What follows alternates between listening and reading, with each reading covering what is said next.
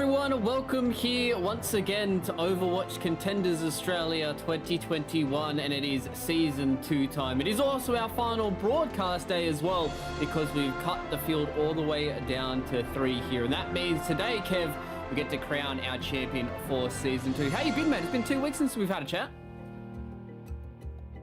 It was like, did we do a broadcast last week? No, I don't think we did. It was a full week of break, which means, all right, everyone's gotten to take a bit of a breather. The teams get to prepare. We're down to the top 3 now, the final 3 teams in Contenders Australia for the entire year, Luke, really, because, you know, final season here, final broadcast day, final opportunity, and I can't wait to see who takes it out. Yeah, it's going to be exciting for us to see who's going to take the crown for us today. But let's go and have a look back at our previous broadcast, Kev, because as we did allude to, it has been 2 weeks since we've been here on your screen. So it's a bit of a refresher course for everybody. Absolute blinder of a series that we had here for Mind Freak going up against the boys there at Wilby. It was a bit of a hard one for Wilby to get through that one, but they're able to get there, and they at least put on a little bit of a show. But at the end of the day, you're going up against Mind Freak G, and it's going to be a rough one nonetheless. And that means Wilby is the first team eliminated from the playoffs in this top 4. Look, their goal was to make it into the playoffs. They achieved that goal. They wanted to see if they can make it any further, but unfortunately they could not. So they ended up dropping to Mind Freak 0-3. Our next match, you take a look at on our screen right now, it's Ground Zero versus Direwolves.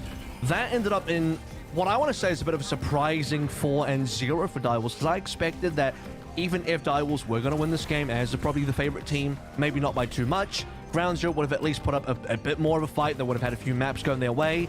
Ends up being a complete sweep, which means even in playoffs, Luke, we got like back-to-back sweeps of 3-0 and 4-0. I thought that was only a thing that should happen in the regular season.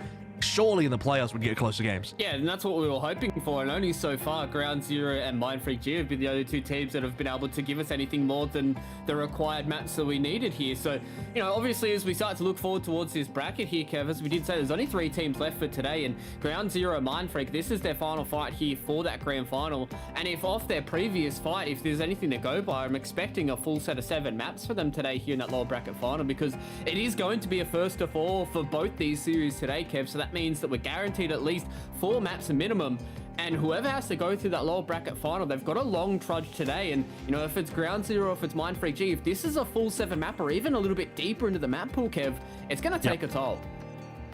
Exactly, and you know, to be fair, I think we've seen enough examples of teams actually coming through from the lower bracket doing quite well and potentially even winning, that I don't even know if I look at it like, oh, you know, could it be exhausting? Absolutely, if it goes the full distance twice. But on the other hand, I mean, you'll be pretty warmed up as well if you're either Ground Zero or Mind Freak. And while that's all happening, Direwolves sitting by on, I guess, still their throne, because they are the defending champions from our last season. So they get to be straight into the grand finals. They're guaranteed to be finalists. Again, they could go back-to-back this year, which would be massive for the Direwolves organization. And they get to really just analyze who's going to come on through. I think the interesting thing for Direwolves is maybe it's not completely clear which out of Ground Zero or Mind Freak will actually be in the finals just yet. Yeah, it's going to be an interesting tale for us to get there, but there has been a road for all these teams so far as we did head towards our grand final. So we're able to catch up with a few of them before this grand final day. Making the playoffs is pretty important to us, you know, as our team won last season with a couple of change-ups this season. You know, we still want to try, you know, back ourselves, go for a back-to-back season, of course. While the season has been like pretty casual for us, we've still put in a lot of hard work. It's like a nice proof of our hard work, I guess, that we made it to the playoffs. It was obviously expected. Like, we don't expect to come 5th or 6th. Like, we never aim to be that bad. We're going for the championship, so playoffs is just another hurdle that we're going to get over. Our biggest threat, I think, it's just GZ. They're looking pretty nasty right now. And Ground Zero, you know, they've got a couple of imports and they're really talented players. You know, they've got synergy, really coordinated as a team as a whole, and they play some comps that we can't really play. So yeah, bit of a threat. Biggest threat? I think Direwolves, you know, Lab's a bit of a freak. I think we've got to watch out for him. Coming into playoffs, we've prepared really hard for most of the normal comps and stuff, you know. But Mind Freak could throw a spanner in the works or something and, you know, cheese a win off us maybe. You've seen our playstyle in previous weeks in regular season. I don't think people are going to expect us to switch things up. You know, I think they're just going to be practicing hard to counter us. We've just got a good foundation and we all want to win and we're dedicated. So I think we just got to keep playing ourselves and keep playing our own game, and the results will come. So regular season we didn't lose to anyone, of course, but revenge on Mindfreak would be nice because they took that one map off us, stopping us from the flawless season, of course. Revenge on Ground Zero would be nice as well because they got Cuffer. He just talks a bit of smack here and there, so might like to rub it in his face, I guess. Heading into the finals, I hope people are just excited to watch our matches. I hope we can put on a good show. Love to get my revenge on Direwolves. That would feel good. Obviously, I want to get revenge on Direwolves. They've done a couple stitch ups on me. I actually want to beat them in the grand final because it'll be much more rewarding for me. If I could give a warning to the opponent, I swear me feeding in your back line is distraction. Do not come for me. I hope you guys enjoyed the games. I'm really looking forward to them, and I think it's going to be a lot of fun, these playoffs. So I hope you guys enjoy it as much as we enjoy playing.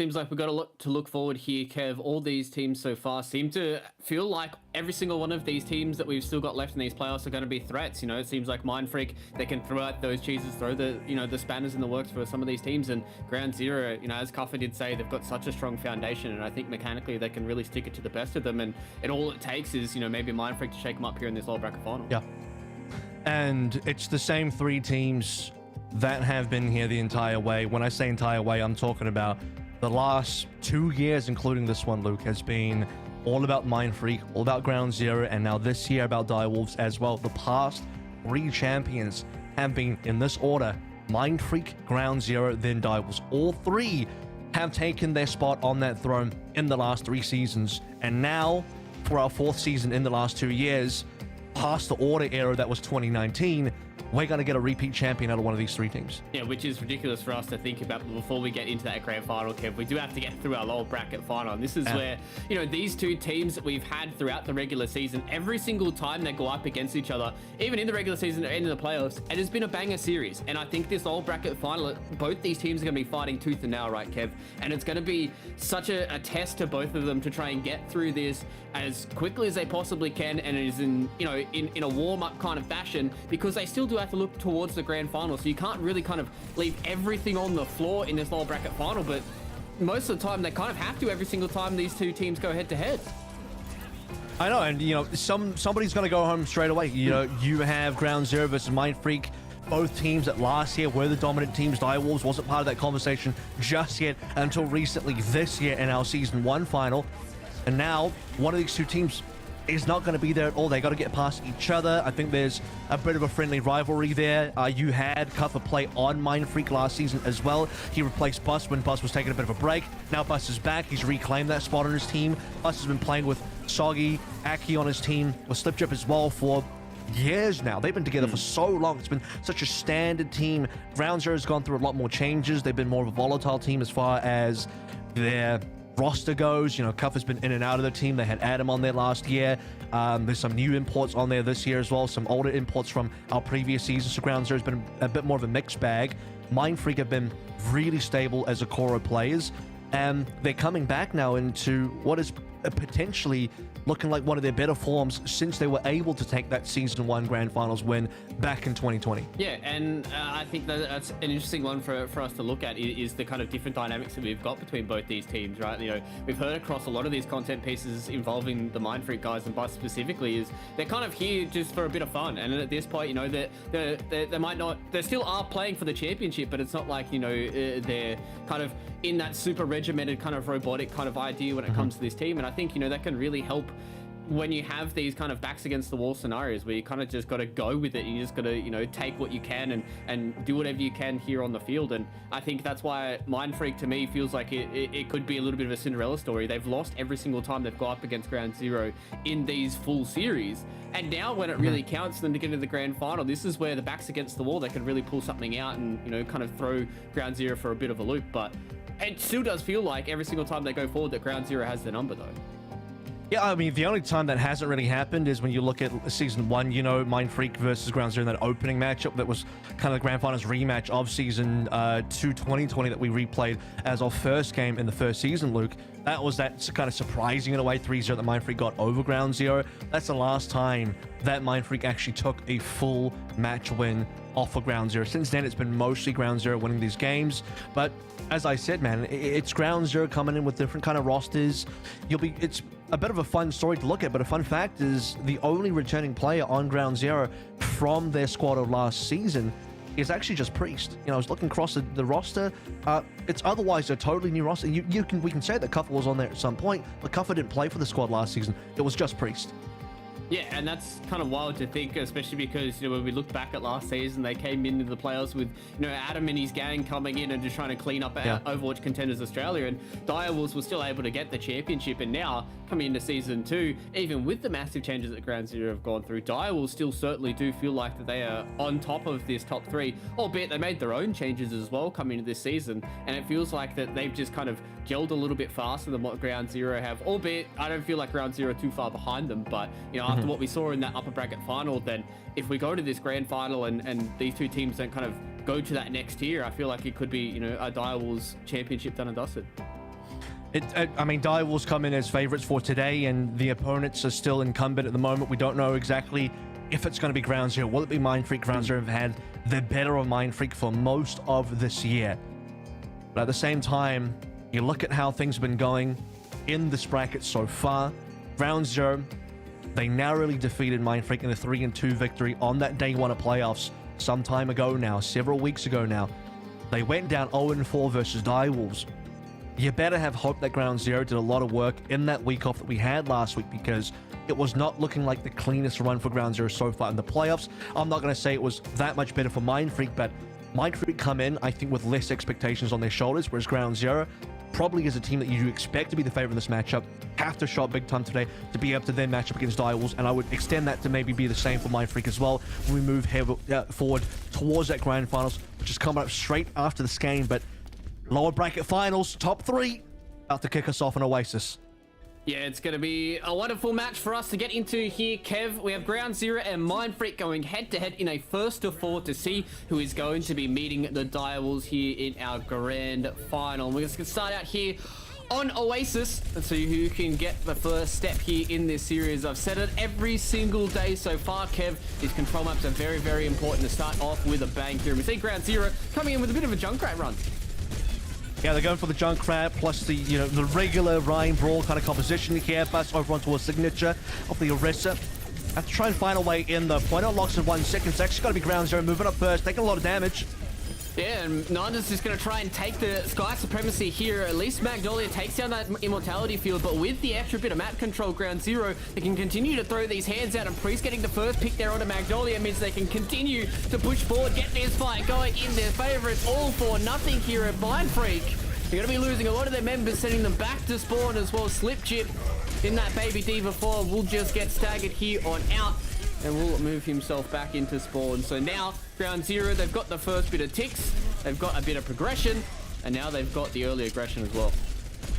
Looks like a strong start in terms of, obviously, Ground Zero taking that fight out, but props to KHD for keeping the team alive as well. Immortality field timing could not have been more pristine. Nando looked like he was about to get a lot of damage done. He's taking a lot of damage this time as the window comes through. Yeah, double window from both these teams as well. They do have the shield here from Bust to at least buy them bit of that extra space to get Ground Zero back around the corner, but they just leave that open. It's going to leave that choke point for now. Let's see if Nanda can get the pick. He can, so Priest goes down. They don't have the Junkrat to try and play around with here, so Priest might be able to turn back into whatever he needs to. Nanda goes in the man with the big hammer, looking for a quick shatter. That's the pin and a half. KHD bites the dust. The shatter goes wide. Only hits onto one, but it's all he really needs for this. Sends the Symmetra down into the abyss, and Purr's going to try and win that 1v1, but you will not win that when the rest of Mind Freak G are backing up their homie. And Mind Freak G, with a quick teamfight victory, flipped this point back on its head. Send Ground Zero back to spawn. And that's what Nando was trying to do in that opening fight as well. Obviously, Echo is the game changer here versus a Ryan Brawl composition. Having some flying heroes in the air that can do that burst damage is required. Gets a perfect copy over towards Cuffers Ryan. Lands a shadow as well after the pin to get rid of KHD. Purrs in the pit, then Purr would have been very important for Grounds to turn around that fight. Has a photon barrier available. Gets taken down, but it will come out this fight now after the tire. And he does lose his life before he even gets anybody done with that. No, Magnolia takes it down, so that's just not going to be what my Ground Zero wanted from that Junkrat. And now with these rockets raiding in, with the damage boost from Winter as well, Magnolia just keeps everybody at bay. The Ground Zero, they're going to at least try and find some angle to get something done here. They've got the photon barrier, they throw up a rock, doesn't connect there on the Magnolia, and they have their own Earth Shatter, goes down, connects onto Slipchip, but the rocket barrage is so good from Magnolia, connects onto everybody. And Mindfreak G, what looked like a bad engagement for them, open it up, get the kills they need, and Ground Zero back into spawn. And this is partially the problem when you have Priest rolling through the Riptide. It doesn't catch anybody. He goes down to some well-placed stickies by Nanda. Perhaps Priest was misplaced himself in terms of his own positioning. In either case, you need to get a trade for that Riptide instantly. It has to be a one-for-one trade. Then you respawn, Priest can go May or whatever, and you can actually get a fight going. They've swapped over to a dive composition now. While is getting 80% for Mindfreak. Cupper's gone for a dive, but they've got no ults to work with. Yeah, he's just seeing if he can cause a bit of chaos here for maybe Purda to get a little bit of a pick. Maybe Priest can chime in as well. But it's just not enough. This percent is really starting to put the pressure back on the Ground Zero. The bomb is good, goes into the back lines, connects on the Cupper as well, so the ball's just not going to be it for this go around. Magnolia finally bites the dust, and there's a bit of green in the kill feed, Kev. I'm not quite sure if it's going to be enough for them to tick this back. With the overtime, that is certainly going to be enough. Taking out all the supports from Mindfreak G, they're going to try their best with this duplicate here on Nanda to see if they can clean up some of these remaining stragglers of Ground Zero. Magnolia's coming back on the Tracer here, but I don't know if they can make a difference with Nanda down as well. It's a few more kills are going the way of Ground Zero. If there's one thing that Ground Zero really needed, it's not just the cap here, Luke, that flips it back around to ensure that maybe they get their own 99%. It's the fact that off of one fight, they've charged, what, nearly 3 to 4 ultimates? And that's because Mindfreak still kept on staggering in. They wanted to stall the point out. They wanted to see if they can maybe clutch it out. But by doing so, it does cost them a lot of HP, a lot of deaths. And that's what Ground Zero need to get the snowball rolling for them to maybe still clutch this one through with an EMP on the way as well. Yeah, the EMP could be big for them. They have to put the Transcendence early here, does KHD. Benji collects there onto Nanda, so Ground Zero, they've got control of the point again, and now they've got control of this team fight. They have to give this base back up again. Mindfreak want to get the refresh back in. Push the time, it's 99%. Now they have to go for a touch. It will be claimed by Magnolia. I don't think they can really survive this one though, Luke. 3 players are down, the time will run out.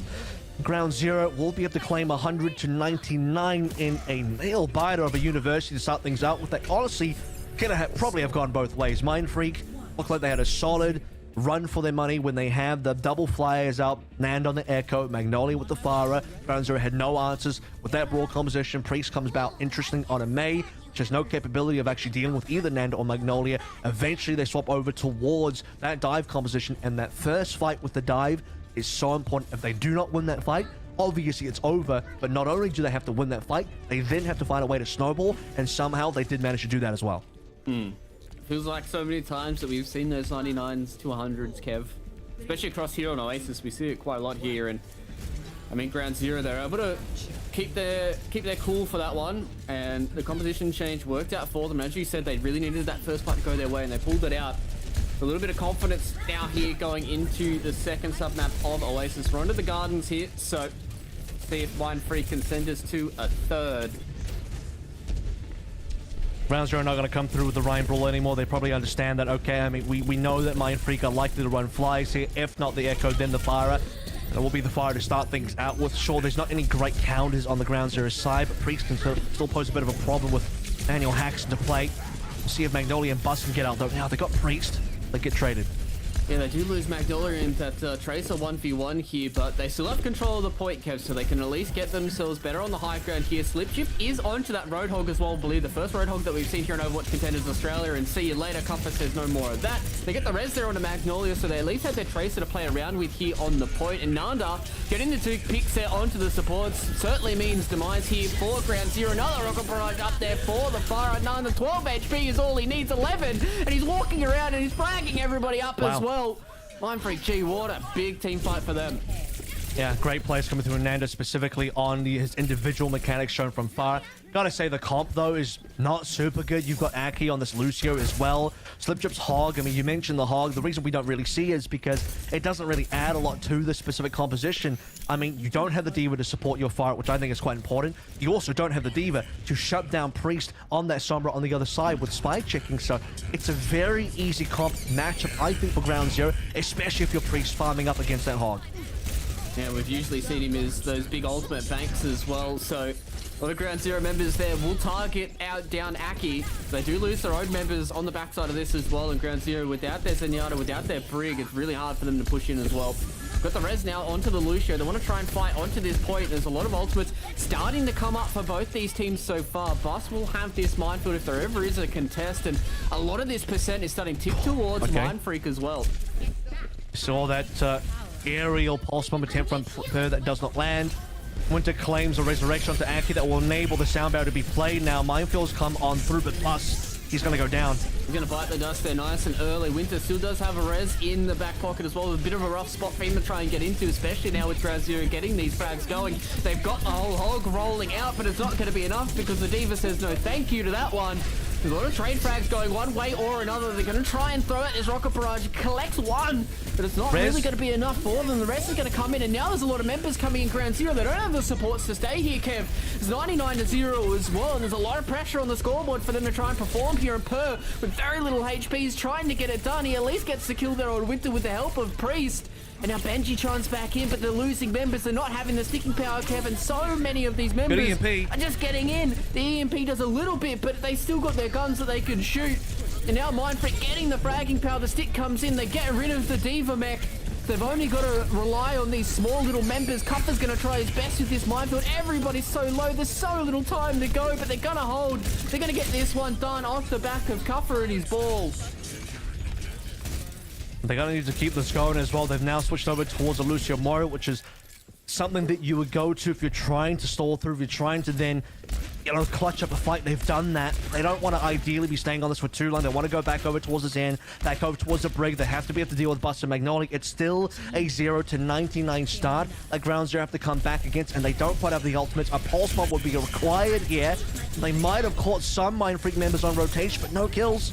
Yeah, they haven't been able to convert it just yet. Cuffer's trying his best there with the swing around, but doesn't connect on anybody. So, again, a little bit of a gentleman's agreement. And both these teams are just constantly poking and prodding at each other. This first pick is going to be so pivotal for each one of these teams. They're going to drop a beat here as well for the side of Mind Freak. They connect onto somebody, but Opener, he's the one that gets the kill there onto Winter. So this beat is all for naught. There's not really much for the rest that Mind Freak can do because they're getting sent back to spawn, Kev. Ground Zero, they've done it. They've stabilized. They've kicked Mind Freak out once again. And they've committed quite a lot of ultimates to do it as well here.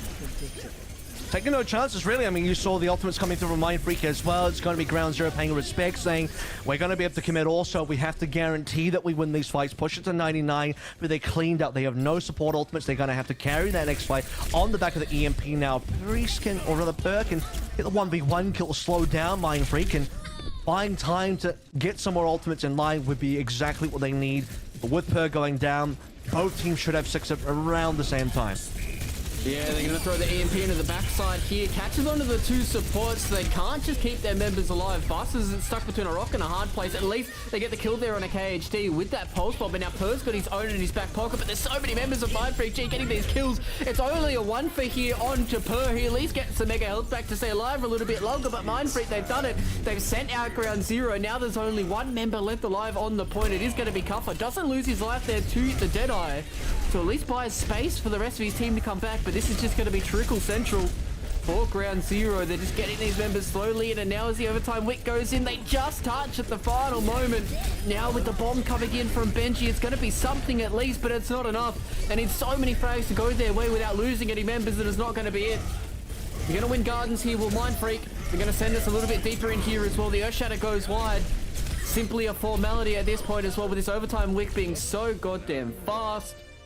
And Mind Freak G, they do it. They secure the second sub-map here, Kev. And we go all the way.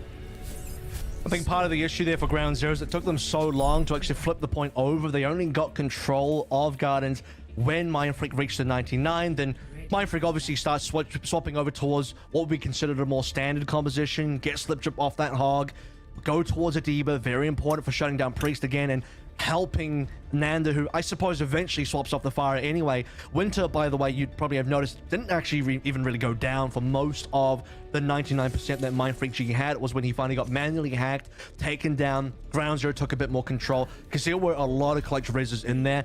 Ground Zero, I think, were just too far behind, and then they got stuck on a basically clutch composition, and they're not the right composition. Their supports weren't really exactly what they wanted, so they never had a chance to swap back to what they want to play, which is exactly the composition they've started here on the city center. Yeah, and you can just see it means a lot. Both these teams so far, compositions do reflect that as well. Bus is going to go in there with the Winston, gets pole drove. He's just going to have to fall back up here as well. Nanda's back onto this. Torbjorn, some big stuff from him as well. And now we're going to start to move forward after Magnolia gets that pick on a Purr that kind of hits the go button here for this dive comp. Cap. And we'll go over to Ground Zero. Not Ground Zero, rather. We'll go up to Mindfreak, and Ground Zero kind of exited there. They only have lost their mech as well. So any sort of re-engage option they have is starting to become quite limited. It seems like Magnolia just does not miss. They build up this coalescence so fast. That is a triple boop from Slip Chip. We take those. Yeah. And that was such a dominant start from Mindfreak. To be fair, I think Ground Zero were resetting anyway, so they were themselves going over towards that traffic, and Slip Chip would just give them the last little nudge to help them back into the respawn room. But because he does get the kill crit, he's already on 83% for the ult charge, so very fast for a D.Va. Self-destruct is probably not the most impactful ult in these kind of matchups, but it will help. Speaking of impactful ultimates, Cuffin just throw down the minefield here to at least buy space for Ground Zero to push here onto the point. There's only 40% that's gone through so far. Magnolia blinks in once, thinks about it twice, and goes back in once again. He's going to see if he can try and find an angle for this pulse bomb. He's looking to try and get away from the tanks and steps onto the support. Opener says, see you later. Goes back into the spawn room, so they have to play without their brig for this. They're so close to a Transcendence here from KHD, but I don't think they really want to use it, especially after they lose their life, and now they're all going to go back. They're going to get the reset once again. We're going to go deeper into this percent here for Mindfreak G, and what a good start for them here on Oasis. It's the individual plays. I mean, you got Magnolia, who's been one of the better plays that we've seen all season. Cleanup happening through here. Possibility of a spawn camp, but I know that Mindfreak will give a little bit of respect over to Ground Zero. They don't want to overstep. They don't want to feed if they can help it. Sticking open with a pulse bomb, deleting the rally completely removes any sort of tempo from Ground Zero. Losing KHD is going to be an instant reset. If not losing opening in the first place, was probably going to be a reset for Ground Zero. In a situation where they want to be pulling the trigger, to have that pulled out from under their feet, the rug pulled out, it's really not a good thing. Oh, they lose Magnolia here, and now they've got the EMP. Hits it out onto two. Bus has already hit onto that angry mode, so he still has those big bad fists to throw around, and Ground Zero continually starting to light up this kill feed. They've taken down Nanda. They took down one of the boys as well earlier on. So that means that now they at least get onto the point, but it's 99% for Mindfreak G already. Ground Zero, they need to win this clean, and they need to win this handedly as well, because if they lose a team fight from here right out, we're going to go deeper into the map. With Magnolia, beautiful stick once again. He seems to just magnate towards opener. Kaffa does take down Winter, so it seems like Mindfreak, with these ultimates being committed from Ground Zero, they're going to give them a respect. They're going to fall back. They're going to let them get the flip, and they'll go in themselves. Once all this starts to wear out, the minefield's almost gone. Priest has to get out of there on this Sombra as well, and they just don't have the sticking power, Kev. They can't really stay here because they don't have the support, so nobody touches. So Ground Zero, they lose it out, and Mindfreak G get the first map victory. And you start to look at how the series goes in that opening map, where I say series, what I'm talking about is the 3 rounds contained within the map of Oasis here. You have a situation where Ground Zero had to really pull out some big stuff to make a comeback on University, I feel. And that same comeback could not happen on Gardens. And now you see how we go for a city center sub-map where that comeback doesn't even start. It's another 99-0 start for Mindfreak G. Ground Zero make their own 99 happen on Gardens, and then they don't even get off the chopping block for this third and final sub-map where, honestly, I look at Gardens and I say, that could have also have happened on Gardens. Could have been back-to-back 100-0s here, Luke, as Mindfreak, especially Magnolia, have been playing so solidly on the individual level. You also then look back over to the Farah plays as well that we saw earlier that really shut down Ground Zero. And Ground Zero, despite, in my opinion, having the more standard compositions across all 3 of our sub-maps, especially when we're looking over towards Tracer Sombra Ball, which is kind of the trifecta of success for all dive teams. Yeah. It's not that the comp they're playing is not good. They're playing the best comp, but their execution on it is not great at all. I mean, they're not landing on targets, they're not hitting specifics, they're not hitting where they need to be hitting. And I look back at that kind of Guardians where you had Mindfreak on a weird comp with a hog, and that should be so good for Ground Zero, and they didn't really win until the 99% mark.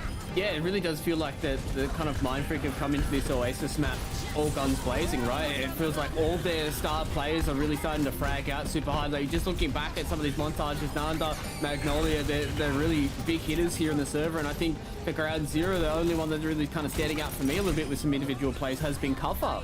And you know, we saw that in the upper bracket final as well for Ground Zero when they were playing against Direwolves. When, you know, they were lacking a little bit, it was really on Kuffer who kind of brought them back into the brink and started to put some points on the board. But until the rest of Ground Zero start to fire up here, it really does feel like that Mindfreak have kind of got a lot over them. To be fair, Kev, there still is a lot of this series for us to get through, but starting out here, going down 0-1 means that that's one extra map that you have to win here just to get it back to even Stevens.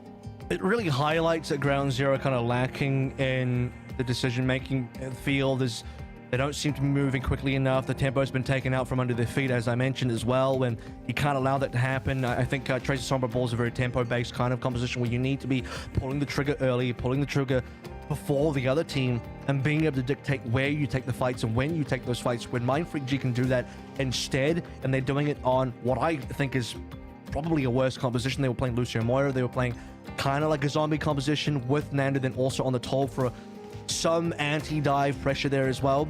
That is, on paper versus Sombra Tracer Ball, it should be losing. Ball has been known to be a reasonable counter versus Lucio Moira specifically, but as far as you can take theory crafting compositions goes, none of that at the end of the day matters if the team playing the quote-unquote better composition is not executing properly. Yeah, I think that's a beautiful way to look at it, is the fact that it's all about the execution here for Ground Zero. And, you know, maybe, you know, in between these games here, you've got the little group huddle going, and Comfort can start to fire up the boys here, and we can start to have a little bit of a stronger contention for the rest of these maps. It really does feel like the kind of Mindfreak after that first set of University, after, as you did say, you know, Ground Zero dug deep and they got that sub-map victory. It really did feel like they were kind of on top, and I'm sure they could feel it as well. And we've seen what happens when you give a long leash to players like, you know, Bus, Lipchip, Nanda, Magnolia. Like, when you have these guys who are firing on all cylinders and you kind of given them that little bit of extra goal round, then they can really start to pop off and have some of these highlight plays. And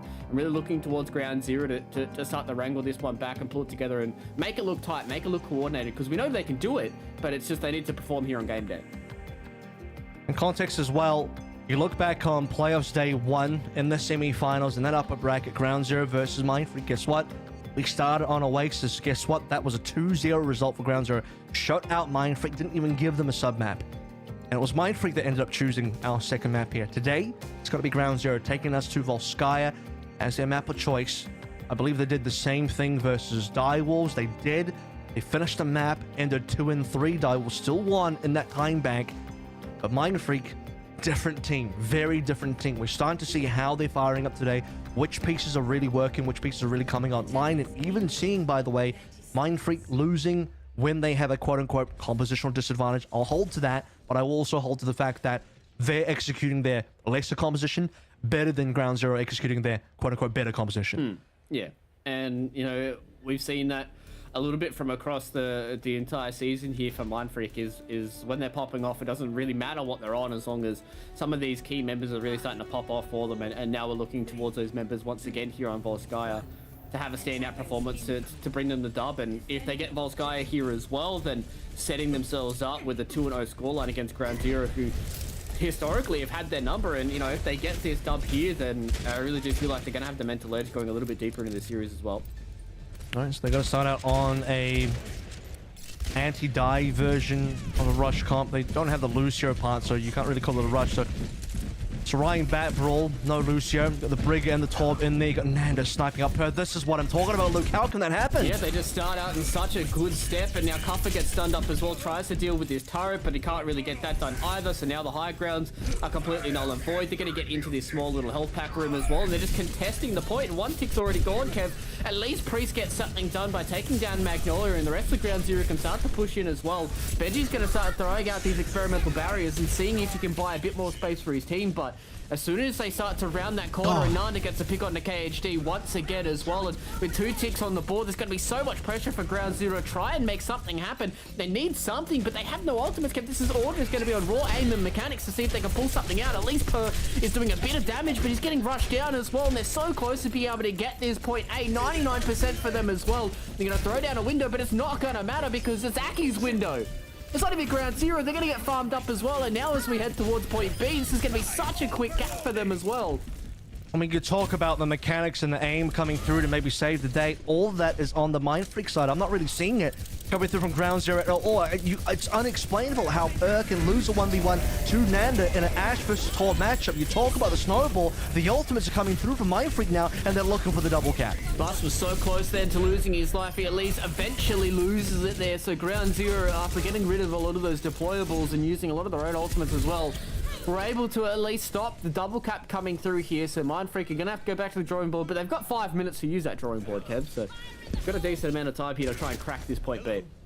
It's a good recovery from Ground Zero. I mean, they had ultimates coming online just in time. They're their own Pulse plus Bob. Bob is always going to be great for stalling things out. Can't afford to lose Bus, by the way, early on. You have clear shatter opportunities here when, you know, Benji's got the only shield available to block a shatter with. So Bus can get some really decent ones that you're not going to get a 6-man, but you'll get a clean 1, 2, or maybe 3 at best to get some solid kills. Now they're going over towards the Hanzo now as Torb is less likely to be useful on attack where you need to do a bit more setup. If you really want to find opening picks, which Nanda was doing on the Torb anyway, Hanzo's just a better version of that.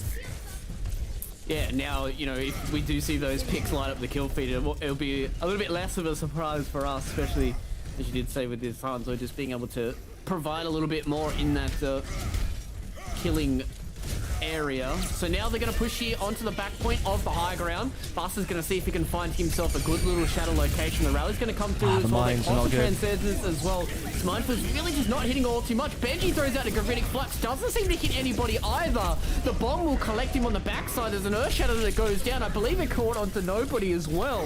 And so it seems like everybody's whiffing these ultimates, but with Mind Freak having the momentum, with Mind Freak having the extra ultimates, they've bought the point, and now they're going to get 1 tick as well. So many of these supports are going down and they're slowly respawning. They're slowly going to be able to get back in here, but at what cost, Kev? They're at least getting a bit of contention here. The pulse bomb goes a little wide there from Priest. Doesn't connect onto anybody just yet, and they lose Bus. So they've cracked it open, it seems. Maybe a slip chip can have some heroics. It doesn't look like he can. There was an eat that comes there onto Magnolia's pulse bomb. There's nothing coming out from him. They're getting some frags at least. And again, we talk about this point pressure quite a lot. They eventually deal with Aki thanks to the Bob and Mind Freak. They're still stuck around. Yeah, I think this might be a recovery now for Ground Zero. It's slow coming. The Bob will make the difference here. If Winter goes down with the rally, there's no shot anymore for Mind Freak. They need to be able to try and frag out more while the rally's going. And they've done that. They've actually done so much work here. Enough that maybe they can still cap. The rally is simply the best ultimate in the game. And the final kill to Priest. 249 remaining. Mind Freak will scrape on by their deal with that Bob. They rally and they armor up and they'll finish this map. Yeah, it was a big old pin that came in there from Bus as well. He was skirting all the way from the doors. And you got a pin on the backside there onto Kuffer, and you know, you can just see the amount of pressure that's on to Ground Zero there. As soon as that team fight starts going a bit awry, it's just scramble stations. You know, everybody's felt that pressure as well, right? You know, you're on this on these 2 CP maps and you're starting to lose that team fight. You're realizing that you need to make some of these big plays happen. They don't come up there for Ground Zero. They were starting to claw back a little bit. But Mind Freak once again shut the door on them. 2 minutes and 49 seconds as well, Kev, for a second goal round. They needed to shut down the supports. I mean, you need both Aki and Winter down, at least Winter down when he's got the rally going as well. That would be ideal. They had some good individual plays there for Ground Zero. And, you know, finally you're starting to see, okay, they take down Bus. Benji eats the pulse bomb from Magnolia as well. Things are slowly turning around. They have the respawn advantage, but they can't lean into it enough. And by the way, yeah, you caught this one live, Luke, but yeah, Bus actually did miss that shatter. He didn't catch anybody, so they didn't even need the shatter at the end of the day to clean up the kills to start the point going. They get KHD and open it down. Ground Zero have no supports, and their ability to stay on that point becomes minimal. They respawn, give away 2 ticks. You must win that fight or it's over, and it did go down. It was over. Mind Freak G now have a really decent time back to work with. And now it's all on Ground Zero to have just as clean of an attack. Coming in with double bubble here as well to see if they can build up this nano blade as fast as they possibly can. And Gonna take this one a little slow. You know, we've seen it. They're gonna come in up onto the high ground though. So Kuffer again just trying to build up towards that nano boost for his buddy KHD, but Aki again, he's on his own Ana here as well, so they have to be mindful of that nano boost race. The Anti-Nade doesn't think there anybody, splashes there onto the wall. And they're doing a lot of work here, Ground Zero, but they lose KHD in the back, so that means that race is certainly going to be stopped here, and Aki's going to start to streak ahead in Ground Zero. You lose your Ana here, that's not what you want. They're going to at least try and get something out of it and put a little bit of pressure as he comes back. Maybe now, with Benji getting the kill there on a Magnolia, Priest is so close here to a Dragon Blade. They've bought a bit of space, but they haven't got on the point just yet. They might just want to Dragon Blade straight away if they can help it here. They start to camp finally, just a couple of final defenders. It's just going to be Slipdrip's mech. He'll be digging mech break shortly. Aki's going to get a nano, but at this point, do you really want to use it? You don't have great targets. Probably going to have to go onto Magnolia or Bus to save him. You're going to save Bus, but can that be a win condition? Maybe. He's got this Orisa just going ham, seeing if he can get something done there, at least contesting the point here, but Opener takes him down. Magnolia with a big pulse bomb there onto Benji. Cuffers throws these big angry hands here at Nanda, throws the little dwarf off the edge of the map, and Priest dies as well without Dragon Blading, so all they get is one tick out of all that kerfuffle, Kev, and Mind Freak G seems to have stabilized here on the point. Yeah, it's not quite over. I mean, yeah, they lose Priest. I don't mind Priest not blading there. He was on 1 HP anyway. Doesn't want to waste a blade or die on 1 HP. They still have the numbers advantage in a heavy kind of way where, okay, we go back to the moment when the nano's coming on through. Clear nano opportunities for Ground Zero. Just got a nano Cuffer. Not too sure what Aki's doing on his own Ana here. I mean, you talk about, oh, is it going to be a nano race? Well, not really, because even if Aki gets a nano boost, they don't have a win condition off that nano boost. He should be on a BAP. If they want to be playing this comp, it's got to be BAP Brig the answer. But Magnolia's already got another kill, which slows down Ground Zero. Their opportunity for snowballing has been impacted again, because the one member that does go down is Ana, who needs this nano boost to get this nano blade going. Yeah. You can just see Magnolia understands his mission, and now Nanda walks in, 2 clean headshots, says see you later to Ground Zero, make it a 3rd and a 4th. 4K for the big man there on the little dwarf, so he gets that. And now, we talked about their snowball being stunted, KHD going down seemed to be the first little nudge of the avalanche, and then it all came tumbling down when Nanda put his hands onto Ground Zero. We've got a potentially long day ahead of us as Aki's waiting for a Fire Nade opportunity, gets spotted out. Fernando with an early claim to the Macca's player today, potentially.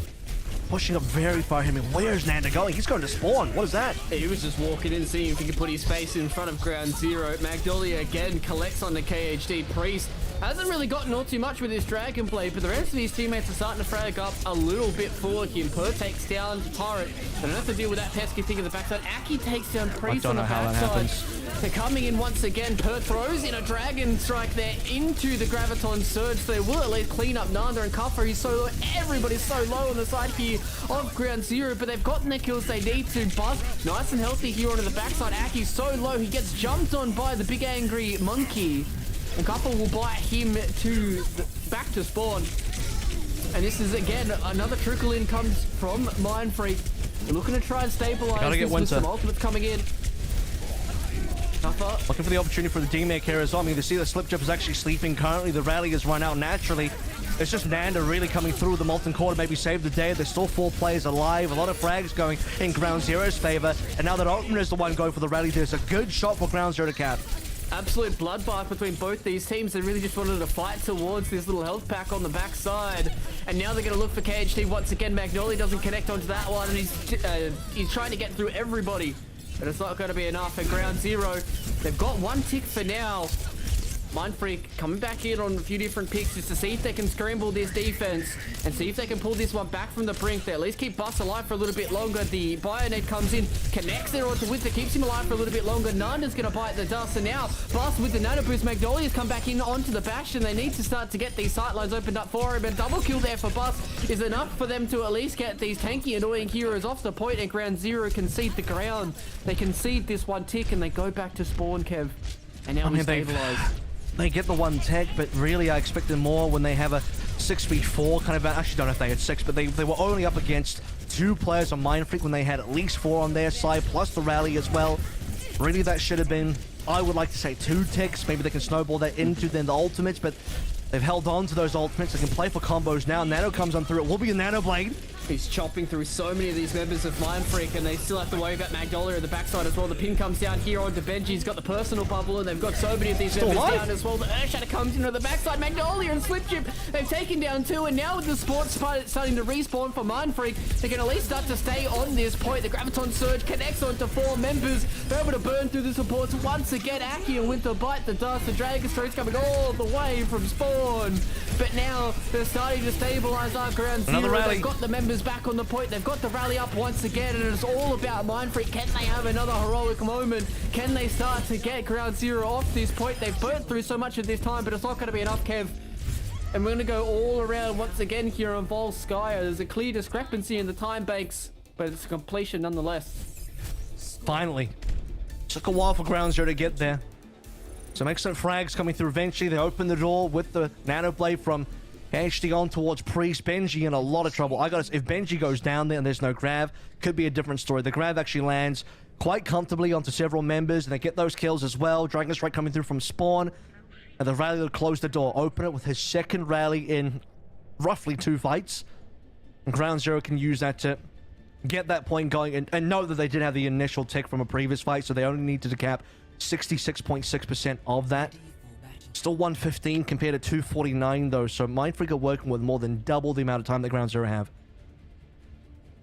And we've seen that quite a lot. It still is not, an exorbitant amount of time. We've seen this time and time again. These time banks come in and could potentially be having a tie here on Volskaya. There still is about an extra minute and 30 seconds, an extra minute and 34 seconds to be exact for Mindfreak. Good maths.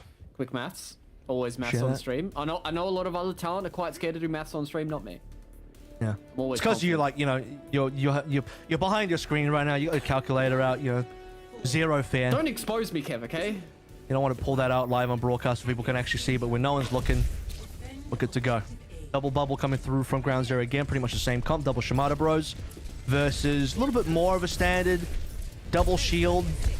Would probably still prefer the BAP here for Aki, but I know he's comfortable on the Ana. That's definitely his signature pick. A lot of damage on the Cuffer, but they should be able to transfer that on towards Nano Boost charge for KHD. He's getting a lot of that percent charge moving forward here as well. And I guess that's the real question, right? It's like, where does this Nano Boost really go here for the side of Mindfreak? How's this race going to go? What's going to be their response? It'll be for Nanda, yeah. To the Nano Boost here onto Cuffer. They're starting to build that up relatively fast here. KHD only 30% away from his own. Nanda, he's getting relatively close to that rocket barrage as well. He's putting so much pressure here onto ground zero as they make these rotations. As they go through these open sight lines as well, he's just trying to break them apart. He gets the kill there onto Benji. So the opening here for Mindfreak G is so much for them to try and deal with. They at least have one of the Shimada brothers to see if they can get something done with this Sky Terror. But it's not going to be enough. They lose Per here, and now 2 unanswered picks for Mindfreak. Means it's going to be time burnt as well. Opener bites a Bionade. And that means that now he's not going to have all too much HP to deal with. They've got the Nano Boost there onto Cuffer. He goes onto the point. They have their own rocket barrage. It's going to burn through so much of this HP. Cuffer at least stays alive for a little bit longer. He gets another jump out as well. He eventually goes down. Even trades here between both these teams, but ground zero, they don't have the supports left, Kev. KHD and Opener, they're gone here. They needed another rally, but Opener's not there, and that means that Nanda's free to do whatever he wants here. He's going to start to throw out these rockets completely uncontested. Will then be able to take down Benji, who's going to lose his mech. He's going to lose the Baby Diva form, and they don't have the time to get in here. So 0% for ground zero. There's a win condition here for Mindfreak G, or we could be going once again to a 1-0 scoreline. Ground zero at this point can only hope for a draw. They will still be at 0-1 in the series in this first of 4 lower bracket game when it goes to the grand finals, and Ground Zero's entire attacking phase of this time bank is uninspired, crippled by indecision, trying to make a right side flank happen. They're slow. They're not able to rotate into good positions. They're caught by a great concussive blast coming through from Magnolia in the air, which, no, rather it was Nanda in the air, which pushes back Benji, secures that kill, puts Magnolia in a situation to clean it up as the Tracer. Opener somehow dies just before the Radic comes available. And in a composition in this double bubble where the Nano is a thing, Nano Winston is a win condition. Typically, you are putting your opponents on a timer to say that when the Nano is available, we're going to jump in, get a good committal, and we are going to win off the back of that. That turns around so quickly when it becomes Mindfreak putting the timer back onto ground zero, saying, if you are not decisive, and you can't make these rotations happen, and you don't know where you're going, you don't know who you're targeting, and you don't know what you're playing for, they're going to do enough damage, and Mindfreak will eventually find these picks. I believe it was 2 for 0, Luke. 2 for nothing is what they started with, and that's just unwinnable for Ground Zero, even with a nano. Yeah, and especially the fact that Magnolia was completely untouched on the fire, was able to watch every single one of these spawn rotations as well. So even if Ground Zero were trying to rally and recoup, just wasn't going to be enough for them. So now Ground Zero, they've got everything in front of them. The line has been drawn in the sand for Mindfreak, and they start out with a bang. They get in the face here of Ground Zero. They force this a little bit of extra. It's already Priest loses his life there to Boss. You can't be losing your Genji at the start of this fight here. Now Ground Zero, they're corralled in this small little room. Nanda's going to be throwing the hands in there, and Bus gets it done with the leap as well, and that's going to be it, Kev. We're going to go into the rest of this series with a 2-0 scoreline for Mindfreak G. It hasn't been confirmed just yet, but it's only going to be a few seconds till we get it done. And Mindfreak G, they say, see you later to Ground Zero, 2-0. So far here in this lower bracket final, it feels like so far, Kev. It is Mindfreak all day, baby. Just like Halo's Leak, it's unconfirmed, but then eventually the teams will go ahead and announce that play, and there it is. Mindfreak G are gonna get that map victory. It's all but done. It's all but a formality, where straight away, how does Priest go down to Bus?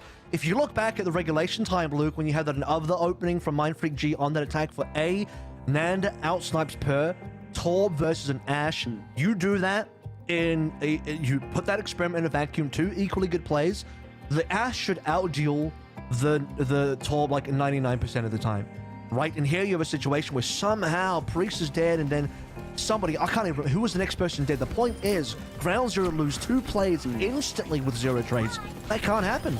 Yeah, and you know, it really does feel like that it was kind of all she wrote from there on out. As soon as they lose Priest there, they have to give up the extra bit of space. They get corralled into that small little room, and it was just Magnolia and Nanda just having a field day. Then Bus just gets the confirmed kill by jumping into literally everybody standing on that stairwell. And even if they were able to stabilize from that point, Kev, the amount of ultimates that Mindfreak G had coming out of that was absolutely bonkers. And once again, it really does feel like that Mindfreak are just mechanically outplaying Ground Zero here. You know, so many of these frags is just Nanda just going ham. Of him just constantly just getting these solo picks, constantly just getting so many of these kills that you really shouldn't. It's everybody as well. I mean, you saw Bus open up with a double kill straight away on that time bank. You saw Aki there with a sleep dart kill onto Priest, putting him off the map. You have Magnolia all day so far. Every single map's been showing up. Nanda as well on a Torb of all heroes. Massive frags. It's like on both an individual and a team level, Luke, Mindfreak are currently outplaying Ground Zero. And if this continues, it will be a 4-0. There's no doubt about it. Ground Zero need to be showing a lot more confidence here. They need to be giving everyone else a lot more confidence to believe in them, that they can turn things around, because currently what we're seeing is not quite close enough. Did they cap? Was that reasonable? It was. But beyond that, we're back to where we were in City Center for Oasis. Yeah, and it really does feel like that this snowball is continuing to go forward here for Mindfreak G, and I am really kind of spooked. Obviously, you know, with your second game done at Dustin, we've got a little bit of a break ahead of us, Kev. So, you know, it really just kind of comes down to the leadership here for Ground Zero. I really hope that they've got somebody who can kind of corral them and pull them back up, because I feel like if you go down 0-3 here in the series, it's kind of over. I mean, obviously they it's need not Adam. over, but it's kind Get of on the phone. Where's Adam? Bring him back. I mean, maybe a last-minute sub might be what Ground Zero need here. It is not done and dusted for this lower bracket final, ladies and gentlemen. We're going to give the players a little bit of time here to recoup as we get deeper into this series. 2-0 scoreline so far for Mindfreak G. So we've got more of this lower bracket final just after this.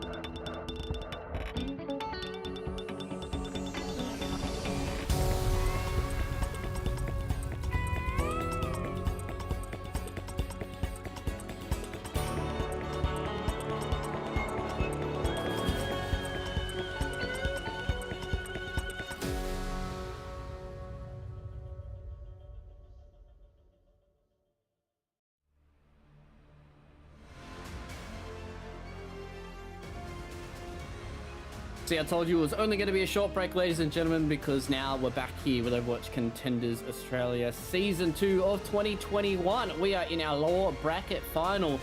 Mindfreak G, they're up 2-0 here up against Ground Zero. Not what we expected. I was hoping for a very tight series, but it seems like so far, Kev, the Mindfreak G have certainly come off with a little bit of a hot streak right now at Ground Zero. They just seem to not have any answers. I mean, it's looking like Mindfreak, they kind of pop off versus Ground Zero at the start of the year, our opening match of 2021 for Season 1, and now, not quite our final match, but our second to last game here.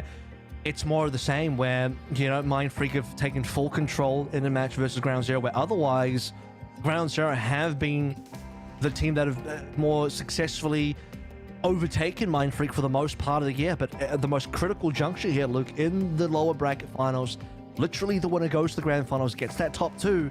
Ground Zero are looking like the third best team out of 3 teams. Yeah, which is wild for us to talk about the fact that it really did feel like that, you know, albeit Mindfreak G were very close to the heels of Ground Zero, they did certainly get the better of them throughout their 2 series that they've played so far in Season 2. And right now, as you said, in the lower bracket final where it all counts, it really does feel like the Ground Zero kind of lacking a little bit. They look kind of lost. Like, as you said, it feels like they've got a lot of indecision about where they want to go, how they want to transition. They're quite slow when they're getting a lot of these rotations going, and Mindfreak are just kind of having a ball. It just really feels like it's like, you know, Nanda and Magnolia's playground, and they're just doing whatever they want and whatever they can to shut out Ground Zero from the series. Well, you certainly can't be sitting out in the open copping rockets every single shot when you're trying to make movements around the map and you're farming up for a win condition. You're just going to be eating too much damage and eventually losing a player.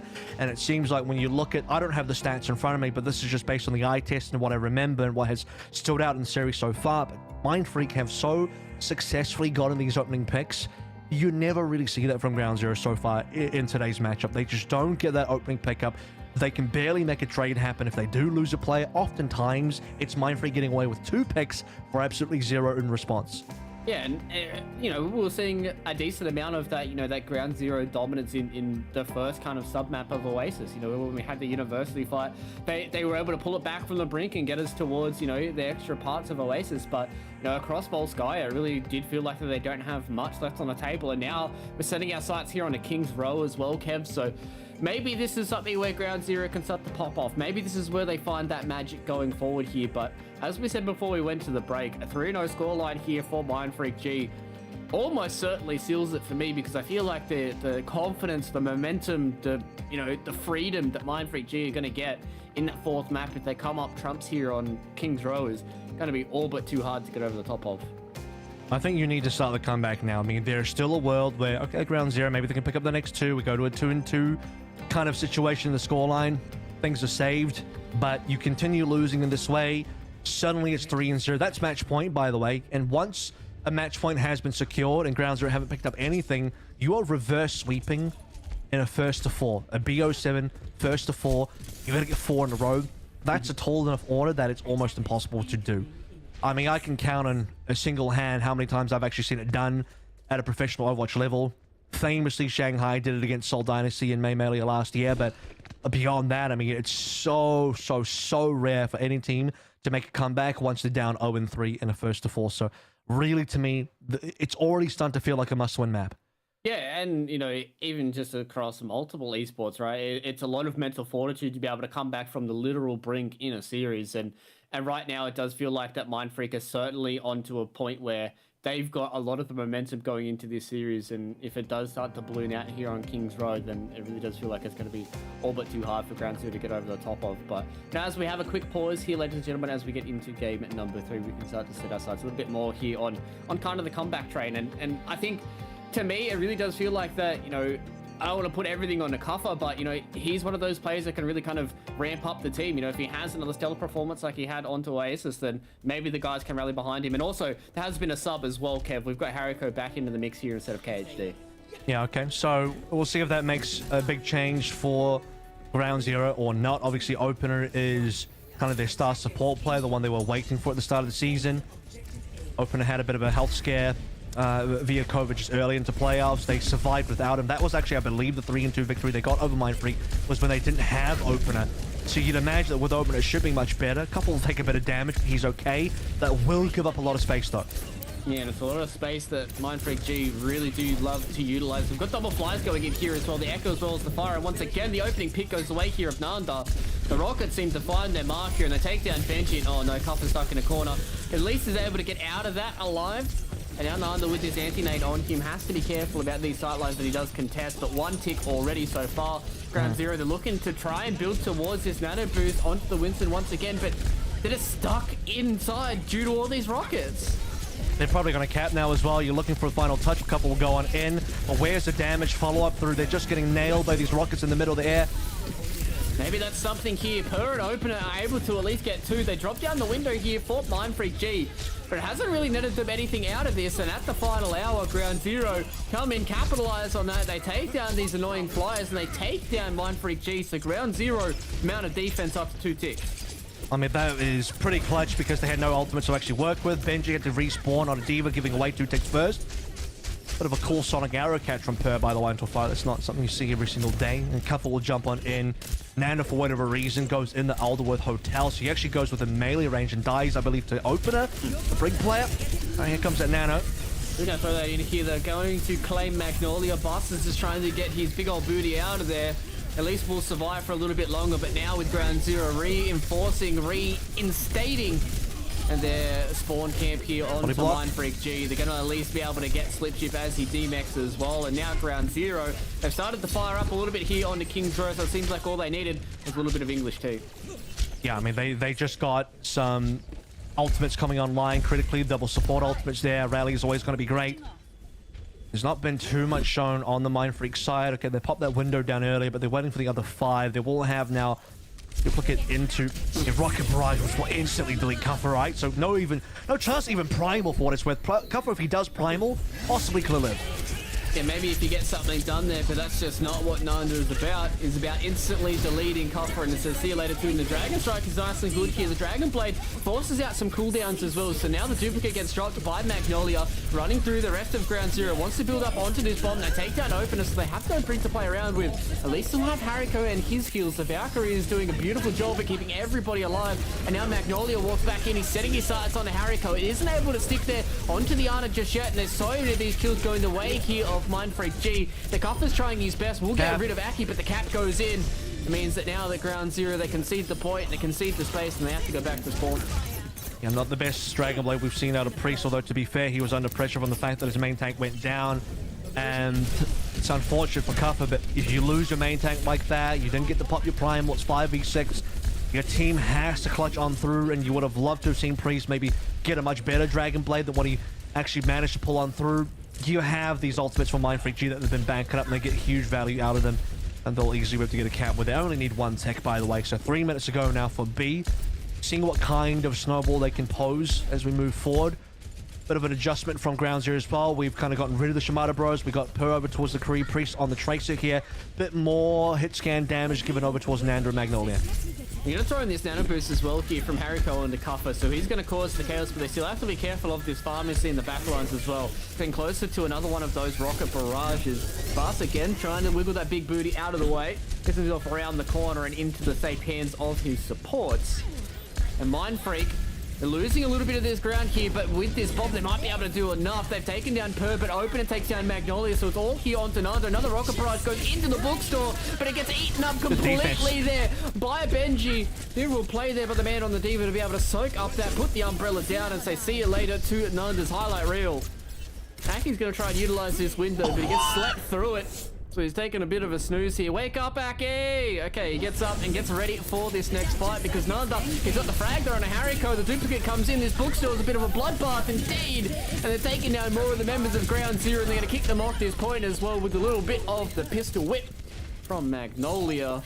And now Mindfreak, after biding their time, losing a bit of space, losing a little team fight, have got it rocking and rolling once again here in the street space. Might have been a minor detail there, but Aki's window actually kind of saves Mindfreak G from what was otherwise looking like a pretty lost fight. Magnolia goes down, doesn't get a chance to use his duplicate. So, you know, we saw Cuffer kind of misplay that. Magnolia in a similar fashion doesn't get that going at all. Nanda's barrage gets completely eaten up by Benji, but the window buys Mindfreak so much time. Magnolia comes back, gets the ult off, they win off the duplicate on towards the D.Va, and now a final fight over towards B, where it's Supercharger versus Nano, and the Supercharger's gone. Yeah, they do lose that nice and early there from Bus. They're at least trying to utilize this extra bit of damage to get through Cuffer. He has built up a primal rage, but they lose Per early on here to Bus. They don't have that DPS to try and burn through everybody. And Magnolia and Nanda are free to do whatever they need here. There's a pulse bomb that goes down, takes Bus with them. So Priest is starting to get the frags here on the side of Ground Zero, and especially with Opener with this rally, means that Mindfreak here just has to try and cut through a little bit more, so they will at least buy the space for them to get around the corner, and Cuffer and Benji link up. They get the kills at Ground Zero, win this team fight at the 11th hour, just before this point B has been captured. They win the team fight they need to, and now only 35 seconds to go. This is still looking like the possibility of a hold. I mean, you have what I still think has been the most impactful thing to happen on this map, which is like Ground Zero were even able to recover A in the first place when it was looking pretty much lost. And again, they had no ultimates. They forced ultimates to be expended by Mindfreak to even get that far. B has been absolutely a slog. We're looking for the next ultimate combo here. 3 available. Magnolia instantly copies over towards the Winston. He just wants to build up into this primal rage, throw these big angry hands in a small little space, and he gets one at least, and they do link back up once again with the Diva. The slip chip's eventually going to be able to confirm that they lose Bus though, and Magnolia seeing if he can convert this onto Cuffer, or at least Opener as well. He hasn't been able to find it just yet, and they do eventually get it, but now the overtime has ticked forward. They really want to try and get this final bit. 0.03 meters to go, Kev, so you can actually sniff it if you're close enough here for Mindfreak, and nobody touches. They get the kills they need to in Ground Zero. At the final hour, they lose that bit, and now we're going to go around once again. A big bionade onto Ananda, but he stays alive, and the rest of the frags go to Mindfreak.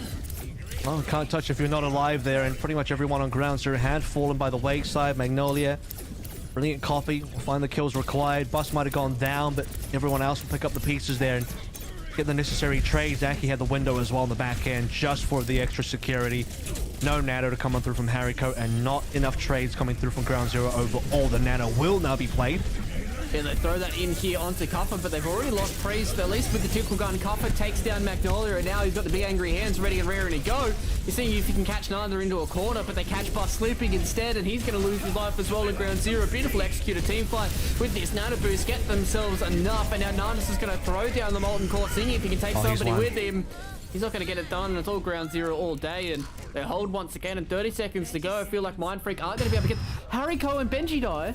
Yeah, that's a little bit weird. To be fair, they don't give away any ult charge, but that is positioning gone, and no good reason for them to die to the Molten Core. Not too sure what the circumstance was. Maybe they were trapped and they couldn't leave anyway.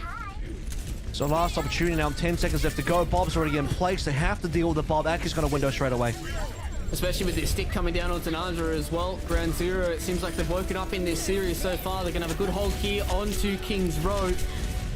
Now it's really on to Mindfreak G to see if they can get some sort of a touch. Per loses the fight there to Aki, but Cuffer wins the 1v1 against Bus. And now with the beat being shot from Mindfreak, they've got a bit of that extra staying power. And again, with this overtime ticking over, you talk about a little bit of this scoreboard pressure.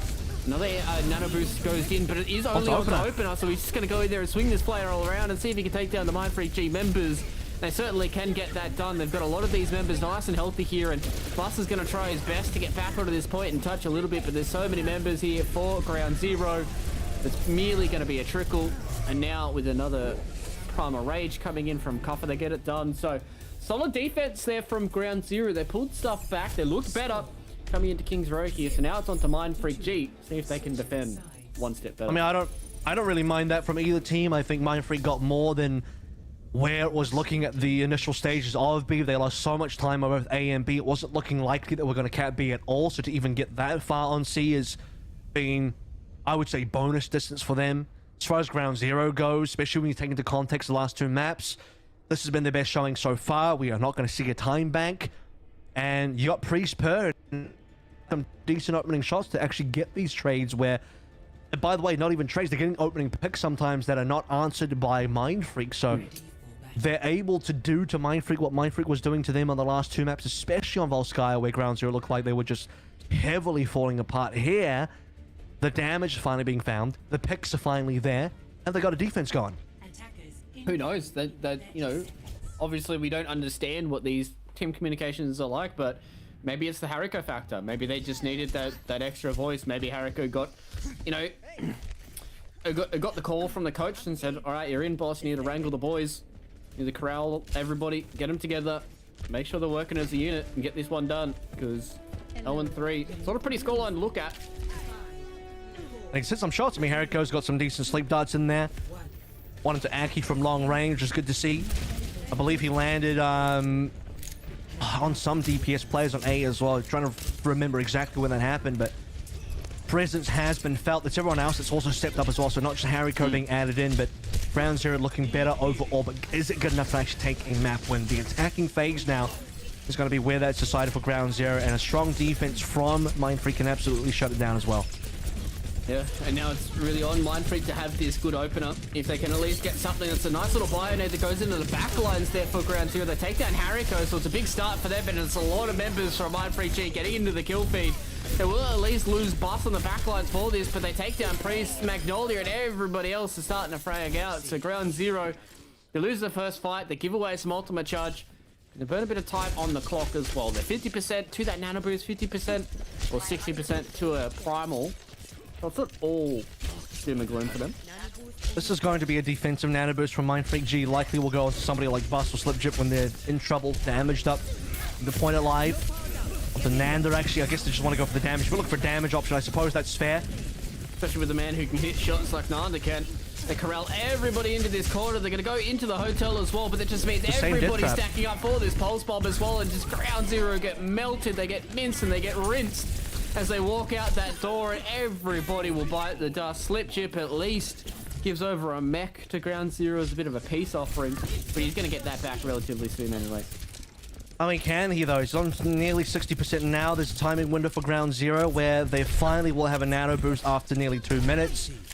Just about every other ultimate as well. Per cannot afford to go down. That was a bit of a scare. Yeah, that was a bit spooky walking through that choke point, and now they're going to come in. They've got a Graviton Surge here from Benji. Dragon Blade's good, takes down 2, and he's looking for a third. He dodges out that sleep as well. Aki loses his life, and Priest, bit of angry gaming coming in here on King's Row, pulls these boys back from the brink, and now they're going to get point A as well here. Magnolia's going to at least try and contest. I mean, that's what we were waiting to see on Volskaya even. We're talking about the fact that Volskaya's Dragon Blade was not great. This time he got a bit more support. It's a full Nano Blade plus a bubble in. Deflect timing was pristine versus Aki, so no opportunity for a sleeve dart to catch Priest out. Off the back of that combination, they're going to get the cap going. 4 minutes now remaining. Sleep from Aki on towards Priest, but should be okay. So you can just see the body blocks coming in here from Kafra as well. Just keep his Genji safe there up on the top side so they can't get the damage in, but Benji loses his life to the bus. So they lose. There's Zarya very, very early on. He's still holding on to that Graviton Surge as well, mind you. So they've got a lot of ultimates coming into this next team fight. Time to let off some steam. So see where that goes. Self-destruct in for the defensive so far. Rally still available on both ends. It's the grab that I'm interested in. Here it will come soon. You have to imagine that this is going to be the fight. Energy is very average. Starting to build that up ever so slightly now, trying to out-time the defensive matrix, and will do so. Yeah, but they do lose Per early on here. At least Priest has the damage to try and get some of the members. They will lose Winter, but they already threw out that rally. Now with the Molten Core on the ground, they have to be careful. Priest deflected some of it, it seems. On the backside, you can see that little green goop on the background. Means that he collects onto a few of these members, and Bus is trying his darndest to stay strong and tall for his teammates as they start to respawn, and just trying to burn a bit of time here. Coming out from Ground Zero, much like they did to them on their attack. It's going to be nice and clean for them to the streets here. And actually getting a grab onto Winter specifically, you've cancelled the rally now, so that was the biggest defensive tool for Mindfreak. Of course, then they would have played the Supercharger afterwards had the fight been a little bit more winnable for Mindfreak. So, not too much expanded by Ground Zero. Benji's actually back on 50%. He's just used the grab and he's back on 50. That's brilliant to see as the Nano Blade will be available again. There needs to be a good counter here from Mindfreak. Maybe it's up to Winter and Aki. We're going to see if they can do their best for this, but Winter cops one slash, loses his life, and oh no, Aki! He cops another deflect to the face this time around and loses his life in Ground Zero. Seems like they're really starting to frag up a storm here in this series. We're going to have a little bit deeper of a way to go here in our lower bracket final, Kev, because Ground Zero, they've cleaned them up. They're going to get through B, and now we're only a whiskers away from getting this map done and dusted. It's 330 to get around 2 corners, and you'll get around the first corner, probably no issues here. You've already got high ground control. Priest has got another Dragon Blade that goes pristinely. It gets everything you need. You're kind of missing ultimates, but I say that as rally grab will be what we're looking towards. Nano onto Bus. He's going to stay in this corner as well with this nano boost, but there's a lot of energy here onto Benji. He's got another Graviton Surge. He's going to throw out these heavy right clicks, just try and burn through so many of these members. Even Stevens can both these teams. That's a grab that hits onto 3 members from Mindfreak G. They're all stuck here on the wall and they're all dead. So now with this first corner being committed, they can get to another one, Kevin. This looks like it could be curtains. It's a slow cap, though. I mean, the payload is only coming around slowly. Finally, now, it'll be approaching the second corner. It's nearly there, 4 meters away.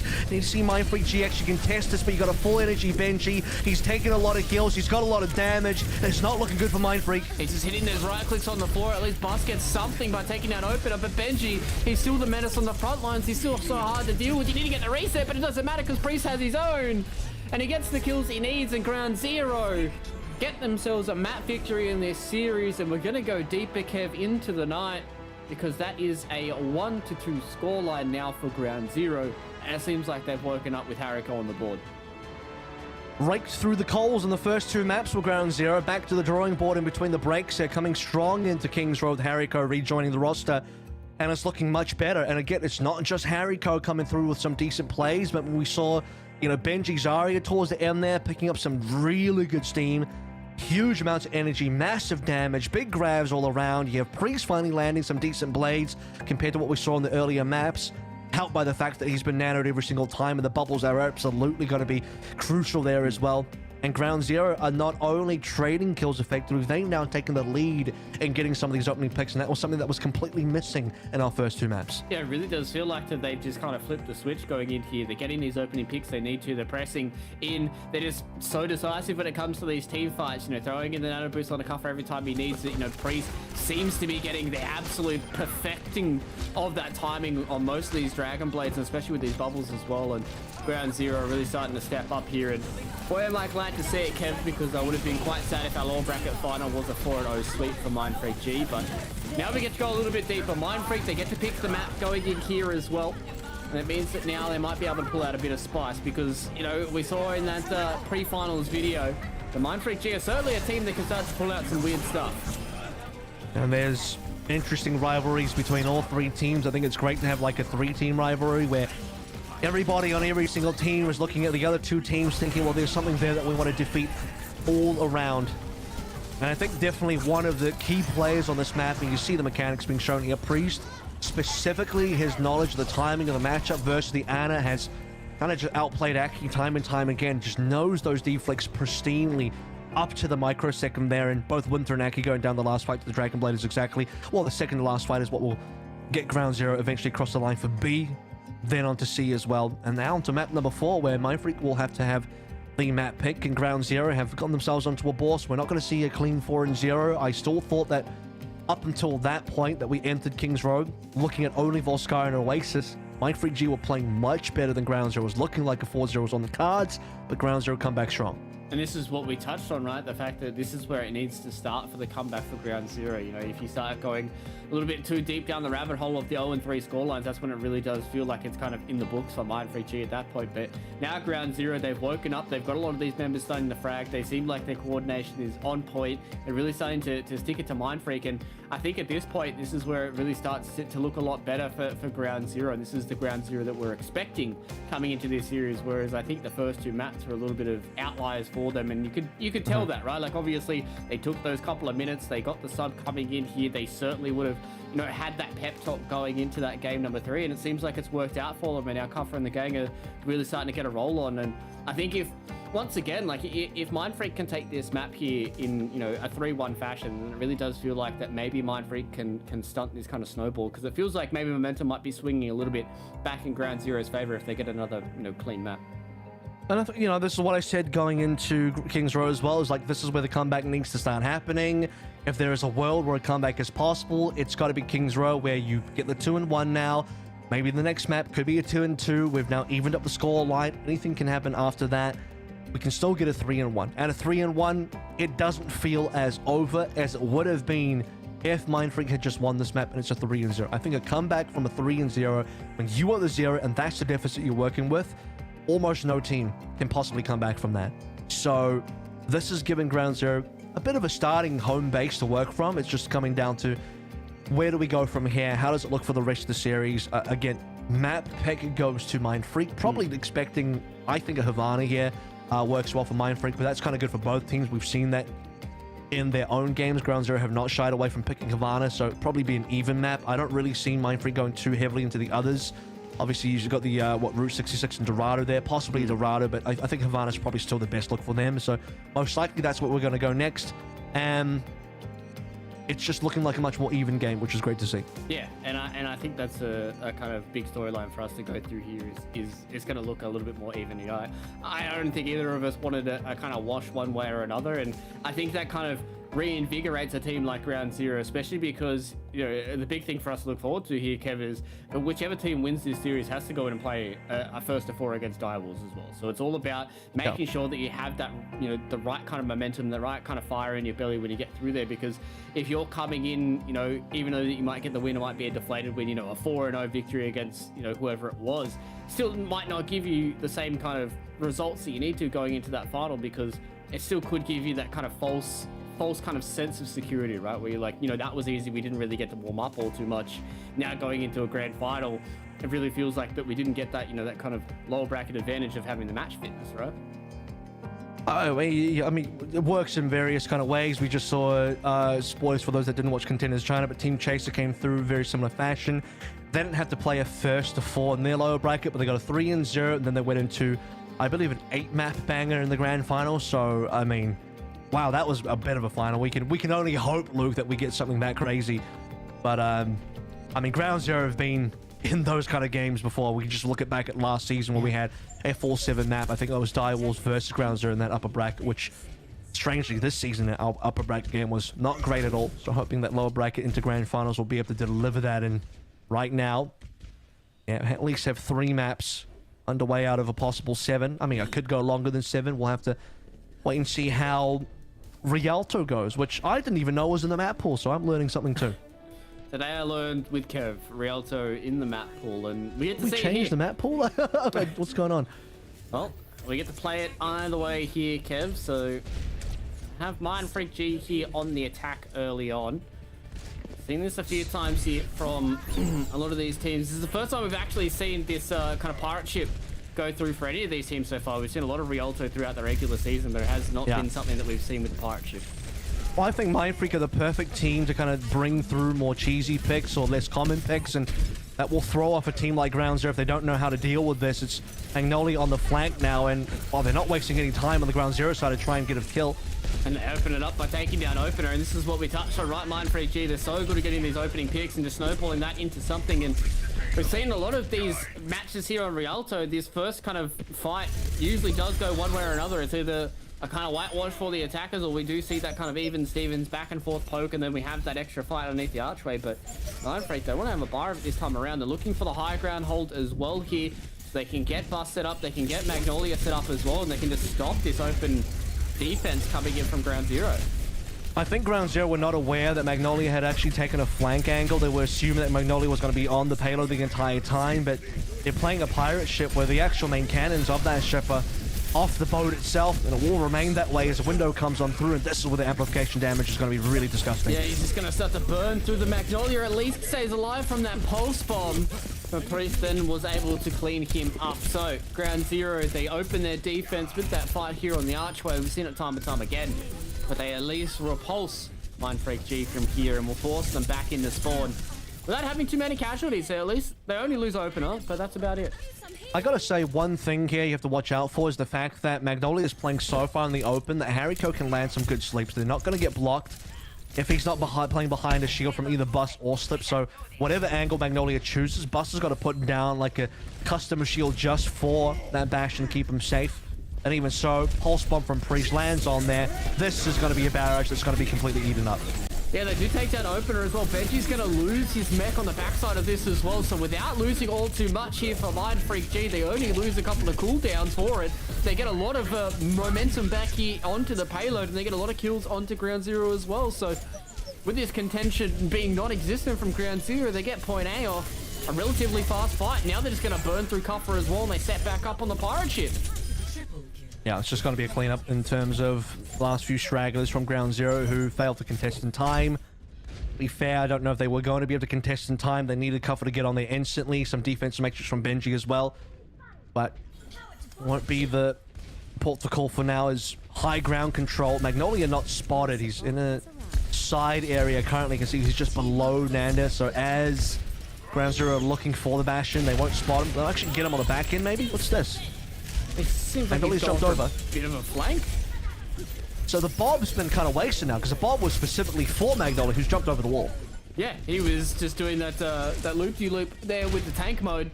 And Per kind of goes begging with that. They at least get the kill there on a Hariko. Per will get his own loop back around, but Nanda strikes him down with a nice little timed rocket. And so Nanda here on the backside with the help of his buddy Winter is going to get another flank angle here and another rocket barrage very, very soon for this Pharah as well. And just going to burn through so many of these members. Aki drops the window in a bit of an awkward place here.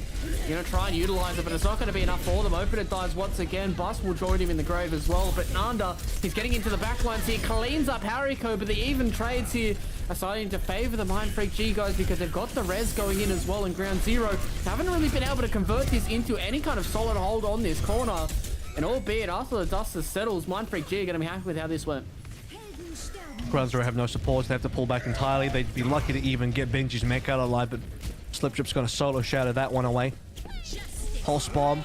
Not even required, I think. No, Priest didn't even have one. Just punch Sliptrip down.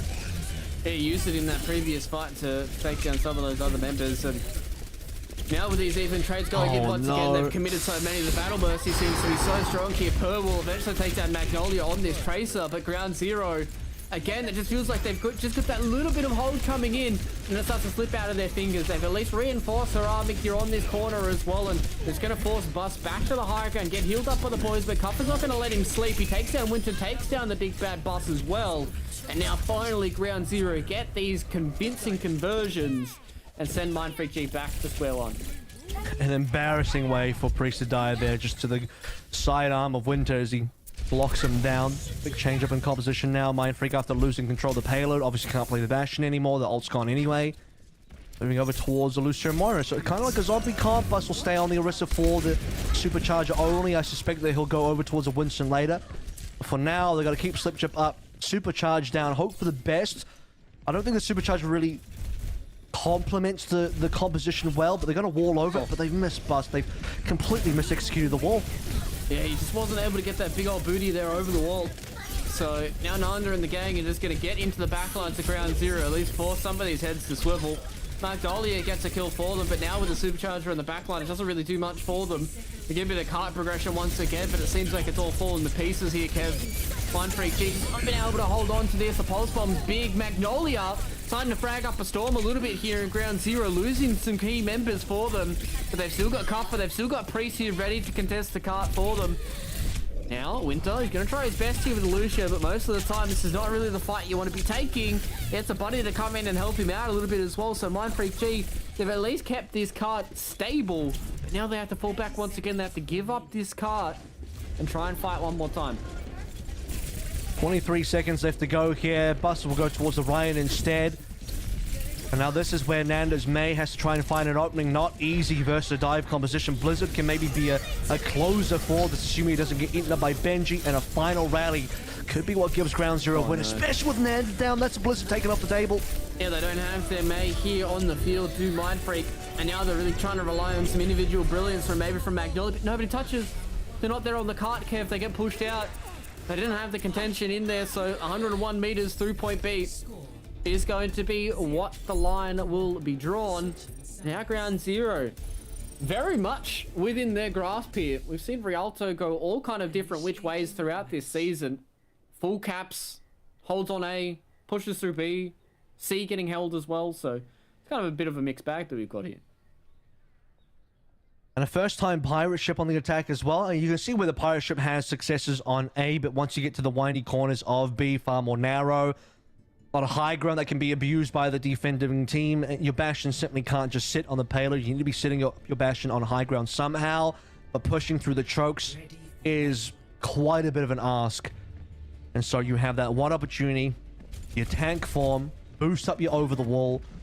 Try and make a go of it. If that doesn't work out and give you a fight win that gets the payload across that second corner into the straight, next to the water, onto the cap for B, suddenly you're swapping off the compositions. You're behind. You're playing up against a ground zero that has a lot of great area control in probably what is one of the most stacked defensive positions in that game, which is kind of the corner of the archway, next to obviously a C defense with a narrow archway as well. It's got to be Mindfreak now defending with a potential spawn play, which relies heavily upon a good wall placement. Yeah, it seemed like they tried to read where Ground Zero were coming from, but they went from the high ground, and you know, it seems like the kind of same strat that you see here on Havana, right? It's all about this brawl, just trying to stunt as much growth. Oh my god, what a headshot from Nanda! More illegal gameplay since we come out here today on Overwatch Contenders Australia. And they're doing well here for this hold. They've at least forced out a res, and now sending everybody back into spawn. They're looking to see if they can take down Cuff. They don't get the kill on the Winston. But this is a good hold coming in here from Mindfreak G, at least burning a decent amount of time, and they're moving towards those first set of ultimates. It's certainly slowing things down a lot, but they haven't quite caught much. I mean, okay, they got the headshot onto Per. That's not the first time that Nanda finds a bit of a straight headshot onto Per, who experienced that on Volskaya as well to the top. But now the D-Mech comes on through. Benji has still retained his own mech on the Ground Zero side. The numbers are going Ground Zero's way. Yeah, especially now with the fact that they're directly in front of the spawn. They at least will get the Kappa kill here, so maybe they might be able to stay around for a little bit longer, but the members coming in from Ground Zero are certainly going to be able to reinforce thick and fast. Anti-Nate is absolutely beautiful there from Hariko. Complete snipe, being able to take down the remaining members here of Mindfreak G, and now it is going to send it all into the bin. And Mindfreak, they're going to be looking towards a little bit of an arch defense now after that spawn hold. You basically trade times. It's about 1:30 gone, but for 6 ultimates in a way that's really good for Ground Zero. You just have so much to work through now. It's only going to be the EMP online for Magnolia, and he'll need to hit a really monstrous EMP to slow down this ultimate push. Oh, on the flank already. Yeah, they've already thrown out the nano boost here, but yeah, he throws out the EMP. Doesn't really get all too much out of this. Cuffer still can get the primal rage going through here, and he will throw Windsor off the map. Same with Nanda, and EMP for naught, it seems here. And Mindfreak G, the spawn hold just wasn't enough for them because they gave so much here to Ground Zero, Kev. And now they're going to freely push through A. There might be a little bit of a touch here coming in from Winter to at least buy a bit of time, but no, he's going to give that space up because he doesn't want the snowball to come through for point B. I mean, the snowball is really rolling down quite heavily at the moment. They can maybe slow this with their blizzard that will come into play, and Ground Zero are going to vacate that blizzard, but not without taking down 2 members. Yeah, losing these kind of members this fast here for Mindfreak G certainly spells their demise. At least Slip Jib takes down Opener, so they've got at least something to write home about. But right now, this point A defense is all Ground Zero, and they're just going to move forward. They're just going to look to get this snowball going here in a point B. And Mindfreak, what do they got in the bag for us, Kev? They need something. Big Farah, moving Pharmacy. Winter's going to go towards the Mercy as well. Don't know if this is really recommended. Per's already sniping on towards an Ash. Benji's on the Diva already, so you're not catching Ground Zero out with an ill-prepared counter. This time you're actually playing into some very nice counters from the Ground Zero side. Busters have a Primal Rage available, and they look to be intercepting around the Opera building entrance.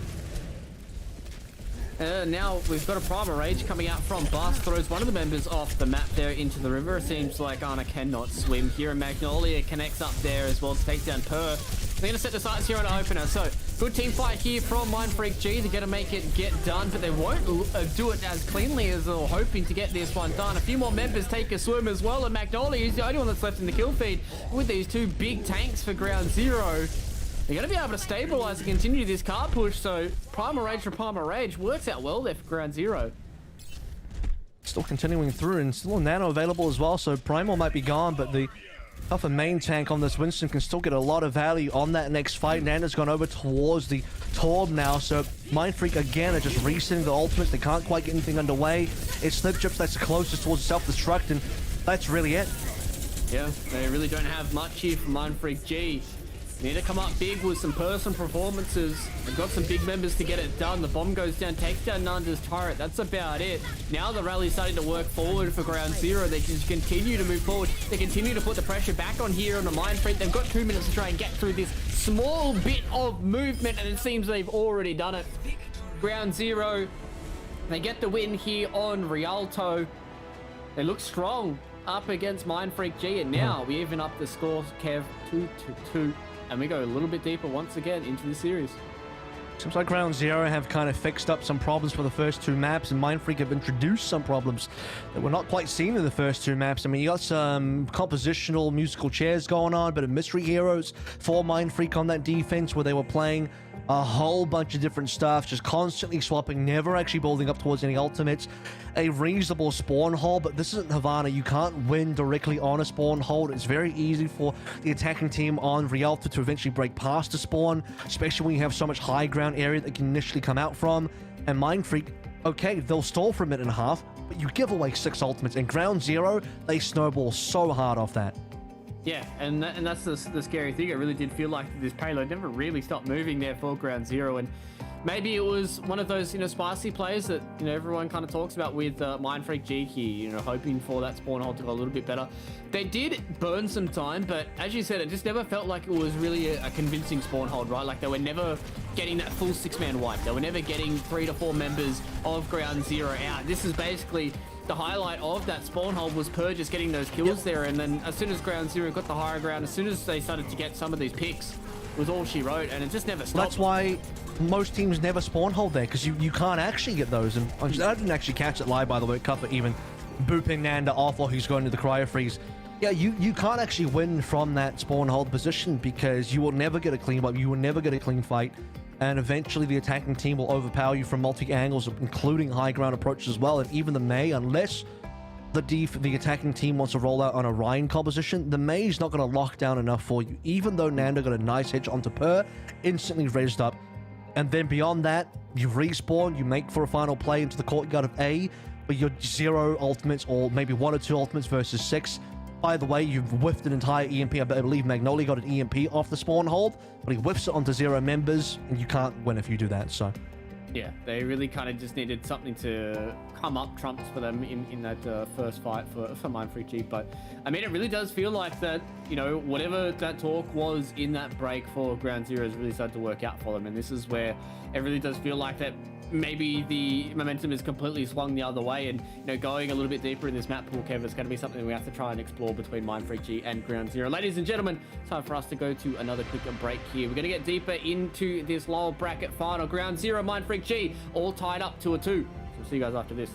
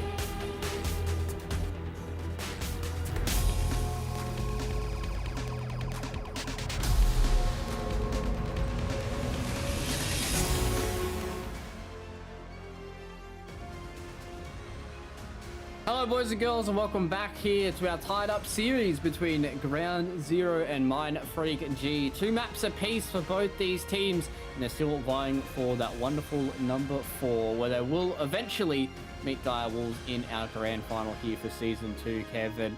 I'm so glad that it's actually started to fire up here for Ground Zero. I'm glad that we're not having a 4-0 here for Mind Freak G, but I'm still starting to get a little bit worried here for Mind Freak. It really does feel like that the momentum has completely shifted in the opposite direction, and Mind Freak are starting to run out of ideas and starting to run out of that fragging power that they had for the first 2 maps. I mean, I would say the fragging power in some ways is there, but the team play and the fragging power of Ground Zero has stepped up. It was, to me, on the first 2 maps at Ground Zero were not coming with their full force to bear in terms of where the fragging power was, and so a lot of their previous matches, Ground Zero on those Oasis and Volskaya maps were just lacking. They were constantly down 1 or 2 members, failing to get the trades going. Priest was lacking on the Genji. We didn't just really see Per kind of pop off in either the hit scans or traces or anything. And now suddenly, the deeper we get into the series, the more that those Ground Zero players that weren't showing up in the first 2 maps are starting to show up big time in the last 2. And that's good to see for the Ground Zero guys, especially if we do go all the way to 7 for this series. That's where you really need to start having your members starting to stand up. But now with the scoreline 2-2, Kev, this is where we start getting into the weeds a little bit between both these teams. You know, this is really kind of a reset, I feel like. You know, obviously there's a little bit of momentum and there's a little bit of confidence, you know, set back into Ground Zero right now, but as we stand, all they've got to do is get 2 more map victories from here on out.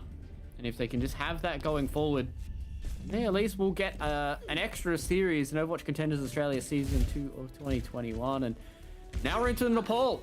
We start to roll out between both these teams. 2, 1, round 1. So what we've got to work to here, it's going to be Cuffer back over towards the Winston. They've, funny enough, gone away from the ball. That has been Cuffer's signature pick and also the signature composition for Ground Zero for most of the season. Definitely the playoffs, playing back to the double bubble Per on a soldier even, which is a bit of a different look. We'll go down straight away to Nanda, so some things never change. Yeah, it seems like Nanda always has the number here of Per, especially on this Torbjorn. Seems to attract heads right now, and that means that Mind Freak G, they get control of the point. They can just continue to push forward because they know that there's this extra fragging power here for Mind Freak G. Comes in with the shield badge, collects onto 2, and the play does not stop. Magnolia connects up as well, and it's all Ground Zero back into the spawn room, and look at how deep they are into these percent circles for their ultimates, Kev. They've just got so many coming up for the side of Mind Freak G. It's going to be a brilliant fight win, and you know when Nando's going to get the first pick onto Per, which has happened so many times now across so many different duels. We had the Tor version on, 2 maps ago on Volskaya. We've had this now on King's Row, rather. We have this. You had the Blizzard May coming through, the Icicle, a spawn camp window now coming through from Aki to try and hold up Ground Zero, and it's going to be opening down. Yeah, they take down one of the supports. The slip comes down onto Magnolia, but he's kept alive by his boys as they continue to push through this choke. They take down Benji on the backside as well, and only utilizing 2 of their ultimates for this means they've still got a few more to utilize up against Ground Zero. Okay, so Per gets one back onto Nanda. The least a sign of relief here for Ground Zero. Yeah, he's shaking his fist thinking, finally I got one back there. Is this going to be a Per? And slip jib down as well. 6 to alive, just a 4 for Mind Freak. No tanks available. They would love to use some ultimates, but it'd probably be a waste at this stage, as it doesn't take 99% on a control map for Ground Zero to come back. Yeah, they at least get that one done in 70. So now Ground Zero are back in control. It seemed like in that last fight, Kev, they really wanted to commit to take down Cuffer on that Winston. Stayed alive for long enough, and Per getting that pick on Anando is kind of the nail in the coffin for them. And Priest, Beautiful Reflect comes in as well, gets himself out scot-free up against Mind Freak, who have thrown down their bongo drum. And now they're throwing down the Molten Core as well, so buying a bit more space as they start to progressively move forward with this. Orisa Priest was so low, gets kept alive there by the rally as well. And now he's at least able to chop through some of the members. Even Stevens trades for them, but now Ground Zero are starting to get their foot in the door. They're starting to move forward. They're starting to get the extra frags. It's going to be enough to at least repulse Mind Freak G4 now. They've got a pulse bomb on the horizon and a window. I'll tell you what, it's an okay Dragon Blade, and it's one of the few zoning Dragon Blades that I think is not a meme and actually effective, because what you see there is Wild Priest is onto the backline. He's looking for Aki and specifically Winter, who had the rally out, trying to cancel that rally. Buster Slip Chip went down, so you've separated the supports from the tanks. With that Dragon Blade, you've zoned them away, and that will give you a play advantage in the tank department. Window coming through from Aki, and, well, they got Priest, not with the window. Yeah, they got him anyway. They got it done without the window, and now Copper's the only one that got something for ground zero. And a beautiful fight there for Mindfreak G off the back of a window, off the back of the stick as well. And Copper's trying his darndest here, but he isn't able to stick on a slip chip. He really wants the Sigma. He's not going to get it. Opener gets the 1v1 kill there onto Magnolia as well, but ground zero, they lose the fight there. They get the extra percent than what Mindfreak had, but now they get to continue to tick forward. Good defensive setup now.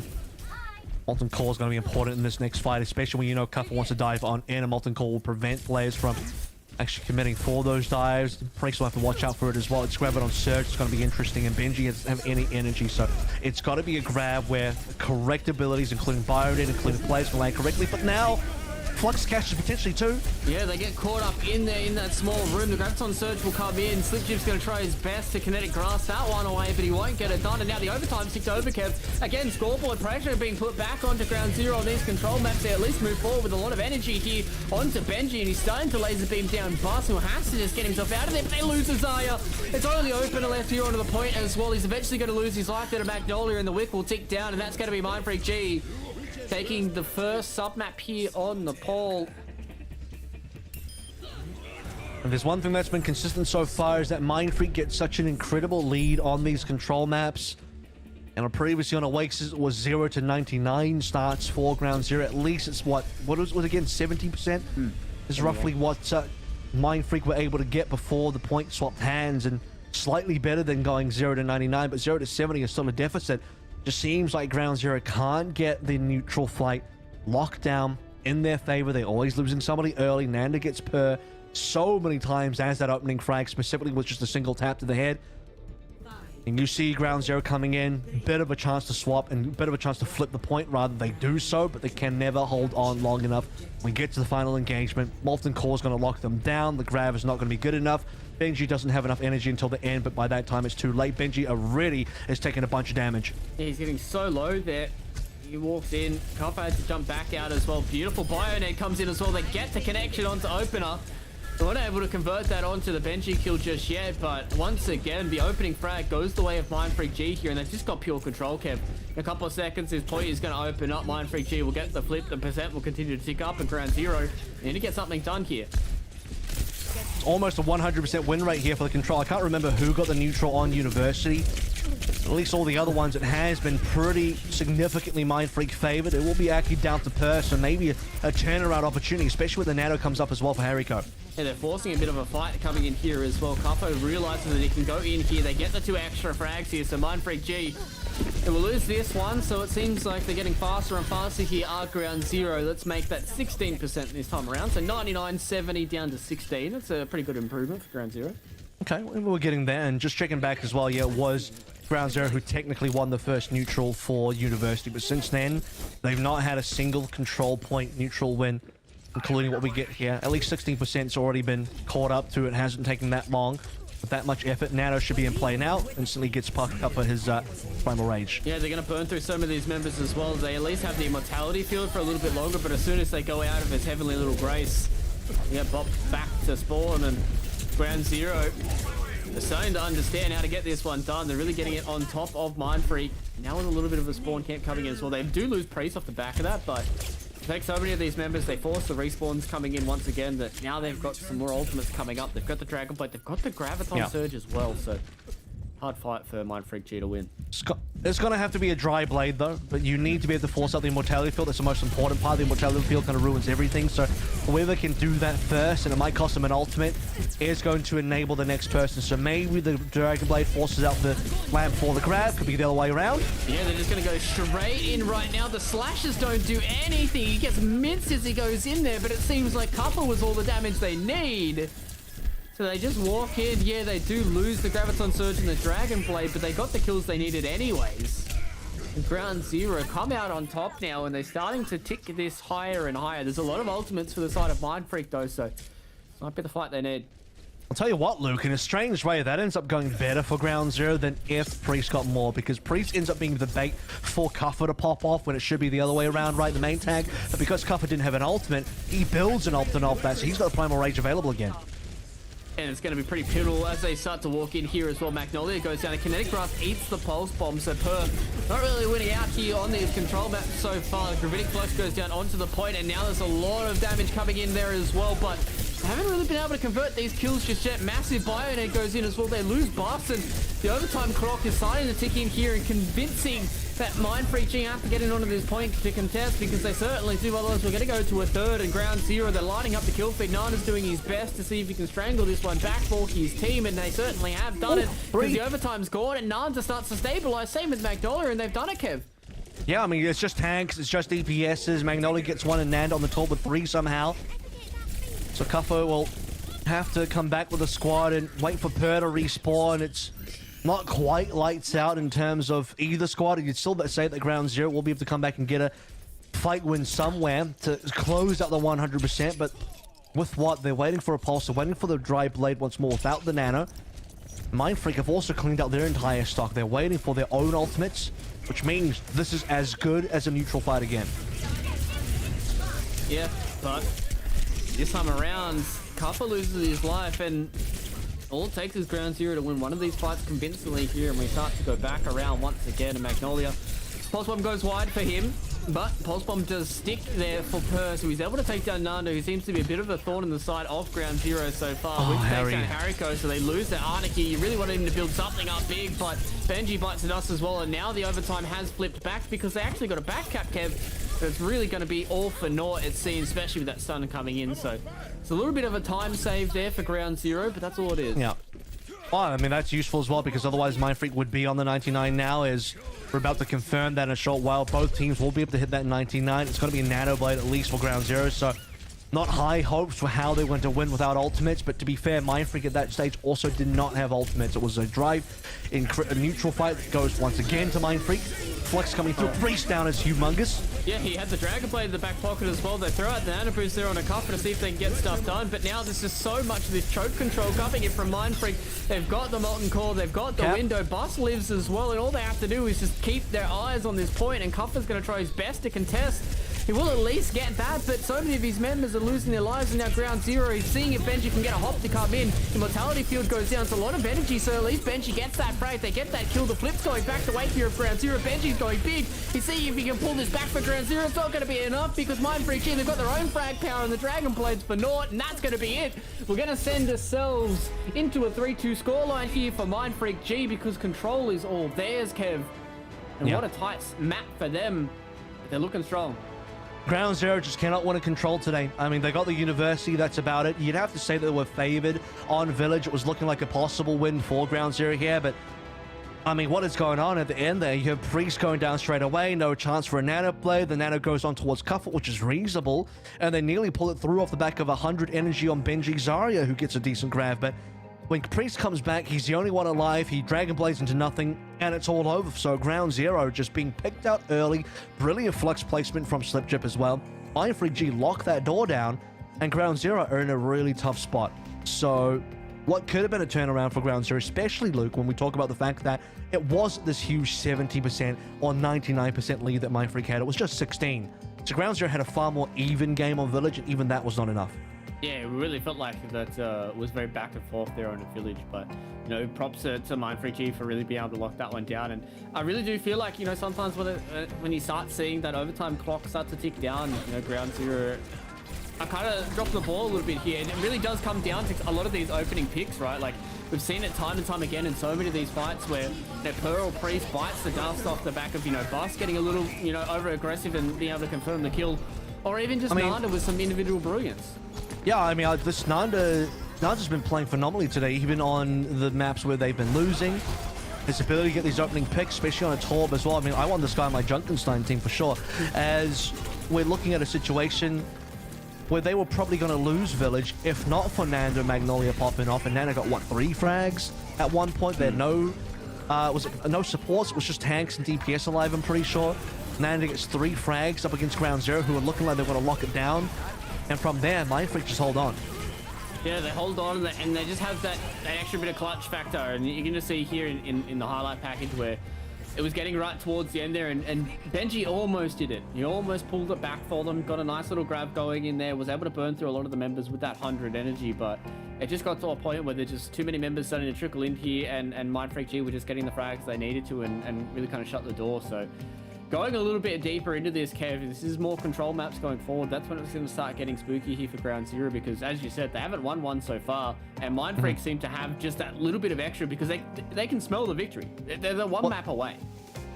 They're at the match point now, and the grand finals is ever apparent in front of them. There won't be any more control maps to go. It's going to be back to the hybrids and escorts now for the remainder of this first to four, which will give both teams an even shot here. I mean, I can definitely see this going to 7, but even if it's a 4-2 victory, it was a good showing from both teams. Mindfreak will have been up to cash in the double control map, some good dominance on Volskaya into a comeback towards the end of the series to send themselves into grand finals. For Ground Zero, it'd be quite the comeback here as well, because now they're down once more. They were able to bring it back in 2-2.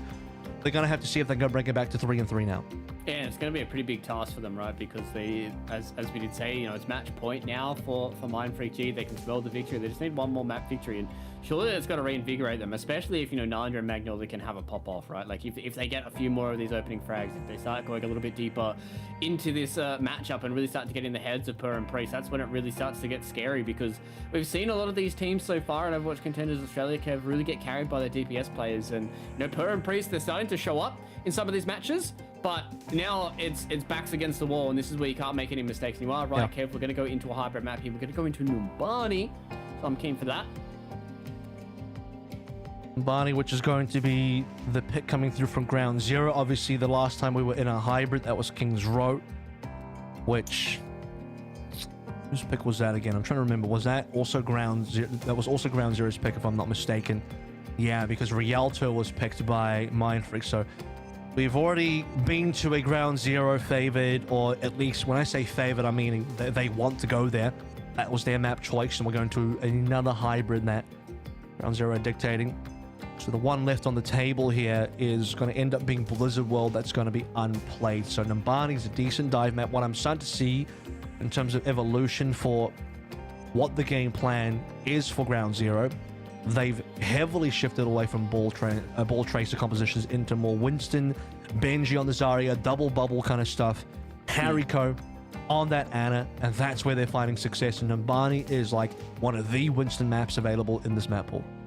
Yeah, and you know, we've seen this Winston be pretty dominant from both these teams so far. I really do feel like that we've been seeing a little bit more coming out of Ground Zero, though. You know, as we've touched on with Boss in some previous interviews and stuff, they really are trying to get a little bit more Orisa in their play, having that you know, that hero kind of come up a little bit more for Mindfreak G.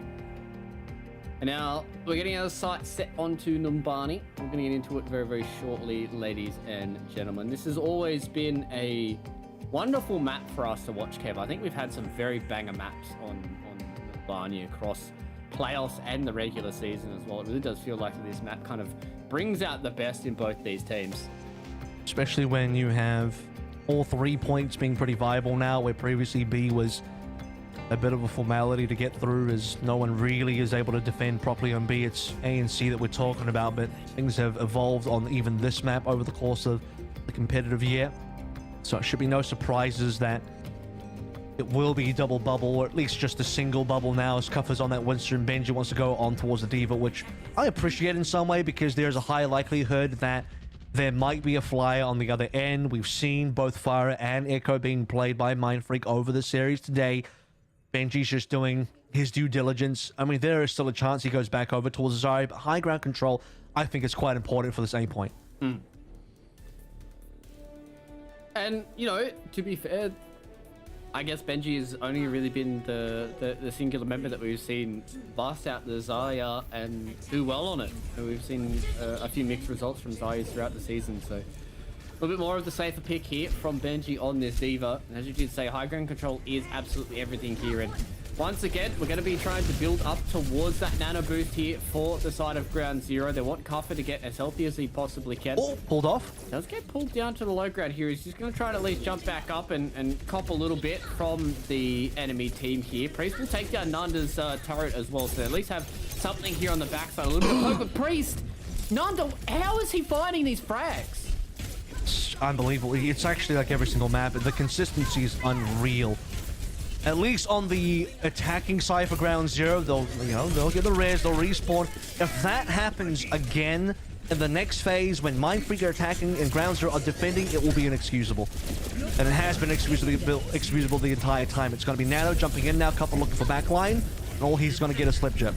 Yeah, he's starting to burn through a few of these members, but now they get to get the sides onto the point, Kev. This is where they can't start to get the pressure back onto Mindfreak G, who are all starting to get corralled into this little mega health pack room, and they lose the mech down here as well. Nanda doesn't have that molten core just yet. They have thrown the nano boost there onto Magnolia, so seeing if they can build up to his own duplicate, but Priest is starting to frag out onto Slip Chip, so the first member of either of these teams goes down.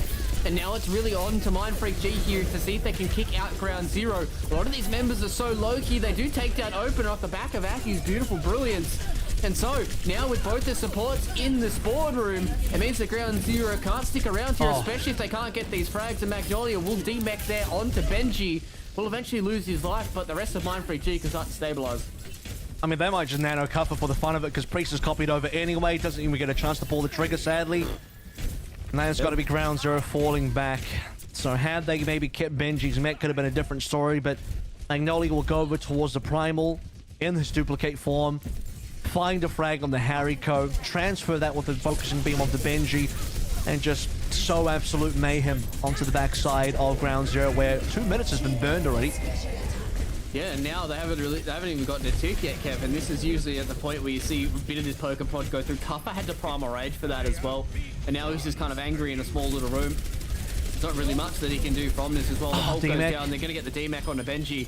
Now they've got no Primal Rage. Yeah, they've got another Nano Boost and a Valkyrie in their back pocket, but is it going to be enough for them to get this done? Well, they're going to trade time for an ultimate here, because what has essentially happened is Benji chose not to reset the mech with the self-destruct, and he's going to have to go back to spawn or I guess die. It's a huge waste of time, and now the entire backline's been wasted also. The Nano's been put to bed. Absolute collapse for Ground Zero on this attack. Magnolia goes down to something in the backlines there. Maybe blew That'll be his own right click. Stickies. So, Ground Zero seem to kind of be kerfuffling a little bit here. They seem to be kind of fumbling the ball as they start to walk into point A. They've got no ticks so far. They've got no % on the board to even speak of. The Mindfreak G, solid hold so far, and this point A of Numbani is really starting to deliver for them. Another beautiful hold just yanks them out of that small room, and Kuffer's going to try his darndest. Duplicate comes in here as well, throwing a Magnolia. And now Hariko, it's going to be so hard for him to get through any of this, and Nantes is going to come in with these heavy little left clicks on the Torbjorn, and now there's some big hands being thrown in the small room, and the Duplicate is doing a lot of work here for Magnolia, and Mindfreak G once again lighting up the kill feed. They're forcing so much out of Ground Zero that they haven't even started to make their way up the road yet. This could be a full hold coming in. 0 ticks found, like you sort of mentioned. Not looking very hopeful for the Ground Zero side. At least a lot of ultimates have been burned on Mindfreak G's defense, but look at this tempo play. Self-destruct, just gonna get sent in there. Yeah, just trying to get them out of the sunny skies here on Numbani to see if they can push them back into these small rooms. And oh, two beautiful frags coming out here from Mindfreak G. Next one to go down is going to be Hariko. Benji's at least on the point. They are touching to get this overtime tick going, but that's going to be all she wrote. Kev, gonna have a full hold here on Numbani. They at least get them some % on the board, but nothing to speak of on the scoreboard. Mindfreak G. Very simple task ahead of them. One tick here on Numbani, and they punch the ticket into the grand final. They say hello to Direwolves. Yeah. They say goodbye to Ground Zero. Some hard fumbling by Ground Zero. I'm going to be honest on that attacking side. I mean, you have Kuffer being forced to, well, he primals, trades for the supercharger. All right, reasonable trade at that point. Nothing to write home about. It's fine. Benji gets G-mech'd. Not very good. Could have burned the self-destruct for the reset. I know it's painful, but for the tempo, it's probably worth it. You lose far too much time by not resetting your mech, and you're going to get staggered as Baby Diva, which is exactly what happened, by the way. And then as they kind of lose that fight, Hariko and Opener, who commit ultimates for what it's worth, the Nano goes into Priest. Their entire backline gets decimated. Priest has a Nano in a lost fight, and then You never see Ground Zero back in a situation where they have the correct win conditions, because every other fight after that, which to be fair is only about 1 or 2 fights, they had nothing to work with. So Ground Zero, they had maybe one good opportunity with one last good fight left, and yeah, Mindfreak G ruined them. And now Ground Zero had to do the same back to them. You know, they Should only get them to draw. Yeah, and we just go deeper into the map pool once again. So there is certainly a task ahead of Ground Zero here. It's a pretty big task for them to get done. Mindfreak G were able to prove that it's doable. So at least they've got that going for them. They've got a little bit of that extra damage coming in here. Nice little anti-nade there will at least get them a bit of extra percent for Hariko. But once again, it's just see these combinations and Mindfreak G, they've seemed like they've got that little bit of extra here going into these final couple of maps. And once they build up this Nano boost, it's going to be spooky for Ground Zero to try and respond. And they don't even wait for it. Bustus goes in directly onto the high ground. Nanda once again takes down Priest. This man has been absolute menace for Priest. And that's probably going to be all she wrote, Kev. That's 4 members for Ground Zero. Absolutely no response from them. 1 tick, it's done. Mindfreak G punched their ticket into the grand final. Saya will say hello. Ground Zero say goodbye. It was a 4-2 scoreline for Mindfreak G, Kev. They made those last 2 maps look convincing. And I said earlier as well, I wasn't going to be disappointed at all if we do end 4-2. It means we had a good game. Both teams showed up where they needed to for the most part. Ground Zero obviously whimpering out there towards the end. So unfortunately, their season will be closed out with the full hold. Mindfreak overcoming them at the end there. The middle part of the series getting a little bit tricky there for Mindfreak as Ground Zero was starting to make a bit of a comeback happen at 2-2. Looked like anybody's game. And as we get towards the end, it was more and more likely and more certain that Mindfreak G were just picking up the pieces they left off at Volskaya. And if you eliminate those 2 maps in the 0, this could have just been that 4-0 we were kind of teasing anyway. Mindfreak came in so hard and heavy today, playing their best game of Overwatch so far, their best overall sort of showing in Overwatch in this season.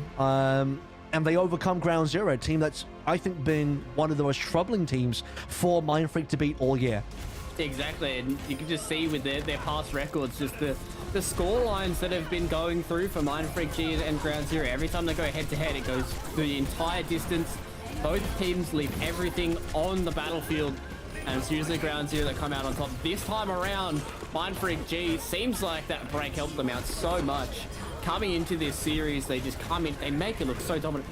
Just the fact that every single map, every single defense or offense, Nanda finds Priest or Per, and it just sets off this cascade for Mindfreak G that every single time they get that initial pick, they just go, and it just feels like they're all on the same wavelength as soon as that happens.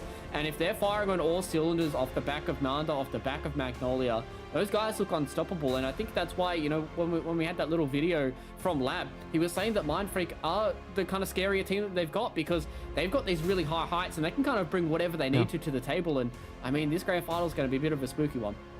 There's an explosivity to the Mindfreak G side that you have to respect. I mean, for my part as well, I was looking at Nanda on Genji like, oh, surely on the Genji he's not going to get this opening pick again. It's a little bit more difficult. I can understand with the Mei, yeah, you right click the icicle, maybe even the Tor, maybe get a lucky headshot down the line.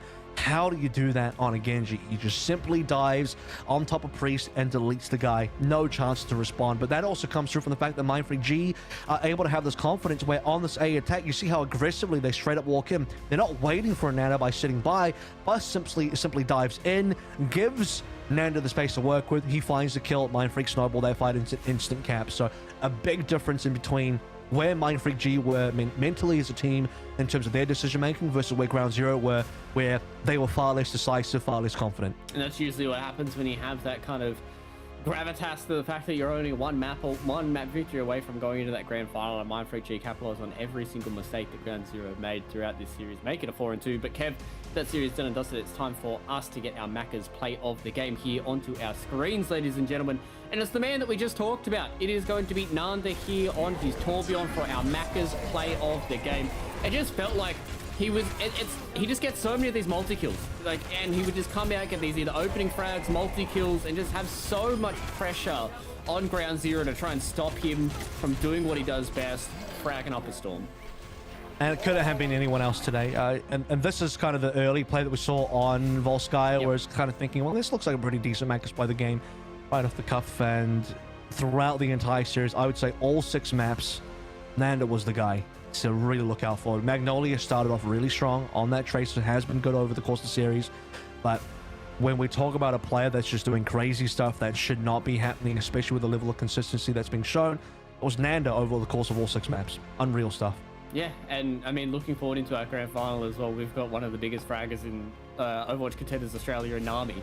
So, you know, just watching this DPS battle for us in this grand final is going to be beautiful for us to watch. The fact that we have these insane players on so many of these different heroes that it's going to be ridiculous for us to go through. And I think, you know, after that series, I'm sure that, you know, the kind of downside of, you know, having to play 2 series back to back here for Mindfreak G, I'm sure that's not going to affect them. I feel like this is certainly going to be a confidence boost more than anything.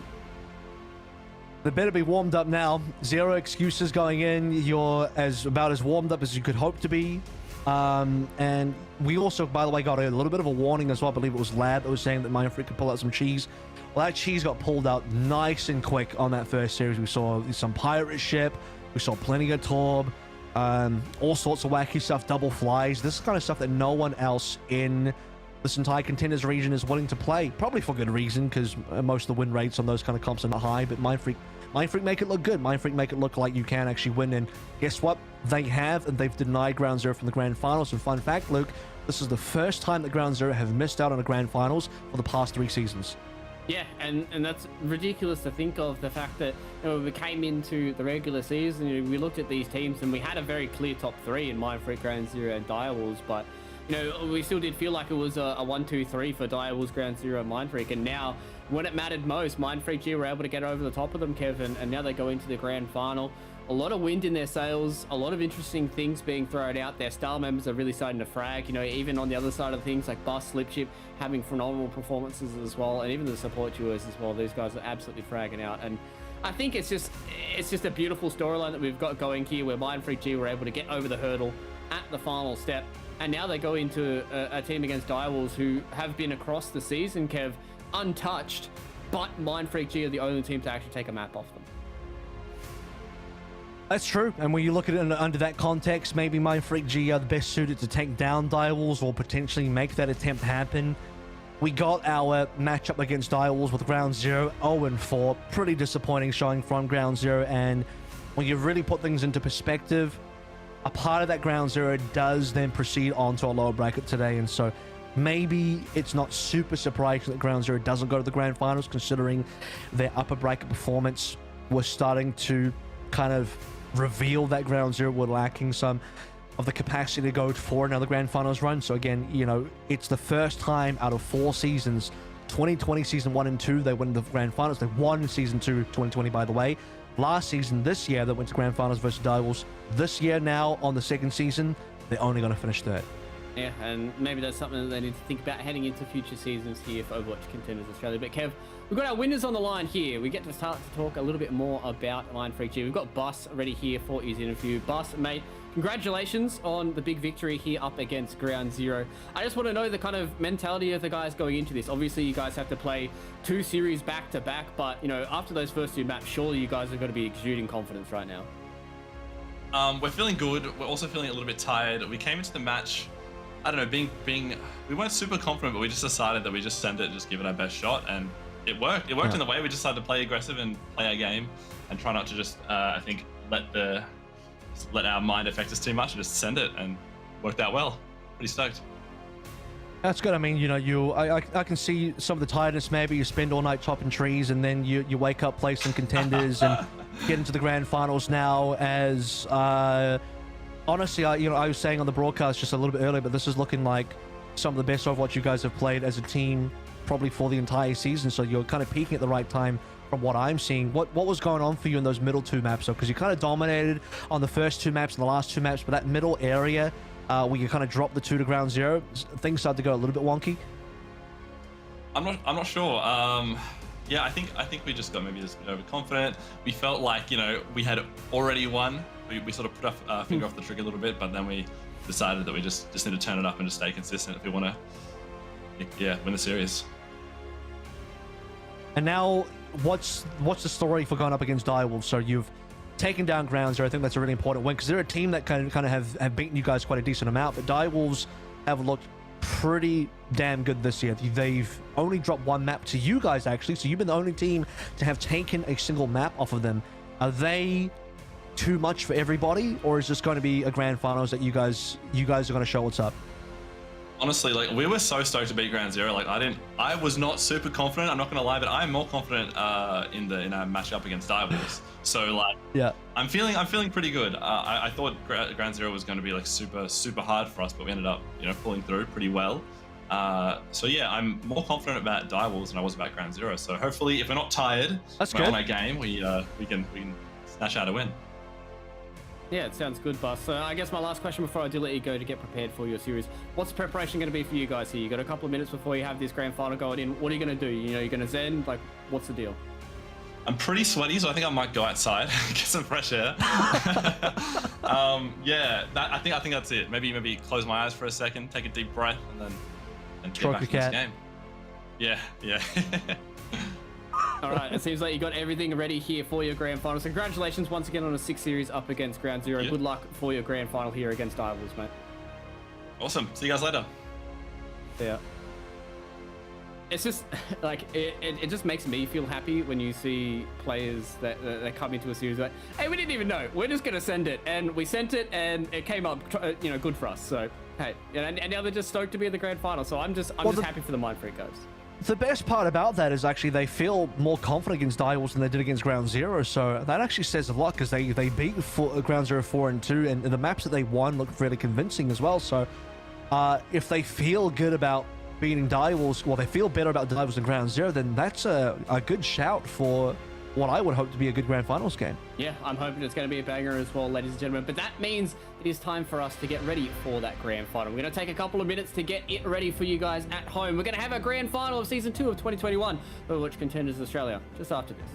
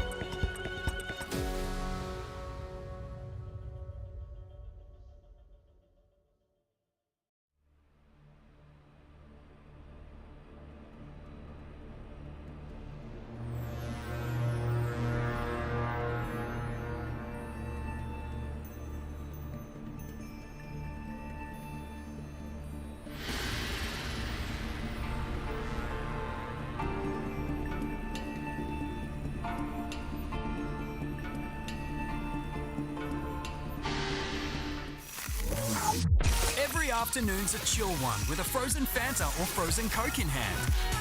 Colour your arvo with Australia's largest frozen drink range for just $1 at Macca's.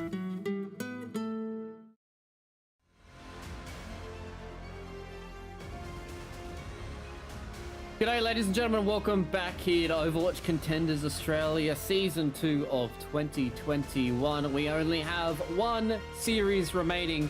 We've got two teams to duke it out in a first of four. I've got Avril back by my side once again. Direwolves and Mindfreak G, Kev, going head to head here. You know, we're probably expecting Direwolves to be here, but maybe on the other side of the coin, Mindfreak G overperforming a little bit. I mean, Mindfreak G so far performing, I don't even know if is it an overperformance? It's just their potential that they've been kind of latently hiding by for the entire season. Who really knows at this stage? But what I do know is that they're performing probably the best in my mind that they have been for most of the season, if not this year so far. But they're facing up against an opponent that's been at that top level for that entire year. They won Season 1. They come into Season 2 as favorites again from day number 1. They've made a few changes to their roster. Jordan, the most winningest player of Contenders of all time. Note that I didn't say Australia, just of all Contenders actually of all time. And Nami comes in, absolutely fills those shoes in comfortably. They're big shoes, mind you. Alva returns to the team as well. Bertlog's back in the team. Lab's looking good this year. And Direwolves have been pretty much flawless outside of a single dropped map to Mindfreak earlier in the season. Yeah, which is crazy, the fact that Mindfreak G were the only team to, you know, stop that completely flawless streak from the Direwolves, and now as we go into playoffs as well, they're up against these Mindfreak G guys. And even in some of the content that we've watched and some of the interviews we've had with, you know, Lab specifically, he said this Mindfreak G team can really start to throw a spanner in the works for them because they start to do some weird and funky things. And we've already seen some of those weird and funky things, Kev, because, you know, they're pulling out some of these weirder compositions that go forward. You know, we saw a Roadhog today coming in once again here from Slipchip. You know, they've got all these kind of curveballs that can throw Direwolves, and the storyline that we've had for the entirety of the season up against Direwolves is trying to push them out of their comfort zone, because almost always these guys have been defaulting to their brawl, and they've been looking absolutely indomitable every single time they had that composition going forward. Yeah, I think Direwolves are kind of proving that, you know, similar to when we talked about to Lab previously, that a lot like the Atlanta Reign in the Overwatch League, you kind of play what you're good at, play to your strengths, and use that to guide you through for a victory rather than trying too hard to be slaves to the meta or anything like that. And well, Direwolves, they've kind of proven beyond all doubt that that has been their pathway to success. So Direwolves come in as favorites to go for the repeat here, the back-to-back. They would be the champions, not just of Season 2, but for all of 2021, Luke. Mindfreak G, big challenges. Been some time since they've gone to a grand final. They weren't playing in the grand finals earlier this year. They were in both grand finals last year, and now Mindfreak back at it again. Yeah, and they come into this with a little bit of the kind of, what's the word we're kind of looking for here? A little bit more freedom, I think, for Mindfreak G. They're kind of coming into this with, you know, they didn't really expect themselves to get here. They're going to kind of just send it free flow, just do whatever they can and put up the best Overwatch they can get done. It's what got them through the series up against Ground Zero. And if they can find that little bit of magic, you know, that little bit of extra something here in the grand final, we might be going all the way here, but it still is very much Direwolf favored. Well, Luke, we're about to get into the grand finals here. 2021 Season 2 Contenders Australia, and it will also be our final official professional match in Overwatch 1 as well. With the Overwatch League finished up, we have the final Contenders region to finish. Here we go. Map number 1 in this first of all will be Lijiang Tower, starting out on Control Center. It will be the brawl composition coming through from the side of Direwolves as expected, and bust on the ball over towards Mindfreak G. Yeah, Mindfreak rolling in here on the Pharah and the Soldier 76. Not exactly what the Direwolves were expecting here. You can see they're kind of looking around with some perplexed looks on their faces, just trying to find out what Mindfreak G are doing here. And this is exactly what we touched on, right? Direwolves are very, very good at what they do, and what they do best is play this brawl and go into your face. And now it's really on Mindfreak G to get something done, but Magnolia loses his life first here. Bertlog takes him down. Nami's got a lot of charge here on the microwave. He's just going to continue to zap down onto Slipchip. The defense matrix does nothing against these laser beams. And so they get that D-Met going in here, and they will lose Bus as well. And Direwolves start off with a bang. And this is where Direwolves will now go into that snowball machine. They already have a window online. It's coming, well, online being it's coming online very soon. with Lab being on 90% already. Just a little bit of self-healing, bit of support from Bertlog as well to get him up there. Nami as well looking for the photon barrier. It's Nanda that has to make the difference here. Farah is the one counter hero versus a brawl composition, but the small ceilings here inside control center, not the best to play around. Nanda has to find a great opportunity to get this rocket barrage going. He has been finding some beautiful angles with these rocket barrages. So let's see if he can find it now. They've got so many of these dangerous balls going through this window, and they're just standing together, and they get through one. They will at least lose Lab, and Nanda once again just finds these frags that nobody else seems to be able to get. The punch and the rocket is a good combination, and Mindfreak G have opened it up off the back of Nanda, who once again has just been a fragging power today. I don't know how many wee picks he had this morning, but I would like to know that number so I can have that many. Well, he really hasn't stopped. He's got the ball right next to his desk, so, you know, between every map, bit of a spoonful. 8% and counting, trying to catch up to 44 here. Nanda getting enough damage done in the initial neutral to even get a rocket barrage is exactly how your Farah should be playing. Photon barrier now coming on through, Nami deleted. He's going to split this in half, and as you said, Nami's been deleted here. Magnolia gets a stick. It's going to go through the sound barrier, so at least we'll neutralize that for a little bit here. Bus does have his minefield to drop down. Beautiful connection as well, because over the entirety of the Direwolves, and now they're in disarray. They need to figure out where they can get this done. JCap's starting to stand up tall for the Direwolves, though. They've still got Elva here on the point, but he has to deal with these rockets. He really can't deal with them. Nobody seems to can. And now Mindfreak G, they've got another rocket barrage for Nanda, but Nami's done it. This is the man. He's done so many crazy things before on this McCree, and he needs to do it again for the Direwolves. They're seeming to stabilize just a little bit now as well. They get a nice little Earth Shatter, connects onto two, and that means that they're able to turn this point back in their favor. So they will be able to get more percent on the board, not before Mindfreak G eclipse them a little bit. This is where the changes for Direwolves are so important from the compositional side of things. You've already burnt up the photon barrier on your Symmetra. The Sim got you that initial neutral win anyway. You gave the respect to Mindfreak, thinking could they mirror it in the brawl composition? We'll assume they will, and with that we'll play more of a standard brawl versus brawl mirror comp with the Mei, with the Sim. But now that you know they're playing dive, get that Sombra out, get some heavy hit scan out, flashbang, put the headshots into Nanda. Bus has already been deleted as well. Lab takes that first blood. It just seems to be opening up so much. These supports just seem to be fragging monsters for the Direwolves right now, and Lab taking that kill down with the window means that Mindfreak are just gonna have to wait and see, and Nanda comes in with two quick frags, and there's nothing the Direwolves can do but shake their head and move away. And now Jacob's gonna try and take down Winter here on the top side, but Nanda, he's doing so much for Mindfreak G, and Magnolia starts to chime in as well. The Direwolves have been obliterated out of this point, Kev. Wow, it's another huge play coming through. You have a Farah on board, even up against, I would say, more counterable options from what Direwolves are presenting onto the table. Magnolia is able to support Nanda in on the ground, and Nanda is flying through, gets another rocket barrage into play. Collects Nami, most importantly. That's the one you're going to get rid of. Deadeye now available, will be popped straight away. See if you can get a connection on any of these heads so far. Everybody's breaking these lines of sight. Now they're going to try and pounce on the backside of this as well. Nami, they're paying attention to Nanda, who is behind him. Same with Magnolia. The beat goes down, but Magnolia, they take down Nami. He's the big fragging power for the Direwolves.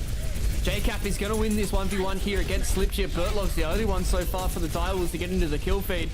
Labs opened up as well, so the supports once again are just getting this done. Magnolia is able to then connect onto the Baby Diva, and Nanda finds yet another kill on this fire. He's getting so close to another rocket barrage, but Nami says no here on the Tracer, and the Direwolves have stabilized at 97. Yep, 97's been matched across both sides. Final touch to come on in. Instant hack onto Aki. No chance to survive there, and that might just be it. Lights out. It was close there from Mindfreak G. Aki tried his darndest to get there on the point, at least cause the overtime tick, but Winter being a mercy with nobody really to latch onto was pretty awkward. But what a close affair between both these teams, and it's what we touched on before we went into that little bit of a longer break, Kev. Just Nami, Nanda, Magnolia, Elva, these guys in this server frag up a storm, and it's all about who comes out on top, and the rest of the members from both these teams are playing out of their skin as well, and I just hope that we get 7 maps of this. Well, as we head into night market now, be interested to see how long, if at all, Nami actually stays on the Sim. It's very likely that you are expecting Mindfreak to pull out the fire again, if not more flies in that. There could be Echo Fire as well. So far, it's looking like, yeah, Magnolia swapping over towards Tracer. Nami stays on the Sim, so they're going to go through the typical window. Possibly a boop on the J-Cap, who had to use his boosters to actually get back on towards the point, so that's one cooldown spent. They at least have that little bit of extra mobility over the top of the Direwolves right now. Elva is taking a nap on the point. We'll get woken up by the tickle cannon. And again, just these neutral pokes coming in between both these teams. Mindfreak G, they do have a nano boost to build towards. That was an immortality That's a mortality field gone. That's a huge cooldown being expended by Direwolves. This is an opportunity now. Camp might have gone on through, but Nando's doing so much damage that once they actually commit in, they can actually get a kill on the Direwolves now without the lamp being available. And you can just see they're really just trying to get that extra bit of poke and prod. Magnolia comes into the backside as well, but Slipchip and Nanda are the ones that opens it up, and they've lost Burtlog and Nabi, and it means now that Mindfreak G freely are able to move in onto this point. Does Nanda miss a rocket? It seems like he doesn't. Anybody would say that these things are not projectiles. They're more like hit scans for Nanda, and he's done so much work for the team already. Already a rocket barrage. And as you said, just opening up by taking down that immortality field so early on just meant that Mindfreak just had free reign. Had no idea how Lab took so much damage. Possibly he ate a lot of rockets, it's hard to say. And now that's done and dusted with barrage up and available. Previously, you had the barrage on the retake. Now you can barrage as the transition comes on through. And look at the fire grenade as well. It's just huge. So much AoE from the Mindfreak G team. Mortality field or not, it is all them on the kill feed. Magnolia gets himself a 4K, and they just melt. They just get stuck in that little side room, and all that was a pulse bomb, Kev. They've still got so much to rely on. Pulse bomb, Bionade. Bionade will be up again pretty soon as well. Nando will have the rocket barrage, and that's going to be the thing that JCap specifically has to try and deny with that defense matrix. So we'll see how he does that. The window is available for Lab, but where do you even deploy it? Because as soon as the window comes on down, the rocket barrage should be responded to, and this is the difficult part. You don't have a sim to rotate with anymore. And then you're going to throw it down in a little bit of the open area here of the courtyard. Now they're just trying to keep their sights set here onto Nanda. The big angry monkey goes into the backside. They throw down the immortality field as well, but Nami loses his life. Slipchip is able to confirm that for the Mindfreak G boys. And now Elva's going to come in and see if he can get these manual hacks going, but so many of his members are starting to lose their life. And Nanda, more of a victory rocket barrage at this point after taking down Elva, and he will be able to take down Burtlog as well. Slipchip will reset off the map. JCap dies as well, and that means that Mindfreak G, they're going to push themselves all the way closer to that 99%. And they get taken down with their weakest as well, where Direwolves are trying to rotate through from spawn. They go indoors, find the Mega into the middle of the map, and then make this long trek in the middle of the open, this no man's land area. There's minefields abound, and well, this aerial minefields being dropped from above via Nanda. Pulse bomb again, chunks down JCap. It just goes more mainly on the shield that time around, but JCap now has been completely demexed. They've only got a baby even to play around with. Dre, oh, he's taking a nap here. He's the one with the Earth Shatter. He needs to do something big for his team, and they've got at least the sound barrier to keep him alive, but he loses his life there to Aki on the backside, and Mindfreak G, 99%. They're going to send us to a third one here on Lijiang Tower. They've done a lot here up against Direwolves, and it felt like after that first opening neutral, it was all Mindfreak G from there on out. Every single one of these ultimates was hitting big. And I think the writing was on the wall quite early as well, because that opening neutral was so heavily one side for Mindfreak G. Don't mind that Direwolves actually got the cap. That was expected for a team that's going to be TPing straight over towards the point. It's hard for Mindfreak G to set up their angles until some time is expended, in which case Direwolves will get that cap. It just comes down to how fast can Mindfreak G A, force out cooldowns, and then B, commit and collapse full damage. They got that immortality field out quite early.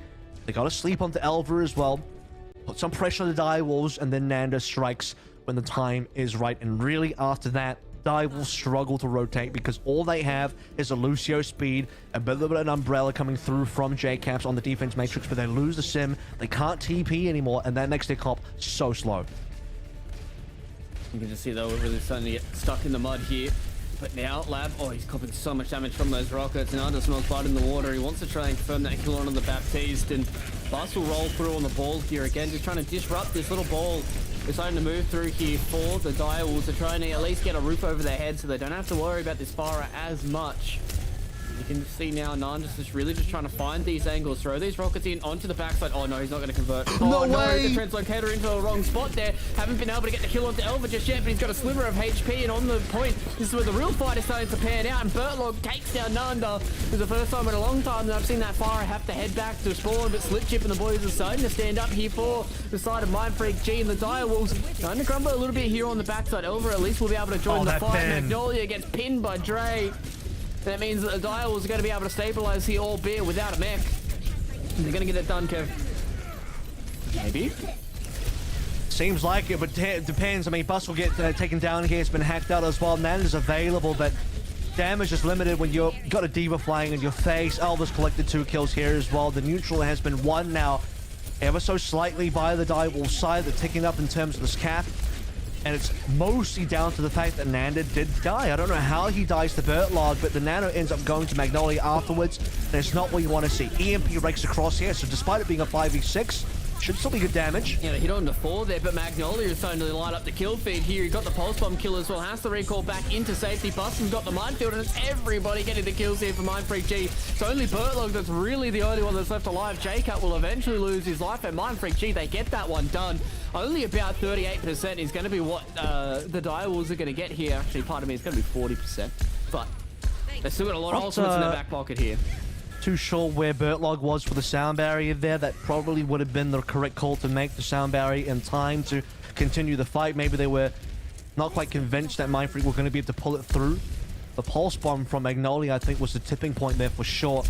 Most important part, the most difficult part for Direwolves will be to successfully rotate through, especially now up against a rocket barrage. Nano's already been used, looking for the angle. Yeah, they're going to start to set up the umbrella, but it just means they're going to get corralled into this minefield as well. The rocket barrage went through, didn't get the kill onto it because the manual hack came through there, but now it just means the rest of the Direwolves have to run and hide away from the rest of Mindfreak G, pardon me. And now they stabilize once again. They've used a decent amount of their ultimates here, have Mindfreak. So now it means the response coming in from the Direwolves. Nobody gets caught out by the bomb there, but Magnolia finds Nami. So that means that they don't have to worry about the McCree. The boop goes down, they get rid of Lab. So it means there's no Baptiste for this fight. He's getting so close to a window as well, and it's what the Direwolves need. Okay. Nami even onto a Widow. He's really desperate to try and shut down this aerial combo. They changed up their composition quite significantly now. They're moving away from Rush over towards the zombie comp, the Lucio and Moira. Fresh ultimates are bound pretty much for the entire team. It's Elva on 74, and that's the only thing they have to work with as Mindfreak are heading over towards that 99%. Bionade lands on the Dre as well. That could be an early kill. Yeah, the Winston just has to fall back, but the rockets hit and true, and they will get another with the Bertlog kill on top, and Nanda is too strong here on the Farah. That's a 3k for him, and Direwolves are going to have to go back to spawn once again. They don't have much percent to try and play around with here, and Elva's going to try his best to see if he gets a sneaky pick there onto Winter, but it's not going to be enough, and Mindfreak G setting themselves up for their second map victory against the Direwolves, and once again, this is where it all counts.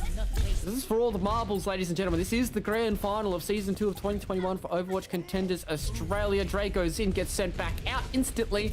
There's still a lot more ultimates here for Mindfreak G as well. Minefield as well as the pulse bomb go down. Beautiful EMP hits onto the 2 of the tanks. They are able to burn through Bus here. Split Chip is the next one on the list, but they can't really get through him just yet. Nanda's throwing these rockets down. There's so many kills going the way here for Mindfreak G. They will lose Slip Chip, but again, Mindfreak G are just getting the frags on the other side of this fight that it doesn't really matter. There's so many white names coming into the kill feed, Kev, that it's going to be it. It's going to be curtains, and it's going to be the first map going the way here of Mindfreak G. Direwolves, for only the second time this entire season, Kev. Yeah. They've lost a map.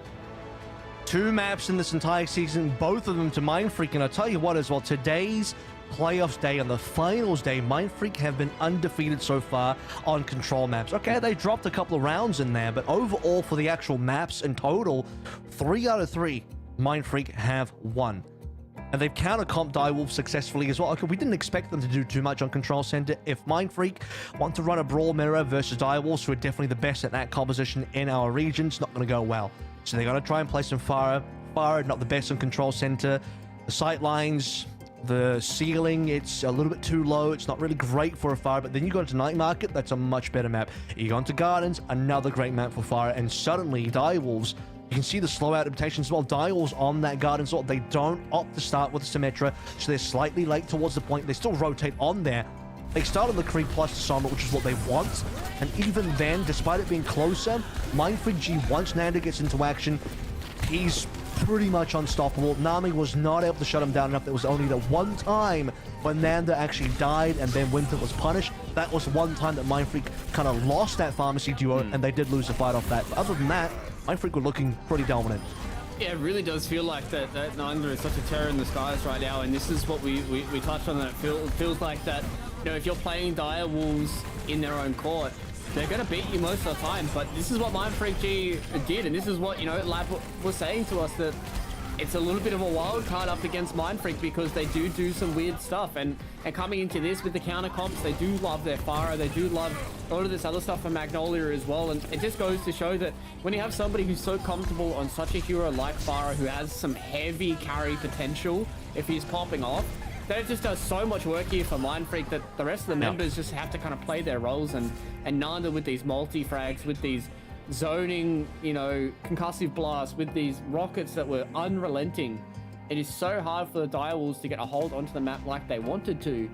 And now going into the rest of the series, it really just kind of flip your attention because you're like, what are the Direwolves going to do about this Pharah now? Well, they can pick maps that are bad for Pharah. That will be the start because it will be their map pick going forward, and plenty of great maps for their compositions to thrive. And eventually, I mean, there are going to be situations where Nanda just can't spam the Pharah anymore. I can also foresee that maybe Direwolves will change up the comp further. They don't have to play as much of the Rhine Brawl as they currently are.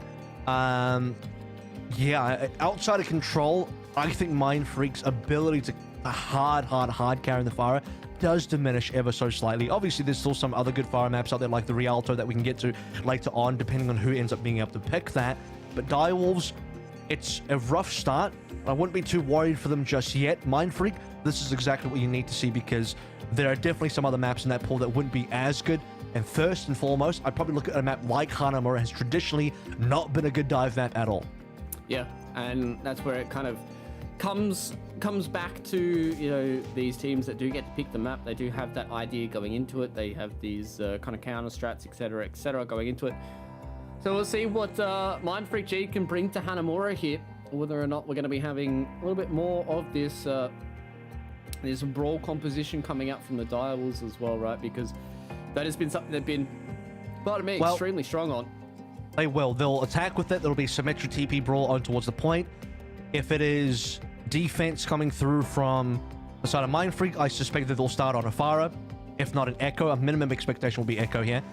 So if they do that, I can see that being a decent position. The only problem with playing any sort of flyers on A is they do not scale onto B at all. So if you are forced off the A defense, you just have to go towards B. It's not good. What you are seeing now is instead of any of the Pharah stuff, they're actually going towards double shield plus Nanda on the Torb, where, okay, I mean, this is going to be a comp that I can actually scale on to be a bit more effectively. They can still keep one of the flyers in the Echo, so as I said, at least an Echo, if not a Pharah, just because you want to have that option to have some aerial presence versus the potential of a Sim TP. We don't know exactly where Direwolves going to take this comp just yet. We're seeing Ball right now, but I still think it's going to be overall a Ryan Brawl composition, and it's changing over towards the Sim. The Ryan's there, the Diva's there. It's the typical stuff. Yep. Typical and straightforward here for the Direwolves. Been so strong on it all throughout the season so far. TP directly here on the point TP as well. They actually did fake it out, and now it means that Mindfreak G have to set their attention onto the other side of the map, and they get burnt down. Magnolia loses his life, Bus loses his life as well. What a beautiful play coming in from the Direwolves. And they're going to get the point for free. Unexpected as well. I mean, you saw what happened there where Mindfreak were a little bit confused by that particular play, and that's the power of Sim TP because you can technically put it anywhere. It's not exactly clear where the TP is going to land, and the team going for the TP doesn't even have to take it. A couple of late kills to Slip and Aki might give the possibility for a fast push onto B, and look at that. The defense isn't even set up. Yeah, Bus is trying his darndest here to get towards the backline, but even he misses that Q, and now they're just directly onto the point here for B. Slip Chip goes down, Nami gets another one as well. So it means now that Mindfreak G, they've got their backs against the wall. They need to try and have this hold going, otherwise we're going to have a fast Hanamura go through this one. Gravitic Flux is ready here for Slip Chip, but there's so many kills going the way of Direwolves. 5 minutes and 50 seconds. The boys on the Direwolves are hitting a speed run record right now, Kev. God, that's a minute 10. That is a minute 10. I believe. Yep, 7 minutes total, 1 minute 10. I'm gonna have to do a bit of research to find out if that is the fastest Hanamura in professional Overwatch of all time.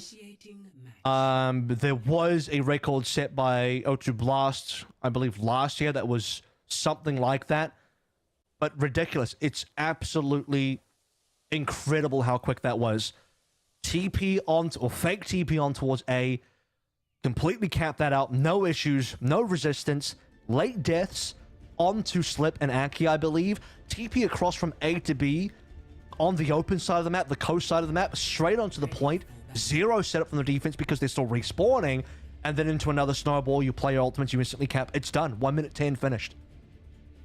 Ridiculous scenes here for the Direwolves, and even if we do get a double cap coming out here from Mindfreak, then still on the other side, the Direwolves have such a boatload of time that it's almost a certainty at this point that they're going to be able to crack it open.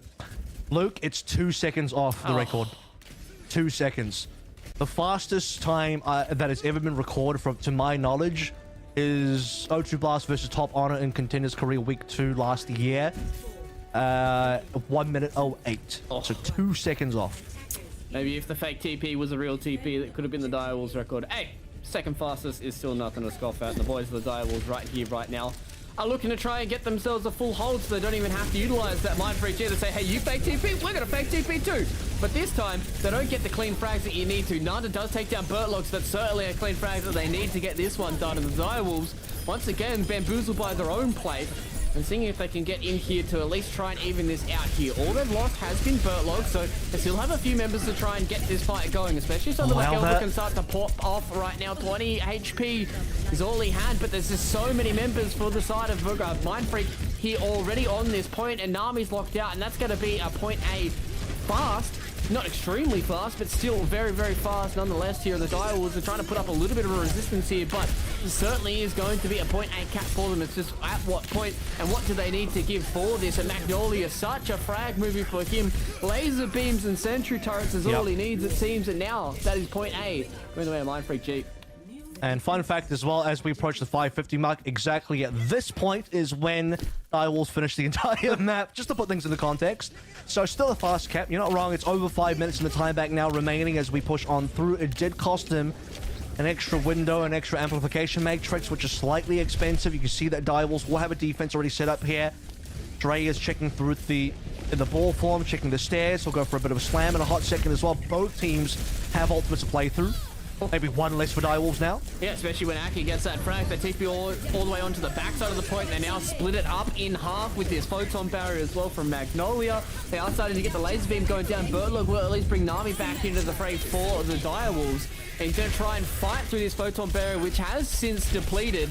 And usually when you see these caps come in, you need to make them thick and fast. You need to make them convincing, but that's not going to be enough. J-Cap gets the crush onto Winter, and they have slammed the door here onto Mindfreak G. Yep, so this is going to have to be a second attempt now. Direwolves with correct reads and the rotations coming through from Mindfreak. They have the ultimates to play through. Window, Bobs, all looking pretty good. And looking over towards the side of Mindfreak now, to be fair, the silver lining is they didn't quite have the ultimates in the last fight. They will now. This is going to be the important one. I can definitely see them getting progress here if they can land everything perfectly. And there should be a free shatter into play. You can either solo shatter Jacob or Dre. Hopefully you get both. They're going to try and get a little bit of space here with the window on the corner. The Earth Shatter goes down onto Dre, as you said. Confirm that kill onto the ball. So they will have one less member to try and worry about here. And Burtlock goes down and under as well. Once again, just finding these right clicks to get the kills that they need. Now, Mindfreak, they put their attention onto the point. J-Cap goes down as well, and the Direwolves, after such a stalwart defense, are starting to crumble here thanks to the ultimates coming in from Mindfreak G. Dre comes in once again, perma-stunned it seems. This man can't even play the video game. Ananda will say no thank you to Elva, and once again set his sights onto Burtlock, who will take down.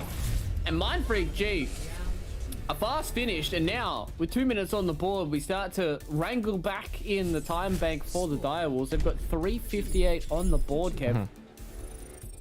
We do delete a bit of that time from Direwolves to bring it back for Mindfreak G's own time bank here. I believe they got over 3 minutes. It was like over 3:30 something, so we would just pull it all back. Otherwise, Luke would be here all night for Hanamura. We'd be getting like 7 or 8 caps going. I've definitely had that in the past. As not a bad effort from Mindfreak. We were not expecting that Direwolves could pull off a 110 map completion. However, Mindfreak G's time is still great. They weren't going to match Direwolves. There's no way, because Direwolves weren't even supposed to get that time. There's no way Mindfreak G can match it, but they can get a decent time back themselves. And when you really pull back 2 minutes to 3:58, while 3:58 is still basically double 2 minutes, 2 minutes is easily enough to work around with to make this competitive. Yeah, and I think that's the beautiful thing about these time banks getting the shrink, right? Is it certainly gives us that little bit of extra pressure for both these teams, but still there's certainly enough room to wiggle for both these teams to try and get this extra set of caps going through. So the Direwolves, they're going to be on the defense this time around, and we will be having Mindfreak G with their first attack. They have the lower time bank, so that means they go first. Now we move into our second phase. We've got a little bit of the same coming in, and Jacob is going to try and put pressure on this TP, so he does not get that free TP all the way towards the back. The Mindfreak G, they're going to try and get it done here. Once again, fake comes through, and now it seems like there's meta mind games between these sim portals, whether or not they are fakes or reals, and nobody's lost their life just yet, but the immortality field goes down here, and the Direwolves seem to be in much better standing, especially with that Bino going there onto Bus. He loses his life, goes down, tickles down, and he will pay the price, and that means now Mindfreak G, they don't have the staying power, they don't have this extra shield, and especially with Magnolia losing his life down to Nami, Slipchip at least wins the fight there against JCap, but Nami, he's on something right now. He wants to hit everybody, he wants to take them out of this Hanamura, but he gets right-clicked by Nanda, who just seems to be gravitating towards people's heads. Slipchip will eventually join his boys back in the spawn, and Mindfreak G, they're so staggered right now, they really just don't have a consistent fight to get something done, and Magnolia will then take down Bertlog, so maybe with these reinforcements coming in, oh my god, Nami, that's disgusting. Not allowed to do that. And now, still with Nanda up and around. Jesus. Trying to get something done, but Nami, again, just says no thank you to these players on Mindfreak G, and they've held. Yeah. It's looking like the possibility of a poll coming through. It's going to be the reset for Slipchip eventually, and Nami holds on. He does get taken down by Nana, so look, Nana has been a bit of a headshot king in a previous matchup. Just ask Preeks and Per, they know all about it. Nami cops one in the back, but I mean, when Nami comes back, he is just absolutely fragging. Despite Bertlog going down there, cost of a single Mercy, 20 seconds remaining now. Progress has been made. It's full 80% on board as it's a full compositional swap up for Mindfreak. Playing a bit of a dive comp now, or rather it's the zombie composition. We'll still be doing a bit of diving. Bob's going to come through from Nami. There's too many ultimates for Direwolves to probably lose now. It's going to have to be a pretty big play coming out of Mindfreak G to pull this one back. 80% progression is good enough for them. Another headshot goes the way here of Nami, completely untouched on this high ground. He's looking for some heads, but nobody starts to pop out for him. So the rest of the Direwolves are shutting them out at this point, and Mindfreak G, 80% is all they're going to get. 80% is what they get to defend. Elva has some fast hands and some big hands, it seems, on that Baby Diva. Take down a few more members of Mindfreak G, and eventually Bus will come in, try and burn this down, see if they can get some miracle frags going through, but it's not going to be enough. Dre's just going to say hello to his boy. Yep. 80%. It does mean we don't get a draw. Yep. So that's the good part here. The silver lining is no draw allowed. Somebody has to win this map. It's looking fairly Direwolves favored. 3 minutes and 58 seconds to get 80%, considering how blisteringly fast it was for their initial run-through on this A attack. Probably won't take too long. This is where also you're going to see an evolution of the mind games. You'll notice that Mindfreak G did kind of the same thing back-to-back. They went for the fake TP into another fake TP, but Direwolves are a bit more prepared for either of the scenarios. I think initially Direwolves on that A defense during regulation time were maybe caught off guard, weren't expecting that Mindfreak were also going to be playing the Sim TP brawl, but now, I mean, second time around, you'd have to imagine that both teams are prepared. Mindfreak especially need to be super prepped for this, and I tease the fact that an A defense might feature a Pharah in our initial phase. Well, that's going to be brought out now, and they're going to need to use that to win. Yeah, I mean, at the final hour, it's usually your big members that you want to stand up, and comfortability is certainly something that you want from these members. And Nanda has been an absolute standout on the Pharah. But if he has another big one, it's gonna be hard for the Direwolves to get this one done. So we're gonna move out here with Elva on a Widowmaker. Maybe feeling like this is going to be the Pharah composition coming in from Mindfreak G. Yeah, this is great. I think you have essentially an opening shot where maybe you could take down Ananda, maybe you could take down Winter. He's going to give up on the Widowmaker very quickly, which I don't know if that's the best thing. I kind of would like to see the Widowmaker a little bit further forward, but they're going to TP over towards the top left now. Has been disrupted by Nanda. He doesn't have the concussive grenade just yet, though, so we can't get that extra boop off the map and potentially into the opening arms of Mindfreak G. So the Direwolves are going to put the pressure back here onto the point. This is where Mindfreak G really have to get stuff done, but Aki, beautiful bio nade catches so many members of the Direwolves. And they've been repulsed, Kev. They've been more than repulsed. They've been rocketed. They've been punched. They've been everything. And the Direwolves, they're just going to try and get through this. And Sarai Zobel just doesn't want to die as fast as he possibly can. You saw how greedy, well, I don't know if greedy, maybe opportunistic, it was Direwolves trying to get that kill onto Bus's ball. At the Symmetra, just beaming it down. Then the slam came on through. The slam was also then pile drive with the bio nade from Aki, and that just does all you need. It collects the kill into Nami, and it progresses Mindfreak's defense further. And now they're snowballing. They have the Rocket Barrage available. Pulse might land as well. No damage, actually. Just a little bit of a tickle. The Immortality Field was there to keep everybody happy and safe at least, but as I said, Nanda's got this Rocket Barrage, and you can just see the Direwolves. They're a little bit tentative about walking around these corners. They need to try and make sure that they don't get disrupted by this concussive blast. It's been doing a lot of work so far. The Rocket Barrage goes through, the burns through Nami, burns through left, and he's still alive. Mindfreak G are burning through so many of the Direwolves members. And it's not curtains just yet, Kev. There's still 2 minutes left to go, but with Elva sleeping, everybody says hello, takes him down. Yeah. That's got to be the Rocket Barrage expended now. That was the biggest tool. You can see the Direwolves were very careful of that. They didn't want to expend too much of their own resources. They were either going to try and get past the Rocket Barrage by hoping that Nanda kind of fails it with a poor angle. Maybe it gets eaten up by JCap's defensive matrix. Failing that, you want to get team wipe. You want to reset as fast as possible.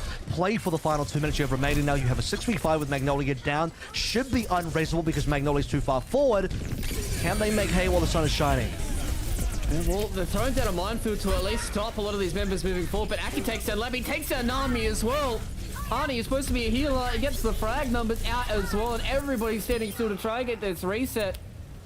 So much time has been burnt, Kev. To be fair, there's no ultimates here for the side of Mindfreak G. They've got a pulse bomb coming up soon for Magnolia, and I guess there's a bomb and a shatter and a beat. And it's another situation where JCap has to be the guy. He has to do a lot here as the Diva, maybe unreasonably so.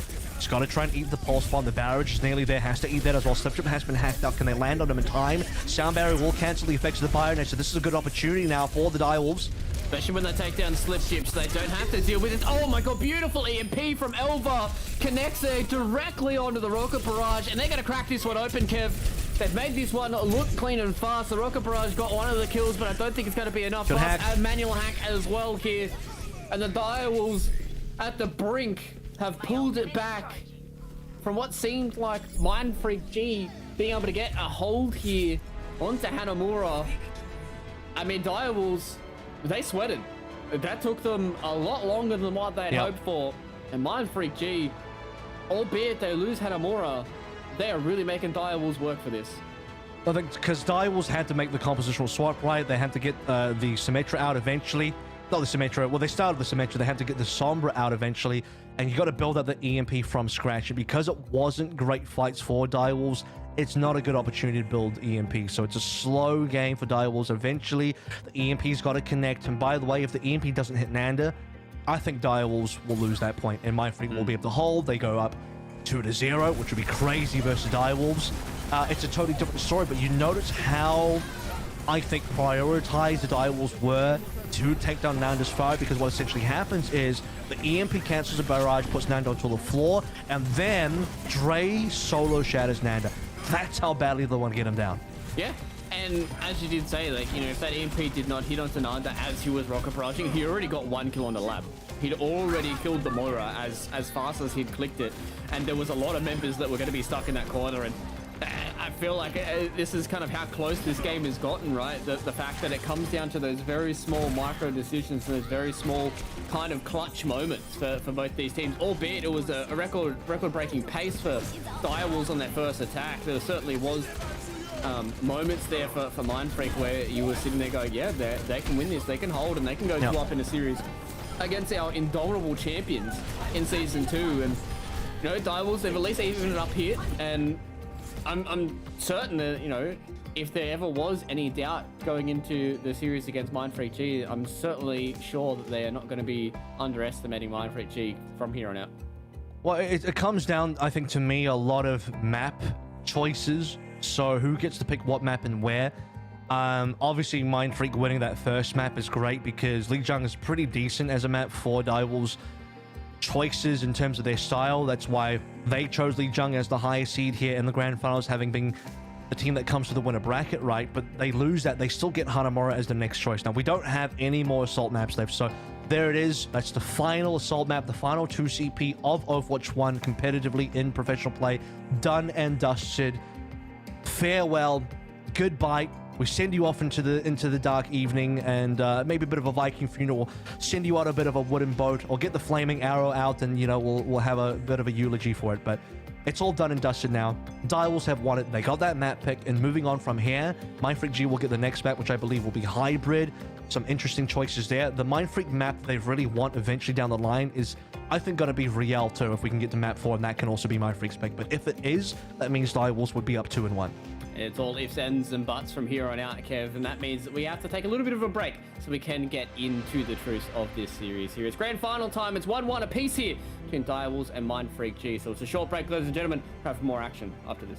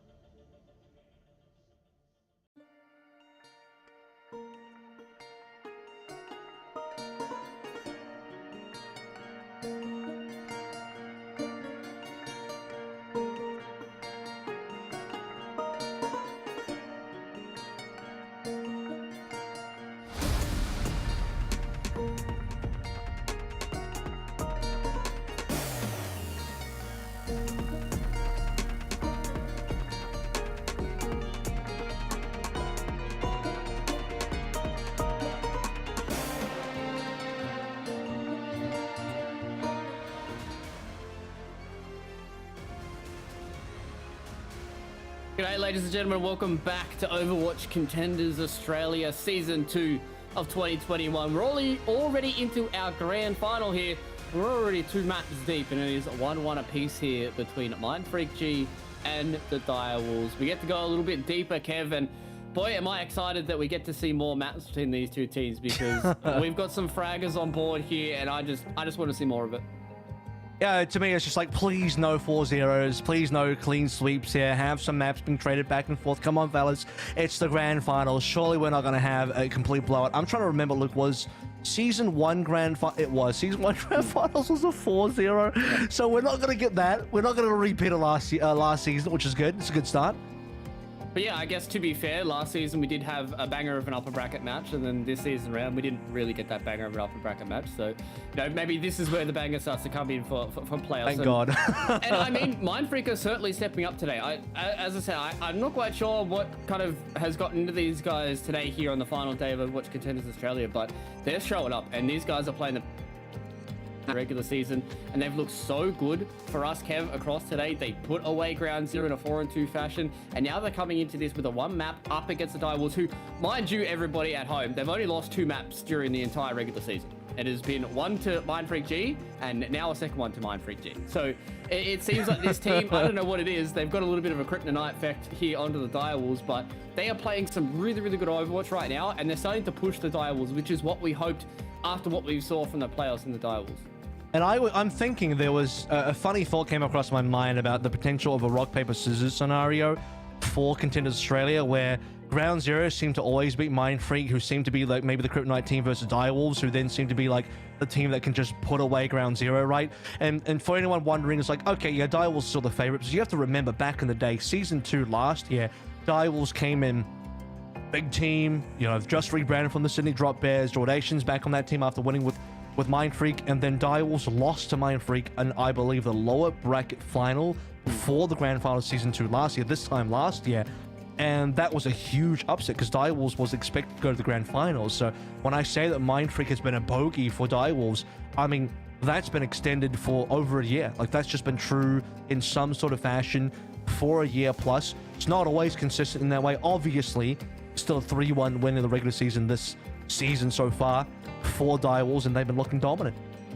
But yeah, it just goes to show that, you know, it seems like there's a little bit of a special sauce floating around there for Mindfreak. The fact that they're able to take maps off a team that had such a clean season, they were able to deny it in the final week as well for the Direwolves boys, and now we're going into the grand final and they're really starting to make them sweat. And I think, you know, moving forward, if we just see more of these pop-off performances from the likes of like Nanda, Magnolia, you know, Elva, Nami, like these big names that we've got here in Overwatch Contenders Australia, if we just get a little bit deeper into this series and these guys, you know, have to continue to clutch up for their team, then it's just going to be, you know, banger of game after banger of a game, because it feels like every single time that you put one of these teams, you know, backs against the wall, they're the kind of names that step up for you, albeit the rest of the server is extremely talented as well. We've seen some insane stuff coming out from Lab. I feel like that guy has been fragging far too many people across this series. I feel like he's just been getting so many kills across, you know, all of these maps so far. I mean, address the flex supports. You have Aki, who's been playing great. Anna's been his hero. He just wants to stay on Anna for as long as possible, is even to the point where he's kind of forcing Anna in some comps that don't quite make sense, but he's good enough at the hero that he'll make it work. Lab is the same thing on the Batiste. So we are seeing Lab put out a ton of damage, huge clutch plays, and honestly looking like a third DPS at various points, which is exactly what we want out of that flex support player. The only reason why on Lijiang Tower maybe you didn't see as much of it was because Nanda shut him down so hard. I mean, how many times was Lab just on critical HP because he copped a full damage rocket straight out the gate, and, you know, it forces the lamp out, puts a lot of pressure on towards him, and it's uncomfortable. But, you know, we're starting to get into more comfortable territory now. Numbani's going to be map number 3, so that's going to be the hybrid map pick for side of Mindfreak G. Makes sense. It's a dive-favored, dive-oriented map, which means you might have to see Direwolves make a bit of a change as well. Yeah, we might see, as you said, something a little different from the Direwolves coming in here onto Numbani. There was already a Numbani that came out here from Mindfreak G. This was the map that they absolutely bopped Ground Zero on. So coming into this, they are certainly feeling pretty confident in their Numbani so far. And again, you know, we talked about, you know, going into these first to fours, that if you have some of these scenarios where, you know, you win the first map and then the map picks kind of flip-flop from there on out, Kev, that's when you can really put yourself in a good position, because Mindfreak are the team that won that first map. So as we get deeper into it, they're going to put themselves in a good position to win this out. And the other thing is that, you know, let's say Mindfreak do win this one, and then Ground Zero will pick against Havana. That's still a reasonable map for Mind Freak. It's not, you know, awful for them, as Mind Freak is still a team that likes playing double shield. Beyond that, let's say we get deep enough in the series to get to map 7, which is Escort. You can go to Rialto, which is going to be your fire map. So that option still remains at the end of the day, which is a good thing for a team like Mind Freak. And even map 5, which is Control. Okay, Lee Jong's gone. Now the other options are all, I think, still reasonable. The only other option that's not great for Mind Freak is probably Nepal. Well, let's see how we get past this Nambani map first and foremost. Nanda back over towards his Torb, which is starting to look like a bit of a signature. Elba's got a match on the other end. Yeah, kind of interesting because we haven't seen anybody match Nanda's Torbjorn for a decent while here, and he seems to have been getting the better of a lot of these trades as well, being able to find the heads as soon as they peek around the corner. And now Mind Freak, they're going to give up this high ground a little bit here. They've got that little bunker set up as well with their Orisa, and now Nami has been able to catch out the first member of Mind Freak, and it is going to be Winter. Aki with the sleep, wasn't able to connect on anybody just yet, same with the Bionade, and Nami's going to take down Nanda. And I've seen a clip on this map before, Kev, and I feel like Nami might be pumping out another one here, and they're at least doing a lot of damage back on the Dre. It's a huge Bionade that sends Diables back around the corner here, but I'm not quite sure they just have enough damage to go in. The Pulse Bomb goes down, doesn't connect on anybody. It actually hits Nami in the feet, so he loses his life, and this is 50-50, but it's still going to be enough for the Direwolves to get 2 ticks minimum on this point 8.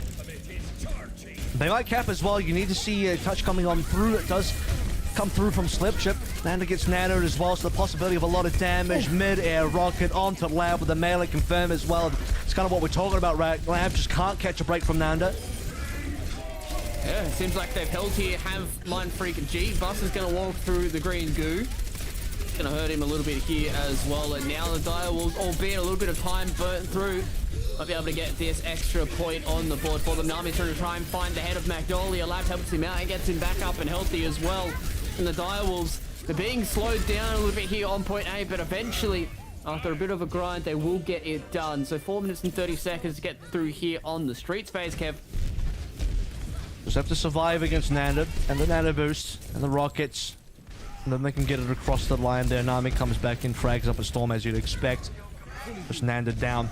Now Deadeye is available. Supports have kind of reset their ultimates here. Lab and Burtloggers, who we're kind of talking about.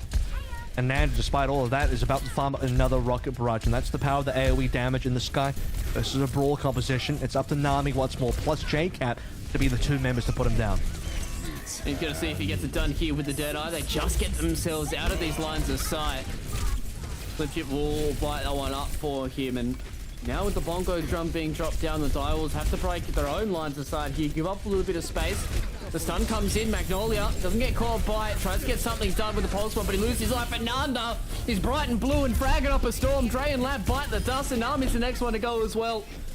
Mind Freak, on the back of a beautiful fire play once again, get themselves a kill. Nanda will happily oblige by taking over back to spawn, and it just feels like every single moment of these maps, you're looking towards these DPS, you're just like, when's the frag movie coming? You know it's gonna come. Yeah, it's imminent. 3 minutes 20 remaining. Still a lot to play for on B. No more rocket barrage available for Nanda, but there's going to be the Valkyrie for Winter. Pops immediately. Looking for the solo shadow, the free shadow from Dre coming up next. Amplified by the window from Lab. That will be what Nami wants to use, and look at that. Winter's gone. Doesn't even need the window. He just finds the shots and what he needs to get done. Nanda being a thorn in their backside here as well, albeit he doesn't have his Mercy to play around with, but the Direwolves getting hit here by this big Bionade means they have to be careful with how these fights are going to go. Nanda, he's got nothing but 30 HP in a dream. He will get helped back up to full HP here by Aki, who's going to be building towards yet another one of those nano boosts as well. And Nanda, being able to stay alive, has done wonders so far here for Mind Freak G. The nano boost comes down. Nami's going to bite it. He's going to eat the rocket barrage as well. That's the only one that goes down. So the Direwolves, albeit they lose some of these members, Magnolia's trying his best, but there's just so many members dying for the side of Mind Freak G, and that's going to be point B done. That team kill on top as well, so 3 minutes 52 seconds is what they get for point C. Wow, I mean, the goal for Nanda was to take down Nami first. He doesn't want to eat any of the damage coming through at all. So they get rid of that target, but what else? I mean, yeah, Magnolia's going to frag with the pulse. The rest of Direwolves are online. They're able to shut down Mind Freak G's attempts. So that's going to result in a cap despite Nami being blown up. The Deadeye still available. Plenty of ultimates in there. Self-destruct is going to be the initiation. It's a massive Bionade once again here, but Nami doesn't lose his life thanks to the Immortality Field, and the beat gets dropped as well, and Direwolves, they're getting the frags they need to here. Beautiful stun comes in once again from Nami. They eventually confirm that kill onto Magnolia, and this cart has not stopped moving. Hype train all the way through Numbani, continuing to go. One final fight here for Mind Freak. They need to get something done. The ball goes all they get. Slipchip bites the shatter. That means that he's going to be losing his mech here. He's going to try and get the reset. Elva takes down Winter, so they don't have their Zenyatta to play around with in this window in the backline. So hard for them to play around with. Dre eventually will lose his life, but Nan decided to open up here on the Hanzo. Magnolia, again, looking to try and hold this off for Mind Freak G, and they've done it. They've at least repulsed Direwolves for now. They were trying to get that final push through there thanks to Bertlog, but it's not going to be enough for them, and Mind Freak G push them back around the corner and get them to reset. Nanda versus Nami, the duel of fates continue ever so further forward as we look at a situation. Double off tanks being traded. J-Cap for Slipchip, both gone. Dre, for whatever reason, decides to go for a charge into a wall, so his shield comes down. Perhaps he lost his shield anyway. Nanda takes that opportunity to completely frag out. Arrows unimpeded. Now it's Nami's turn. Magnolia's fallen down. He seems to be able to find absolutely everybody in whatever way, shape, or form that he can, and Nami, again, looking in the back lines here to see if he can try and help out his boys to get this Numbani done and dusted, but Magnolia has other plans. Nanda has other plans as well. Winter will lose that fight there to Nami, as you would expect as the Zenyatta, but everybody else on the front lines have done their part, and they've pushed Direwolves back once again. Kev, a minute 44 to go, and a few more ultimates expended. And this is the thing, right? We're at the final part of C, where it's so close to defender's spawn. You have to overcome the defensive spawn advantage by such a large margin. You need plenty of ultimates. You're going to need this EMP as well. The EMP is going to have to be farmed in the middle of the fight because the rest of the team is ready to go. Window will be the setup here, and Nana does not have a Dragon Strike to counter. Deadeye comes in as well. Everybody going away, but Magnolia doesn't get his head out of the way just in time. Means that Nami opens up once again. In the previous series, it was him that was getting a lot of these frags as well, and J-Cap takes him down, and he said you had to overcome this spawn advantage, and if they're all dead, super easy to get done. And 1 minute and 3 seconds to go here, so a full complete for the Direwolves. And not even an EMP required. 87% for Elva there, 13% to go, and if the fight had extended further, I'm sure the EMP would have come into play, but just unnecessary at that stage where Direwolves enter with a window plus a Deadeye. That Deadeye, by the way, snipes down Magnolia, who for whatever reason was blinking forward towards Nami and gets easily fragged up. Now, I could understand that play if Magnolia had a pulse bomb. It's very common to have the pulse bomb land on a Deadeyeing Creed just simply because you're standing still. However, wasn't there, so Magnolia kind of fed. I'm not exactly sure. Maybe he was thinking he had an angle to get a free kill, but Nami pulls the trigger far too quickly for that, and Direwolves push back Mind Freak, who can't get any trades they would have needed. At least some trades in response, a couple of frags for that defender spawn advantage to actually kick in. And that's just not how it worked out there for Mind Freak. So now they get to set their attentions onto attacking rather than defending. At least there's a line in the sand for them. They know where they have to get. They know how fast they have to get there. And they know that they have to send us around once again. Otherwise, Direwolves going to go up 2-1 in this series, put themselves in prime position to make this a back-to-back championship. And once again, as Kev has been iterating, this is the final competitive series for Overwatch 1.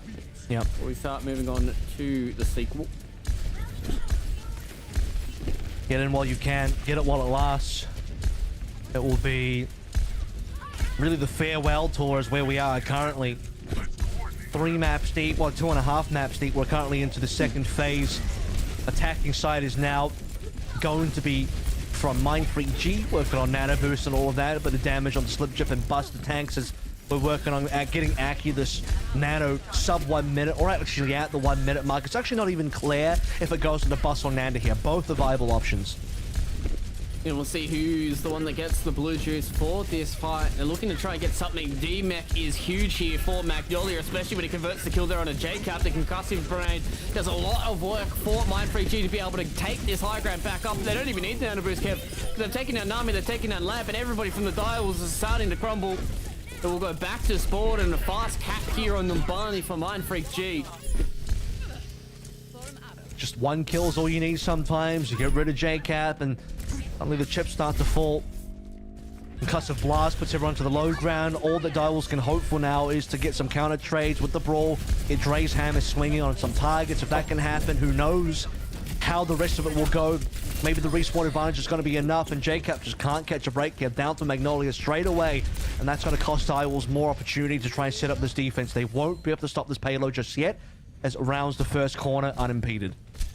Yeah, J-Cap seems to be copying a lot of the attention right now from Mindfreak. Just trying to make sure that his off-tank just can't play around with that defense matrix to make sure that it just kind of alleviates a lot of the pressure for the rest of Mindfreak to continue this frag going. Now Elva getting low. They're doing the loop-de-loop. Are the Direwolves? They're going to see if they can get a little bit of this backwards action. And Buffs is trying to throw these angry hands around. Hasn't connected on anybody just yet. Nami does take down Nanda, and he gets a kill onto Winter as well. So a frag movie for the man on the Kree once again, but Magnolia and Slipchip, they've got other ideas. They continue to push this cart.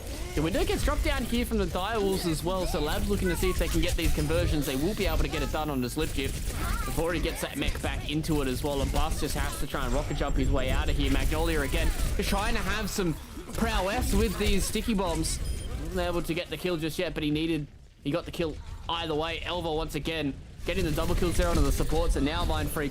Surely this is going to be the reset they need.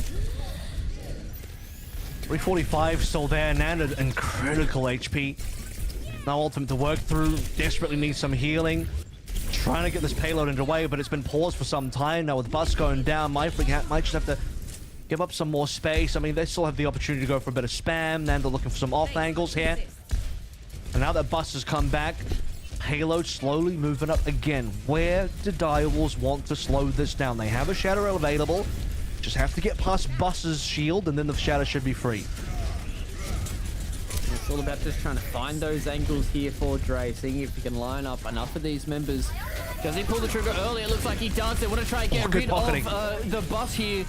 They do get him down nice and fast, so Mindfreak G do not have their Winston to play around with. Big play there from the Direwolves. They tried their best with the defense matrix, and Aki joins him in the spawn room as well. So the Direwolves grind this one to a halt once again off the back of a Shadow. See that nearly had Bus's life saved by Slipchip there, who puts the defensive matrix out. I'm pretty sure, though, unfortunately, the defense matrix ran out of resource, so you couldn't quite hold it down long enough to protect it from all the damage. All of the damage coming through from Nami eventually, who was just swinging on in with the right click. Bit of a pause here as Nano comes over towards Bus. He'll need to use this to build that primal. Yeah, Aki unfortunately was locked on by over there. They did drop a beat for the side of the Direwolves to at least see if they can get a bit of space here, but these frags are just going the way of the Direwolves once again here. Nami has to try and get himself away from that, and Bertlog will connect on the kill onto Nanda. And so the Direwolves once again, they win a fight. They drop the beat for that and a window, and now they've got control of the point. Nano just resetting there towards the end. He knows it's over. Don't want to be staggering yourself for too long. Plenty of ultimate, so I mean, this is the opportunity. If there was one shot for Mindfreak to get this payload moving again, it is right now. We have ultimates coming online. Both your supporting Flyer and the Mercy and the actual fire itself with the barrage. Very important. It's the Deadeye you have to be concerned about. Slipchip has to be on top of Nami to prevent that from getting anything done. And speaking of, this man just seems to be able to hit the heads whenever he needs to. With so much pressure onto Mindfreak G that Nanda again, he's just trying his best. The pulse bomb goes down to so much damage there to Nanda. And again, they're just walking forward here with the Deadeye, seeing if they can find any of these members. The bomb's going to come in, doesn't collect onto anybody just yet, but that means they've got space for the rocket barrage. Magnolia takes down Dre, so they don't have their Reinhardt to play around with, and Nanda is able to just take to the skies and take down so many of these Direwolves members. They're going to get point B cap. Even off the back of some brilliant Nami headshots, still not enough to repulse Mindfreak G. Well, you got to push Nami back around. The self-destruct does exactly that. That's going to buy the space, like you mentioned, for Nando to finally get this rocket barrage coming on through unimpeded, nothing to stop him. There isn't going to be this Nami hit scan blowing Nando out of the sky, so 2 minutes now to try and get this across the board. It's about a minute away from reaching the time bank secured by Direwolves on their attacking side. Aki's got an angle that he's going to catch too. Oh, he's looking to see if he can take down Nami. It looks like they do get that with the connection. And they throw out a nano boost as well on Navas, who's big, blue, and scary. He's throwing his hammer around. They take down Dre, who eventually was able to clean up Aki. But it's not going to be enough for the Direwolves to hold this fight, so it's a big clean kill for them. And now Mindfreak G are just going to walk forward around the corner here as well. And Nanda, again, just being a thorn in the side of the Direwolves. And Mindfreak, that was a beautiful setup from them to Aki. Yep. A little bit of a weird angle, but it worked out. Good creative play, doesn't get checked out at all, so it's going to be a great catch, and Aki with another catch. It's a sleep down to Aki, confirmed then by the Bionade. Pulse Bomb off the table now. This is going to first force Vertlock to potentially go for a sound barrier. Goes for it indeed, and Nanda's down as well. Yeah, they do take down Nanda off the back of Nami just being able to put his head on a swivel, though. Can't get away from the sticky. And Magnolia, again, just fragging up a storm, loses his life to the self-destruct coming in from JCap, though. Who isn't able to stay on the field. Slip Chip is still keeping himself alive, and now they've got the reinforcements from Mindfreak. The Direwolves, they don't have Dre to play around with just yet. He is finally returning to the battlefield. And with a few more of these ultimates coming up from Mindfreak, it's going to be hard for the Direwolves to hold here. Shadow will decide this now. If he can get it over Dre, land it through the shield when Dre isn't looking, that would be ideal. That's exactly what Bus is wanting. Self-destruct to try and turn Dre around, but he'll just go towards the flank instead. And now he's nano boosted as well. He really wants to try and utilize it, but Nami with the Deadeye is able to buy the space they need. Bus takes down Dre, and now he's still got everything he needs to continue to swing this hammer around. He was able to get him done with the Earth Shatterer, and they're taking down so many of these Direwolves players as they try and defend their spawn. We're going to get closer to that overtime, Kev, but Mindfreak, I think they've done enough to be able to get this one done. JCap is trying his darndest to stay alive, and Dre is finally back with his own shatter. Bus has to try and play around with this as much as he can. Dre tries a little shit on him, but it isn't going to be it. Nami with the big punches onto Nanda is able to take down that pesky little DPS, and they've lost 3 members, and JCap's done it. The Direwolves have done it. They're going to win the second map here, Kev. Put themselves in pole position for this grand final. There still is a few more maps to play out here, but Direwolves put themselves 2-1 up in the series so far. And on the map pick of Mindfreak as well, so that's going to be an important one. Whenever you can win your opponent's map picks, it's very important. To be fair, Mindfreak also did win Lijiang, which was the map chosen by the side of Direwolves. So it's kind of 1-for-1 in pieces there. Hanamura obviously was the map going the way of Direwolves, which was a successful map pick into a win. But time was not on the side of Mindfreak at all there. Had Mindfreak had capped, I think they would have done it in the overtime, which means they would have been playing for a draw scenario, and there is no possible win there found. If the OT is claimed, it would have been, what, 2 minutes of time back there? Or what was it, a minute of time back there? Versus 0. So it's just enough to get Direwolves into a position where they would just have to cap the 1 point or go for a draw. A draw would have been quite disappointing. So in some ways, this is more of a decisive way to get it ending where you actually have a team win than otherwise. The fire works until you get towards C as well, which that's really a rough point for fire. So I think when you look at Mindfreak and where they are strong, especially versus the compositions that is being played by the side of Direwolves, eventually you're going to have to get off the fire. That's why Nanda goes towards the Hanzo for the C point. But the Hanzo is going to only do so much. By the way, he goes Hanzo for attack and defense, so it's both sides. It's just the fact that if you really wouldn't want to win off a fire, you have to win off A and B. Yeah, and you have to get that snowball going super hard into that point C as well, but just wasn't what worked out there for Mindfreak G, and this is such a tight series between both these teams that as we go into map number 4 here, Kev, it's going to be a very interesting tale for us to see, you know, whether or not that, you know, they want to defend first or whether or not they want to attack first here for the Direwolves, depending on, you know, what they really feel like they need to do. You know, obviously they're liking to attack first in these maps, so they do get to choose. So maybe feeling like just putting that little bit of extra pressure on Mindfreak G is what's going to be able to get them over the line. Well, Mindfreak G, I think if they go towards one of their favorite maps, for example, Rialto, where fire is viable again, which in the asterisk I'm going to lay on this is the addition of going to Rialto is not like an auto win for a dive or a fire team. They still have to win off A and B. So it's the same story as Barney. If you're going to go to a map like this, you simply must get your win by holding A, holding B, and then on your attacking side, capping through, and that's all you need. At worst, you must finish this map and hold before it goes into the indoor section of C. Once we complete the map and we have to go indoors on C, fire is not really viable anymore. So that's a concern for a team like Mindfreak. Otherwise, I mean, Havana's also there. You can play the double shield. You have to be wary of the fact that, yeah, Direwolves probably go back towards the Ryan Brawl again for a map like Havana, especially for the spawn hold at the start. That's probably the one part you're going to have to be concerned about. The slightly more concerning thing is that if they do win this map and we go back towards a Direwolves map pick, I suspect they'll probably go to somewhere like Nepal, which is probably a little bit more favored than wanting to play the Brawl. And then when we get towards the end and map number 7 is Escort, you've lost your ability to go to Rialto because you would have had to pick it now. Yeah, and I think that's the kind of interesting dynamics that we've got here in this, you know, kind of loser picks in these map pools, right? Because it's all about trying to get that extra bit of an advantage. And if you utilize it now, where you have to, when you kind of backed against the wall, you know, it is a 2-1 scoreline. It's not like it's match point, but you never really want to give, you know, the previous champions a match point or a championship point at that point, because then it's going to be a little bit too rough for you to try and come back to. And Kev, you are correct. It is going to be Rialto for us here onto our 4th map. Glad you never doubted me. I never doubt anything Overwatch related, Kev. You're my mans. That's all I'm saying. Take my word for it. This is the right choice. Havana will be down the line, I'm sure. As Route 66 would probably be a little bit too good for the side of Mindfreak, which actually does mean, you know, as much as I say, like, yeah, you lose Rialto here, you could technically still go to Route 66 if it's your map pick on number 7. But for it to be your map pick on number 7, you would have to reach match point first, I think. So we're at this sort of stage where to even get that snow, you have to prevent Direwolves from getting their 3-1 currently.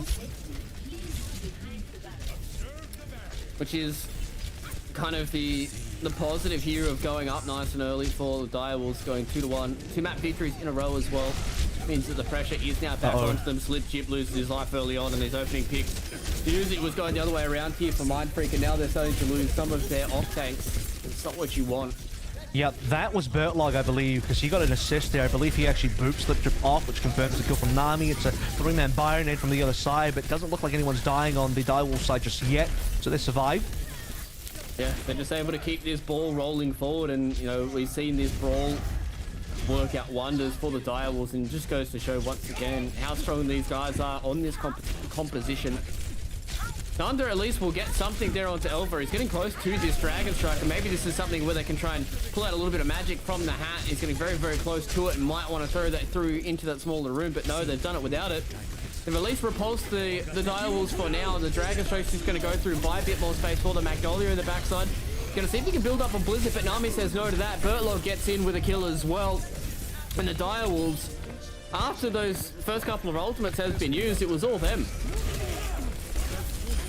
I mean, Direwolves had a great start on this opening attack. They get the first kills. They're rolling through into the courtyard. No issues. Ideally, if you were a double shield composition, you were stopping Direwolves from even entering the courtyard. You were successfully poking them out.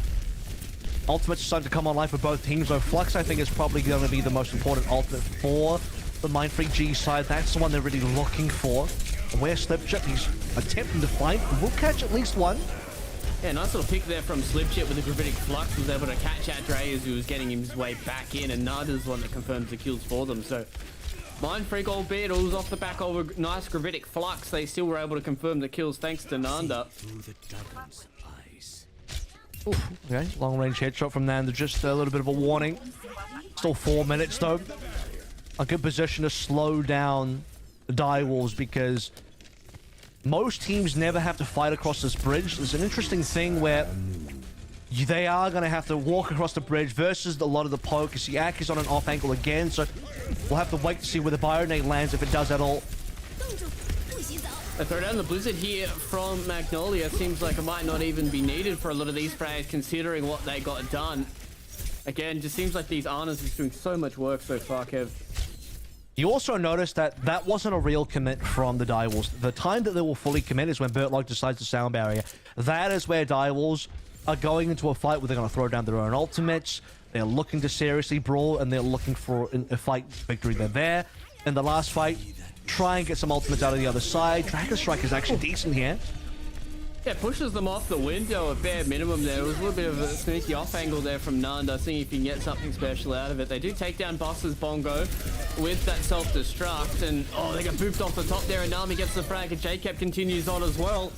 And the Direwolves, it seems like it's either one way or another. Slipjip at least gets the consolation prize of Nami, and they're into the back line, so maybe a little bit of a do-si-do between both these teams.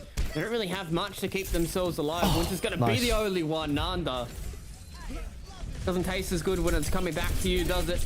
His dirty right clicks there from Elva. Could be a Blizzard force here as well if things go poorly, but the fight seems to be very comfortable with Direwolf so far. Shadow will be played in, catch a slip chip, and okay, well, Elva's dead, so I guess that option's taken off the table. You can't Blizzard now even if you want to. Just up to Nanda to maybe still clutch it through on the Hanzo, but a lone Hanzo can't do it on his lonesome. Will be pushed away, and you got to be careful here. This could be a late death. Nanda at least trades for himself, so if he dies, which he will, he goes 1 for 1, which is the bare minimum. Yeah, you'll take that. He was caught out in a bit of a rough position there. He does have the Dragon Strike up and ready now as well here for Nanda. Can throw that through.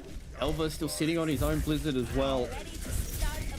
Direwolves team, they've got some area control for them. Really looking towards what Nana can do here with this Dragon Strike. The Blizzard goes down. They've got a Gravitic Flux as well here from Slipjip. Goes all the way up into the air. Trying to pick some people up. See if he can get the kills for it. No, the Immortality Field is there in time. Nana takes down Dre on the backside as well. After that big Dragon Strike from him, Nami tries his best for Ananda impression, but he doesn't seem to need to because he is the man with the frags, and Lab opens up for them. Same with Bertlog as well. These supports are fragging up a storm here for the Direwolves, Kev. Well, it's the window being dropped by Lab that will secure most of that damage. Alba as well locking in a few more extra Mind Freak plays behind the ice wall. And the final fight now, potentially 3 minutes remaining. Pulse Bomb will not really connect, actually. It doesn't do all too much for them, but now Bus is kind of stuck between a rock and a hard place, and with that self-destruct, it's almost certainly sealed it. Aki can't help the boys out. Slipchip said for a long time, same with Nanda, and it's more of a beat for a completion. And now Mind Freak G are going to try their best here to hold off the full complete on Rialto. It's going to be a pretty big time bank for Rialto as well, Kev. 2 minutes, 37 seconds, and the Direwolves, they're in pole position to take this one out. Absolutely, and you know, like I said earlier as well, you need to be winning this on A and B if you're Mind Freak. And to be fair, they are playing mostly double shield, at least on the defense. We'll have to see what kind of composition they have with the attack. If it's very dive orientated, C is going to be a bit of a struggle.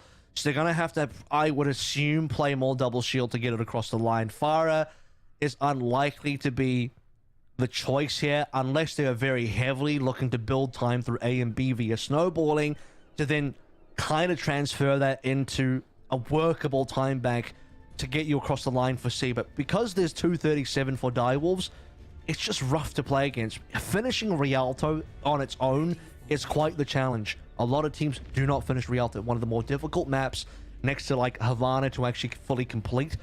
And then on top of finishing with a reasonable time bank like 237, I mean, that is fantastic as a look for Direwolves and a concern for Mind Freak. And yeah, it looks like they maybe will go for the fire, which is going to require them to get a lot of work done on A and B. And Nami's read this correctly because Nami's thinking the possibility of a flyer is there. Once Nanda sees both an Ashe and an Echo, I think Nanda swaps off. Well, we've seen him play into these flyers before, but maybe there might be the play here for Nanda. Again, backs against the wall here for Mind Freak G. They lose this map. It's a 3-1 scoreline for the Direwolves. That means they are on championship point for the second time this year, Kev. Which is a mean feat in and of itself. Winning 2 Overwatch Contenders titles back-to-back. Yeah. Especially versus strong competition as well. Both sides definitely taking a bit more effort this time around, considering that Mind Freak did take a map a little bit earlier. Still definitely not over. Bertlog eats a direct rocket from Nanda. That could have resulted in a kill if there was any damage follow-up. And that would have been the most important kill as well, but this is the difficulty, right? Nando's up against a flyer on the other end with Elva's Echo. Army in a bit of trouble, but is having his life saved by the Immortality Field. Yeah, just weren't able to convert on that kill just yet. Oh, they were so close to taking down a Winter, but Nanda, he gets confirmed on there by Nami over on the boys, and that means that now he doesn't have to set his attentions onto the skies, and he can set his attention onto the ground. And you can see now with this laser beam going through, they convert on the kill. Elva takes down Aki and Mindfreak G. Back to spawn they go. I'm gonna have the reset going here. Bus is gonna try to be a little bit of a nuisance in their backside to see if Nanda can open up some sight lines for them. But it's more just going to be respawn. Simulator takes that one, says Nanda. Takes down Elva directly in the skies. Now he's got a rocket barrage as well to play around with. Magnolia's got this pulse bomb, and Mindfreak G, albeit a rough situation for them to be in, they've certainly started to pull this one back. The Sick goes in. He doesn't even die because of the Immortality Field. But Nanda is now able to stay in on the front lines. They have to play around this window. So hard for them to get away from Nami here if he hits some of those headshots on the Ashe. They haven't stopped the momentum just yet. It's been more kind of stunted, and they have the nano boost as well as the rocket barrage. He's trying to fight Elva in the sky. He isn't able to get it done. He's so low. How do they still keep him alive? The double pocket is enough for Nanda to stay alive and in the skies. It means now that Mindfreak G, they've cracked this one open. We'll be able to get more progression on the cart too. Well, he's got to get down the Ashe of Nami so far, but that's only one part of the equation. Winter falling is really awful for Mindfreak, because that's what they need to keep Nanda in the skies. And you saw the amount of damage going back over towards Elva, who was nearly dead as well. Burlock even eats a direct rockets for Elva to make sure that his Echo wasn't going to go down. You cannot lose both Nami and Elva at the same time. And you see the amount of priority that Mindfreak put on taking both of them down. You can get one, but they so far haven't gotten both. And they were trying to do that just then. Now Elva turns into the wrecking ball himself, seeing if he can build up a minefield on the backside. Bus is being such a nuisance here on the ball. We'll lose the duplicate early on here. Nami's getting so low, eating some of those rockets as well. But Elva still such a nuisance on that Echo. Magnolia just hasn't been able to get that connection just yet on the pulse bomb like he would like to. So tight between so many of these DPS, and none until they get that one done. The coordination from the direwolves is on point. I mean, you have multiple players that just scope in, take the shot through, and now that's going to be a difficult situation for Mindfreak. Great trade onto Elva. I don't know if either side can go for a res. Certainly now onto Nanda, who's already back in. Flux to try and go for a connect here, looking for the backline, and that's going to be the Astronomy. Yeah, can they get the connection? Can they get the confirmation? They can't just yet. They will at least force him back, but Elva has come back on this Widowmaker and is starting to frag out. There was a nano boost there onto Nanda, who once again does have another rocket barrage in his pocket, but they just haven't been able to get these connections yet, Kev. And it feels like they've been here for absolutely forever. The rocket barrage goes down, but Elva lines up the headshot, takes him down. He's looking now for Aki. He wants to get this Ana, and even if we go into overtime, Kev, it's going to be such a hard push for Mindfreak to try and complete this map. Like I said, you need to be winning on A and B, and so far this is not looking like a W to me. Less than 10 seconds to go. Nanda on now. Genji with minimal support. It's the pulse bomb or nothing. Winter on a Lucio. Could it be the last fight here? Is it going to be the 3-in-1? It's looking kind of likely here. The overtime is starting to tick through. There still is hope for Mindfreak G, but they've got so many issues they have to try and deal with here. Nanda's going to try his best with this Genji on the backside. Cops a little bit of a headshot flicker. Now the rest of Mindfreak have cracked this one open, so we're going to go a little further in Rialto, Kev. Everybody was setting their attentions onto the pesky little Genji. Yeah. But it was the front line that was the issue. Oh, we took a look at the content beforehand where Bus was saying, look, if I'm feeding in the back line, I'm just trying to get attention away while my team is doing all the work. And that you can extend to Nanda with that specific player there. The Genji of Nanda in the Opera House, taking the attention away from both Elva and Nami. Both of the DPS on Direwolves were trying to get this Genji down, which means they weren't focusing damage on the actual point itself. That's going to result into a cap now. 2:30 is the original time they'll have to work with after capping A. They need a speed through B for any hope of finishing the map. Yeah, we've seen how notoriously hard C has been to get through on Rialto. Needs to be a bit of a speed run here from Mindfreak G. Nanda loses his life. Aki. Next one with the focus on him. Magnolia with this nano boost is trying to get it done. He does. With the help of some of his boys, they do take down the 2 DPS coming in from the Direwolves, but there's still so many more members for them to try and cut through. They've got a pulse bomb here, goes down onto the ground. Magnolia gets a little bit of a unfortunate pulse bomb. Doesn't go the way that he would like to. And now Direwolves stabilize and we calm down a little bit. I mean, the fight was over anyway, so I'm not too sure about the pulse bomb. Maybe he believed his team was respawning quickly enough and just right behind him. It's going to be the full reset, 6v6. Nano also being used means no Nano Blade, and that's another win condition taken off the table. Last minute now, and it does seem like if Mindfreak cap over B, they're gonna be doing it in OT, which means they only have 130 to finish the map. No matter what happens here, they are not going to match the time of Direwolves. And that's a unfortunate prospect now for Mindfreak G. It's all about getting what you can, and now with that team fight going so in favor of the Direwolves, even more time being burnt for them as well. Mindfreak, he's getting reset once again. What do they got coming up for him, Kev? A beat? That's it. And a Dragon Blade. Yeah, it's going to be a beat blade.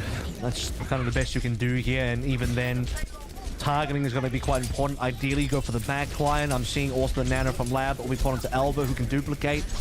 It's not looking comfortable. Magnolia on a Reaper even. They're just looking for longevity here. They're looking for sustain. And they need as much as they can in all regards. The familiar music starts to ring true here in the ears of the players and us as well. But look, Elva takes down Aki, and now it's going to have to be a big frag montage here from Nanda. Try and pull this one back. They're not so close to point B here where it can just be a little slip of the tongue and they get in towards it. It's going to have to be a big team fight victory, but Bertlow takes down Nanda. Bus loses his life there to the bomb of Elva. And it seems like for the final time, Kev, we're going to say goodbye to Rialto here as the Direwolves, they take a 3-1 lead here in their grand final, in the final competitive series of Overwatch, and in Overwatch Contenders Australia Season 2 of 2021. And the Direwolves, they're getting it done. It's looking more and more favored for Direwolves. It's back-to-back map wins now against Mindfreak's map picks. These are map picks that are kind of favoring the dive comp. So we've gone to Numbani. All right, that should be a good one for Mindfreak. We've gone to now Rialto, which for similar reasons, you'll either play the double shield or it's great for Farah. Both were actually played by Mindfreak, but you have to look at the counters coming through from Direwolves. They simply just play the standard Ryan Brawl on attack versus the double shield, and they kind of run it over. It didn't take them too long to get past A. Bit of a speed run, honestly, all things considered, for Rialto to finish with 237. That's a great time for Rialto. Then on the defense, it's Hitscan Ash plus a Flyer and the Echo. Bad news for a Fire. Playing into both of those heroes at the same time is extremely difficult. If that wasn't hard enough, Alva then goes over towards the Widowmaker for a double Hitscan just to punish Nanda even further. Towards the end, they were relying on a Nano Blade. Aki dies at 97. No Nano to be found. The beat was dropped by Wim to the sound barrier. All of that shielding dissipates, it's gone, and Nano does not get to pull out a blade. He simply dies, and there is no Dragon Blade, no Nano, no nothing for Mindfreak to try and get across B. Yeah, it really did feel like that the Direwolves, you know, something we touched on for the entirety of their regular season is they have been the Brawl Kings. And now it just goes to show that, you know, across a lot of their members, they can play whatever they need to right now. And they are starting to shut down what Mindfreak G have brought to the table. And, you know, it seems like there's a lot of reliance here on this Fire, a lot of reliance on Nanda having these pop-off performances and that giving Magnolia a little bit of that extra space where him and Bus can, you know, try and take out some of this backline. But right now, they just haven't been able to get it done, Kev. And, you know, maybe after this short break they might be able to pull this one back, because right now the Direwolves, they are on championship point. 3-1 scoreline up against Mindfreak G in our grand final. So we're going to take a short break, ladies and gentlemen. On the other side of this, we've got our grand final.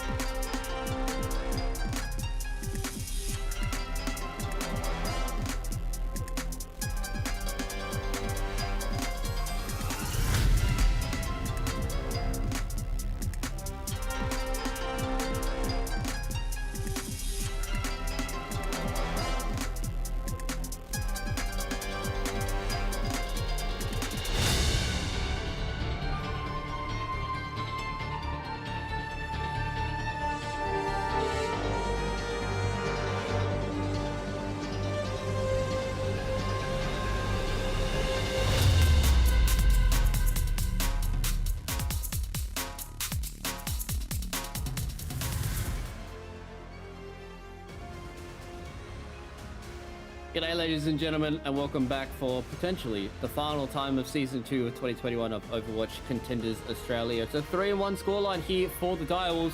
They're on championship point for the second time in this year. And Kev, they're looking good. It feels like that, Mindfreak, they came out swinging from, the first game here, but the Direwolves, feels like they've adjusted, they figured it out, and now they're on the right path.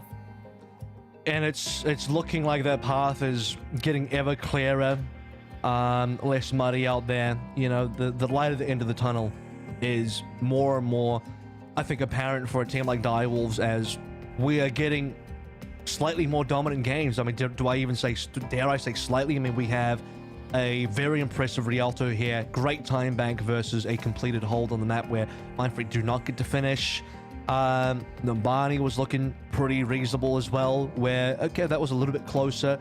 Hanamura was a map that actually went to the time bank, so despite the humongous 550 time bank being put up by Direwolves, it was still a reasonable shot from the Mindfreak side, where they took us through their own time bank. We got both teams playing on the time bank itself, so essentially what's going on is the deeper we get into the series, the less competitive it has been. It's been a little bit more Direwolves dominated every single map, and as we head into Nepal, I don't know, could this be the final map? And I would have expected that maybe Mindfreak take us to Ilios. That's an available option.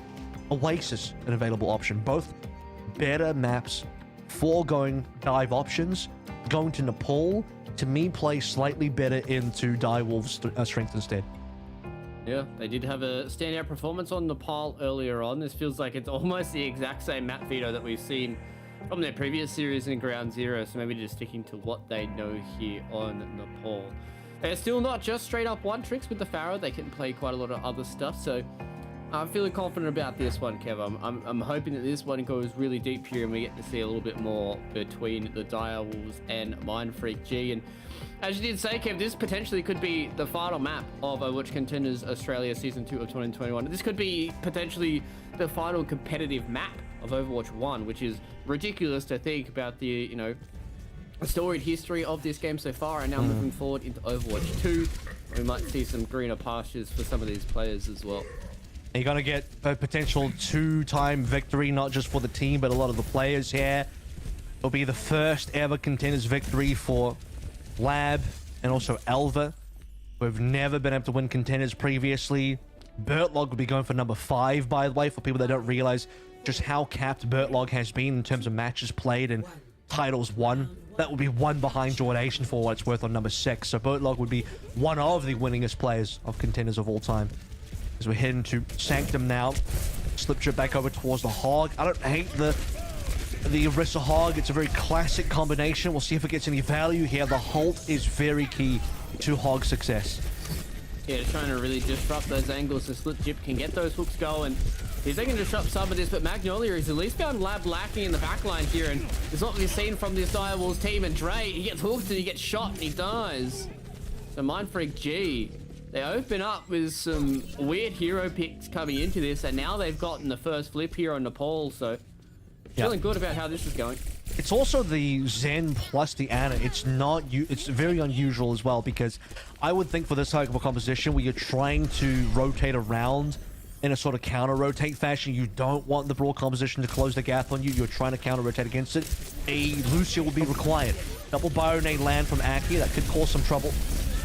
Yeah, unfortunately for Bus, he got stuck between an ice wall and a big sink, and unfortunately for him, he did not want to walk down there, but Nana's starting to frag out as well. Magnolia gets a stick, but it doesn't get the kill. So Nami's able to pick that one up for the Direwolves, and they get moved off the map as well. Slipchip didn't take anybody with him, and they've gotten control back of the point here. They will lose out on their Reinhardt, and Nanda, again, just continuing to frag out on this. Soldier 76 gets a Helix Rocket kill as well, and now sprints and jumps onto the point. So it's only 10% for the Direwolves before Mindfreak G flip it back in their favor. Yeah, it's not been the best run so far from the Direwolves, and they're struggling to maybe close the gap at certain points. They're struggling to be able to clean up the rest of the targets. Like, okay, you got bust early on, you've been able to rotate into him, the wall comes up, you've isolated that kill. How do you get the rest of the members? You've got one TP and you've got straight into a huge Bionade. That's already going to force up the lamp, and that's probably going to be the fight over if Direwolves can't recover. Yeah, they get Slipchip boofed off the point at least there. And now with the attack blaster coming in from Nanta, they really cannot go out and aggress onto the point. That means there's continued percent going in for them as well. JCap stabilizes by taking down Winter, so they only can rely on Aki's heals for now. So this goes down onto the point. I don't know how Bust actually got frozen from that. I believe it was the left clicks coming in from Elva that was able to confirm that onto them, and now the Direwolves are putting their emphasis back onto this high ground. Photon Barrier kind of cuts the point in thirds, it seems, and Slipchip is just going to throw out that whole hog, takes down Dre 4 at 10 HP. Isn't enough for him to stay alive any longer. And albeit seeming like the Direwolves are getting the better of some of these fights, it really just does feel like that Mindfreak team is holding on by their fingertips and making this one hard. Well, they need to find out how they can retake now. Again, they're playing a composition that's been evolving as we get through this map. Now we've got Bust, who's been on a ball for a couple of fights in a row now. Slipchip, who's off that hog. A ball Sigma is a pretty standard comp on more flat maps, so this is a little bit weird of a map to really make that happen. 4-man Byron and a pulse bomb that does stick. He's trying to take down the Immortality Field as well, but they turn around with that Earth Shatter on top, and he tried to stop the pin, but Dre loses his life anyways. The Mindfreak G, they just have the frags they need. They have the clutch power to get this one over the line against the Direwolves. Everyone's so low, they will be able to burn through the remaining members of the Direwolves and get this point back into their favor. So 70% to now the 80%. Yeah. From Mindfreak G. Some good engages. I mean, busted the minefields there as well. Transcendence being clutched from Winter saves Magnolia's life for the most part until the pin comes on through. The fact that Dre had to go for the pin as opposed to being able to just collect the kill off the Shadow alone is quite a lot of investment and time lost. Burlock eating a bit of an early baronet as we head to the first 99%. It will be a nanovisor from the Mindfreak side. This is where it starts to get spooky. This is where the scoreboard pressure starts to come back onto the Direwolves. In comes the attack visor. Now they've got the nano boost on top of it as well. Nana hasn't really been able to connect onto all too much just yet. He hasn't been able to kill anybody with this attack visor. And Slipchip has done enough to take down Burtlock, so they don't have their Lucio to play around with. And now the Direwolves are playing this with only Lab as their best healer. Bus eventually goes off the map, but it's all Nami all day here for the Direwolves to see if he can get something done, to see if he can clutch up. But they've already flipped the point back in their favor. So they don't have to worry about it for now. They just need to stay alive and see if they can reinforce back into this point. Lab's got some good damage in there, but Nanda will eventually get the cleanup required. There's a lot of trades going both ways. This isn't actually very clear for Mindfreak. They might not be able to win this anymore because Magnolia and Nanda down. Lab's damage on the back end is going to force a double 99s. Magnolia now on the trace with Nami's Sombra to go for the final engage here. This is very important here. Could go either way, but the ultimates slightly favor the Direwolves. Yeah, they do throw a bomb on the left-hand side there for the Direwolves. Massive pile driver comes in, seeing if they can take down Lab. They will be able to convert onto that kill thanks to Magnolia. Actually, they haven't been able to kill him just yet. They committed so much time to get it done that they lose everybody else's lives on the other side of this curve. They've got no supports for Mindfreak. Maybe Nanda can get it done, but no. There's a beat in time, and it's only Magnolia that's left, but JCap has boofed him off the point. Wow. And that will be the Sanctum going the way of the Direwolves. It's a good shot from Mindfreak. Pushed it all the way, and Control has been their best game mode of the day. They've gone undefeated on Control. That even includes map number 1, Lijiang Tower, and compared to where we were on Rialto just before, this is a much better look from Mindfreak. The fact that they were able to hit their 0.99 on an unconventional composition, eventually swapping over to something a little bit more normal. Still not really for Sanctum, but they made it work. We'll head over towards Shrine now. Far is going to be the game plan from Nanda. It is the expected Direwolves. Find Lucio Brawl on the other side with the Sim TP. Are they going to be ready for the Pharah again? This is a great position for a Pharah to be in. I suspect that if Direwolves do lose that initial neutral, Nami changes, but guess what? He's actually just going to start out on the creep. It seems like that's his go-to in most of these matchups. He has been really enjoying the Kree across Overwatch Contenders Australia. He just knows Nanda's on the fire straight away. Good read. At this point, it's almost likely that it's going to happen, but Slipchip getting himself a nice little cheeky angle there with the hook was able to take down Nami. Speaking of Nanda, he's the man on our screens right now. Takes down Lab. Burtlock gets the conversion kill on Aki, and so many of these scrappy fights going one way or another. Trade frags on trade frags, but Nanda is the one that's completely untouched here. Same with Magnolia and the Direwolves. You're going to have to go back to spawn to rethink this one. It's going to be the cap going the way of Mind Freak now, so they'll enjoy that. And they haven't actually capped just yet. It will come on through in just a hot minute. Great initial hook from Sliptrip onto Nami just to take hit scan out of the equation, give Nana some breathing space. And with the res, no downtime at all. We're working on this rocket barrage. It is nearly there. So is the pulse bomb. And MindFreak looking to try and snowball this now defense on Shrine as much as possible. Watch the angle for the barrage. He's done such a good job at just trying to find these angles. He was hoping to see a few members there in that little archway to try and throw in the rocket barrage. At least now, the Immortality field has been down. Magnolia was able to burn that one out, and now Lab is the one that goes down for the Direwolves, and they're stuck between a rock and a hard place. They're stuck in this awkward little scenario where they just get rocket barraged. Wasn't even an actual barrage that they needed, but it still is a barrage of rockets. It's the pulse bomb that ends up really forcing the damage in there. The instant Immortality field to try and block it out. Okay, successful. You still ate the damage, your lamp is now gone, and the rest of Mind Freak start connecting the rest of the shots. Magnolia specifically diving in for Lab. Once Lab goes down, or anybody goes down, it could be fight over. Now transfer of heroes as we have Lucio Moira with the zombie coming on through, Nami on a Sombra. They're looking for other viable options to get them into action that doesn't require them to just play into this barrage, which has been blocked out successfully. Yeah, Nanda unfortunately just didn't get any connections with that. Yuzi at least gets one frag on his way out, and they lose Aki as well, so Mindfreak G, albeit they got themselves 70% on the board, it's going to be hard for them to try and stabilize on this point once again, especially with Winter going down.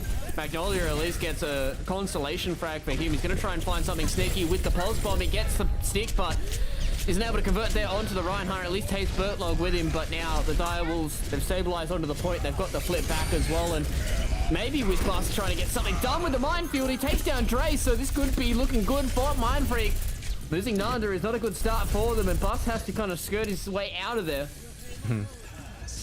Losing Bertlog was costly because that's a sound barrier gone, but as the fight progresses, I mean, here he comes back in. Sound barrier will catch most of his team. Coalescence will carry the rest. Jacob will be saved due to the Coalescence. Albert not so lucky here, 6 week 5 so far. And Magnolia seems to be getting a little bit of space here on the Tracer. Feels like he's virtually untouched so far, and now they're going to go into the backlines to try and take down Dre.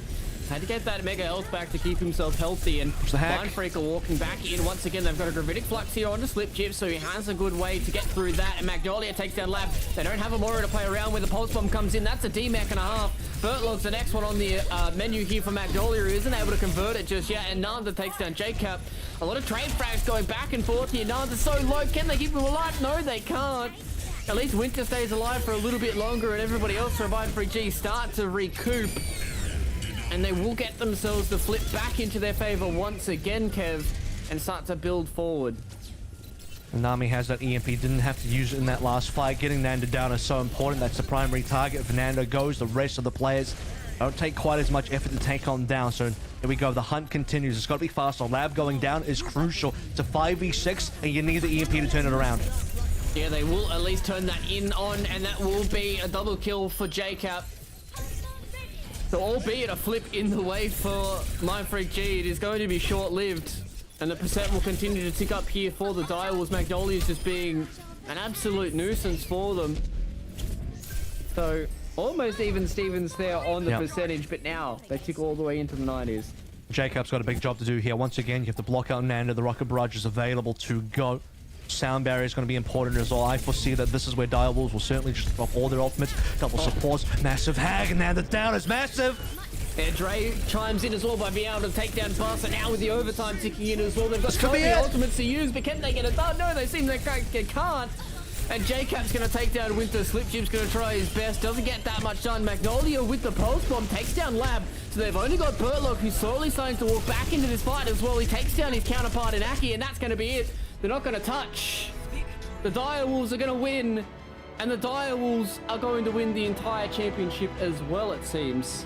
Actually, no, that's only 1-1, isn't it? Or am I wrong? I think I've read the scoreboard wrong. I'm sorry. It seems like it is done. The Direwolves have done it.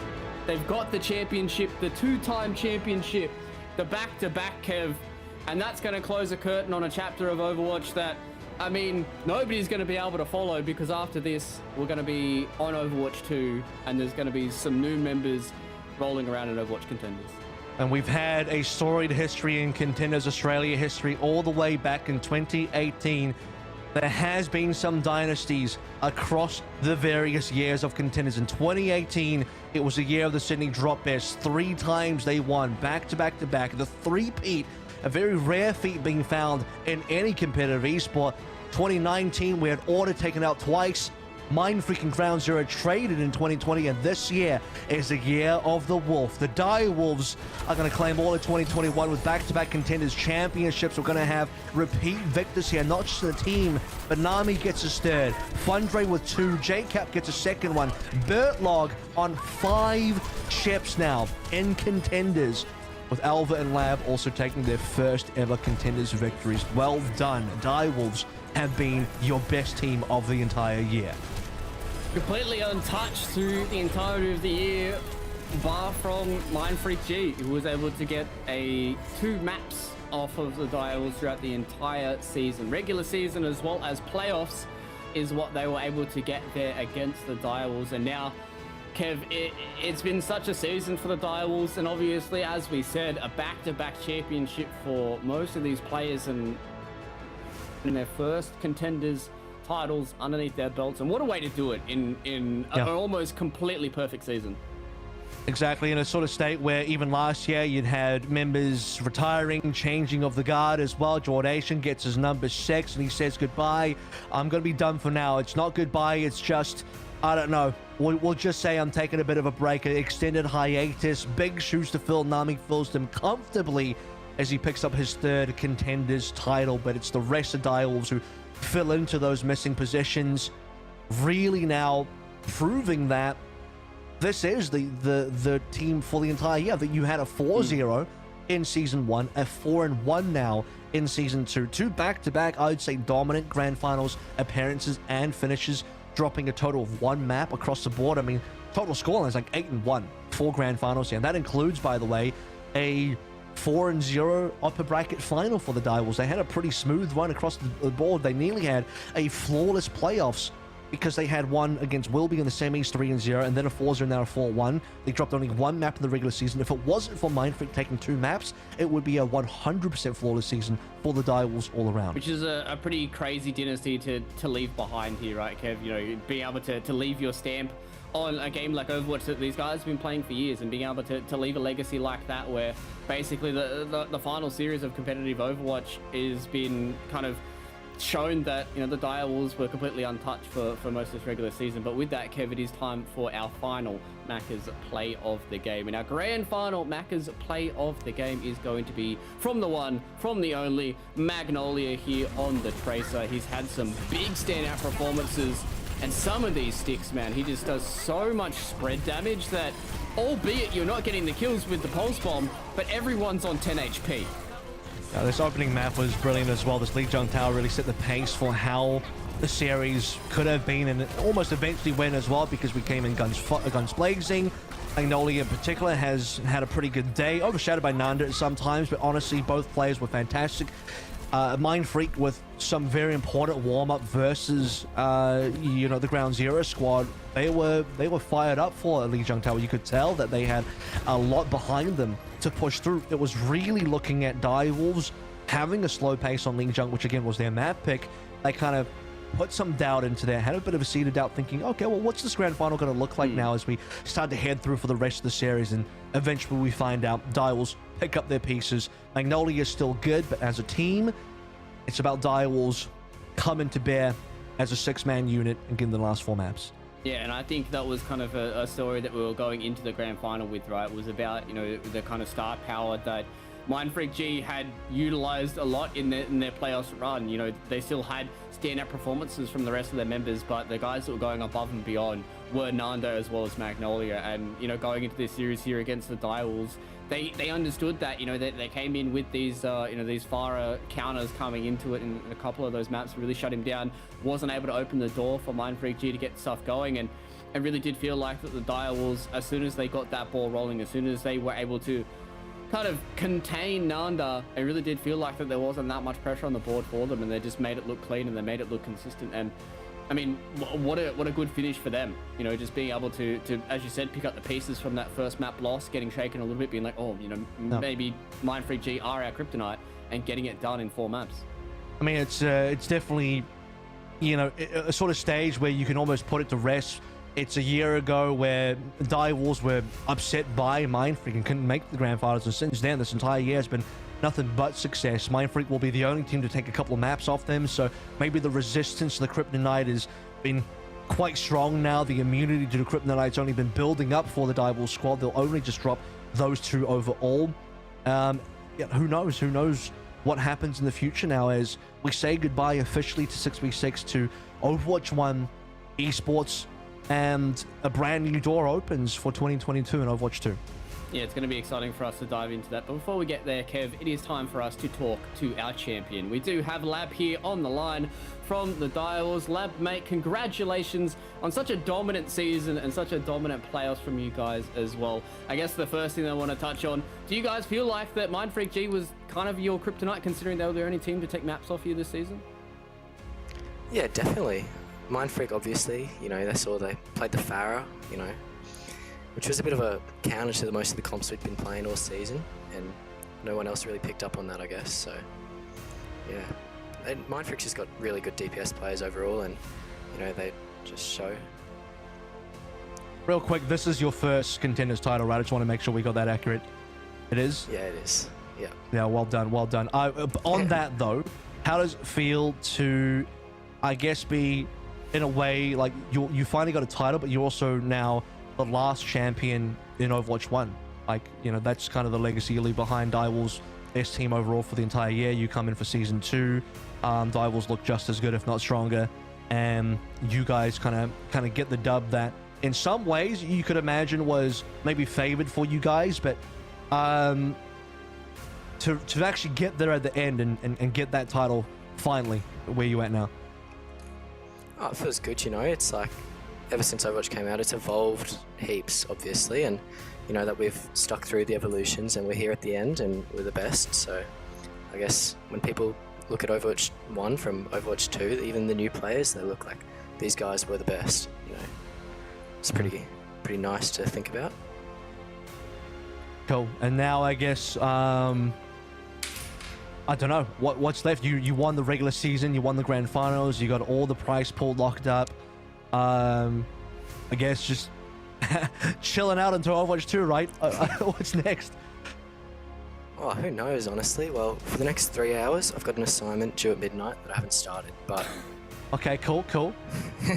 I don't know. I don't know if I'll play Overwatch 2 that much. I've been liking League of Legends recently. That's pretty fun. And yeah, I might just stick to uni and leave Overwatch 2 for the new guys. We'll get you back. Don't worry about it. I'll get you in. It's fine. Probably. Luke? Yeah, I guess the final question for me, Lab, before we let you go start your assignment, is kind of, as I was going to say, like kind of what Kev said. You know, what's the kind of future for you guys moving forward? Is this something that you guys want to stay in for esports as a whole, whether it be Overwatch 2 or something in the future? Is this, you know, the fact that you guys are leaving this legacy now in Overwatch 1, is this something you guys are going to pursue, or are you just kind of happy with your achievements so far across your career? Well, obviously a couple of players on our team really striving to make the Overwatch League, and they're trying really hard for that. Next month we do have this next tournament with some of the top Korean and Chinese teams. So that's going to be good for us if we can perform in that and get the players we want in our, then, you know, Nami can be in our. It'd be great.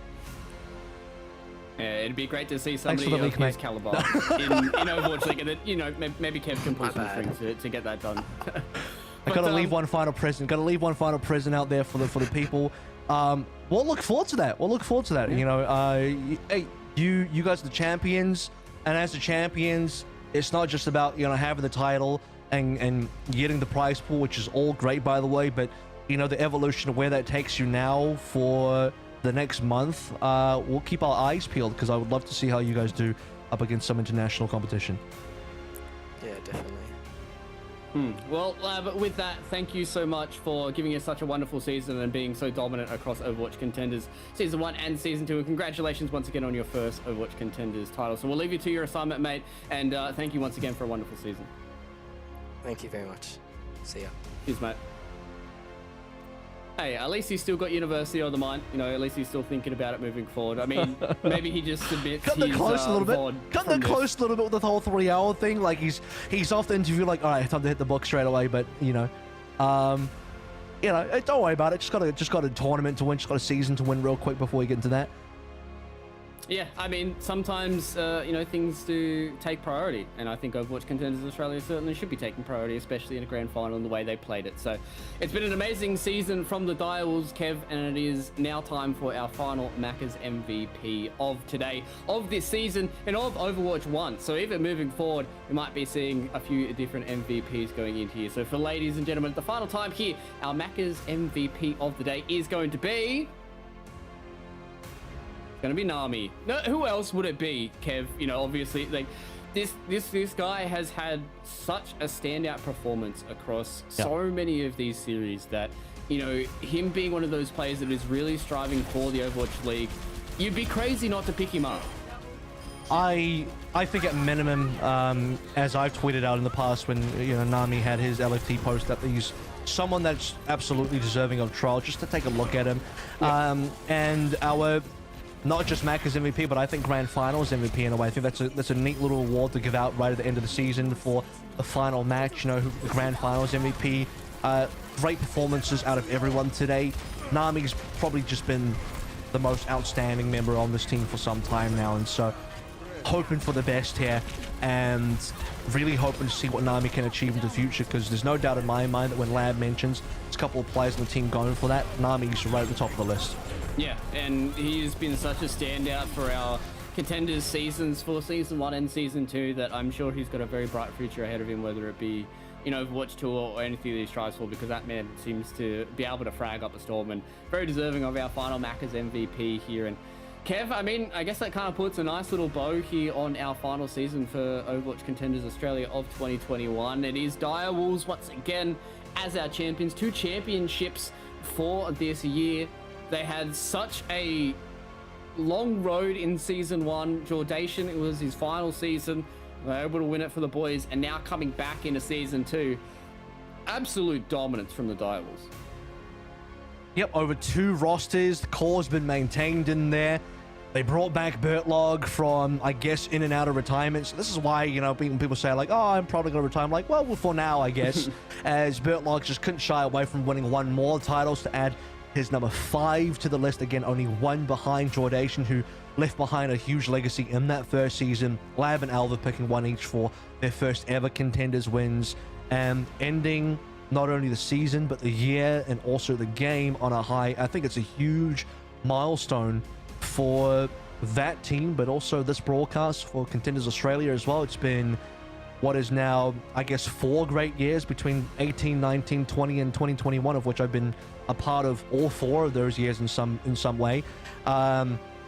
So yeah, it's been quite the journey. I'm very thankful. I'm very thankful to have somebody like you by my side for these last 2 seasons as well, Kev. I think without you on this broadcast, it might have been a little bit of a stinker, but I'm so thankful to have you, to have the broadcast team, and to have this wonderful product for us to put on for everybody at home as well. So with that, ladies and gentlemen, we're going to put a close here on Overwatch 1. We're going to put a close on Overwatch Contenders Australia for 2021 as well, and we're going to put a close on this show. So for the final time of 2021, stay safe, and we'll see you guys in Overwatch 2.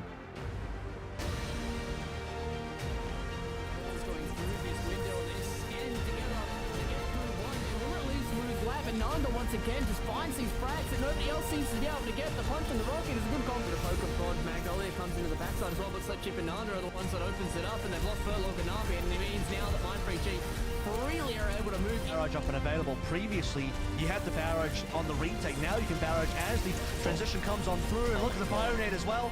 It's just huge. So much AoE from the Mindfreak G team. Mortality fuel or not, it is all this now. Mindfreak G, they don't have the staying power, they don't have this extra shield, and especially with Magnolia losing his life there to Nami. Slip Chip at least wins the fight there against J-Cap, but Nami is on something right now. He wants to hit everybody, he wants it to point, and Mindfreak G, 80% is all they're going to get, 80% is what they get to defend. Elva has some fast hands and some big hands, it seems, on that baby diva. Solo shatter, the free shatter from Drake coming up next, amplified by the window from Lab. That will be what Nami wants, a bit of a pause here as Nano comes over towards Buzz. He'll need to use this to build that primal. Yeah, by the mortality kill. Yeah, just went able to convert on that kill just yet. Oh, they were so close to taking down a Winker, but nothing for them.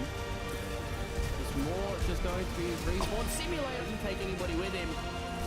and they've gotten control back of the point here. They will lose out on their Reinhardt and Nanda. Again, just continuing to frag out on this. Soldier 76 gets a helixtron.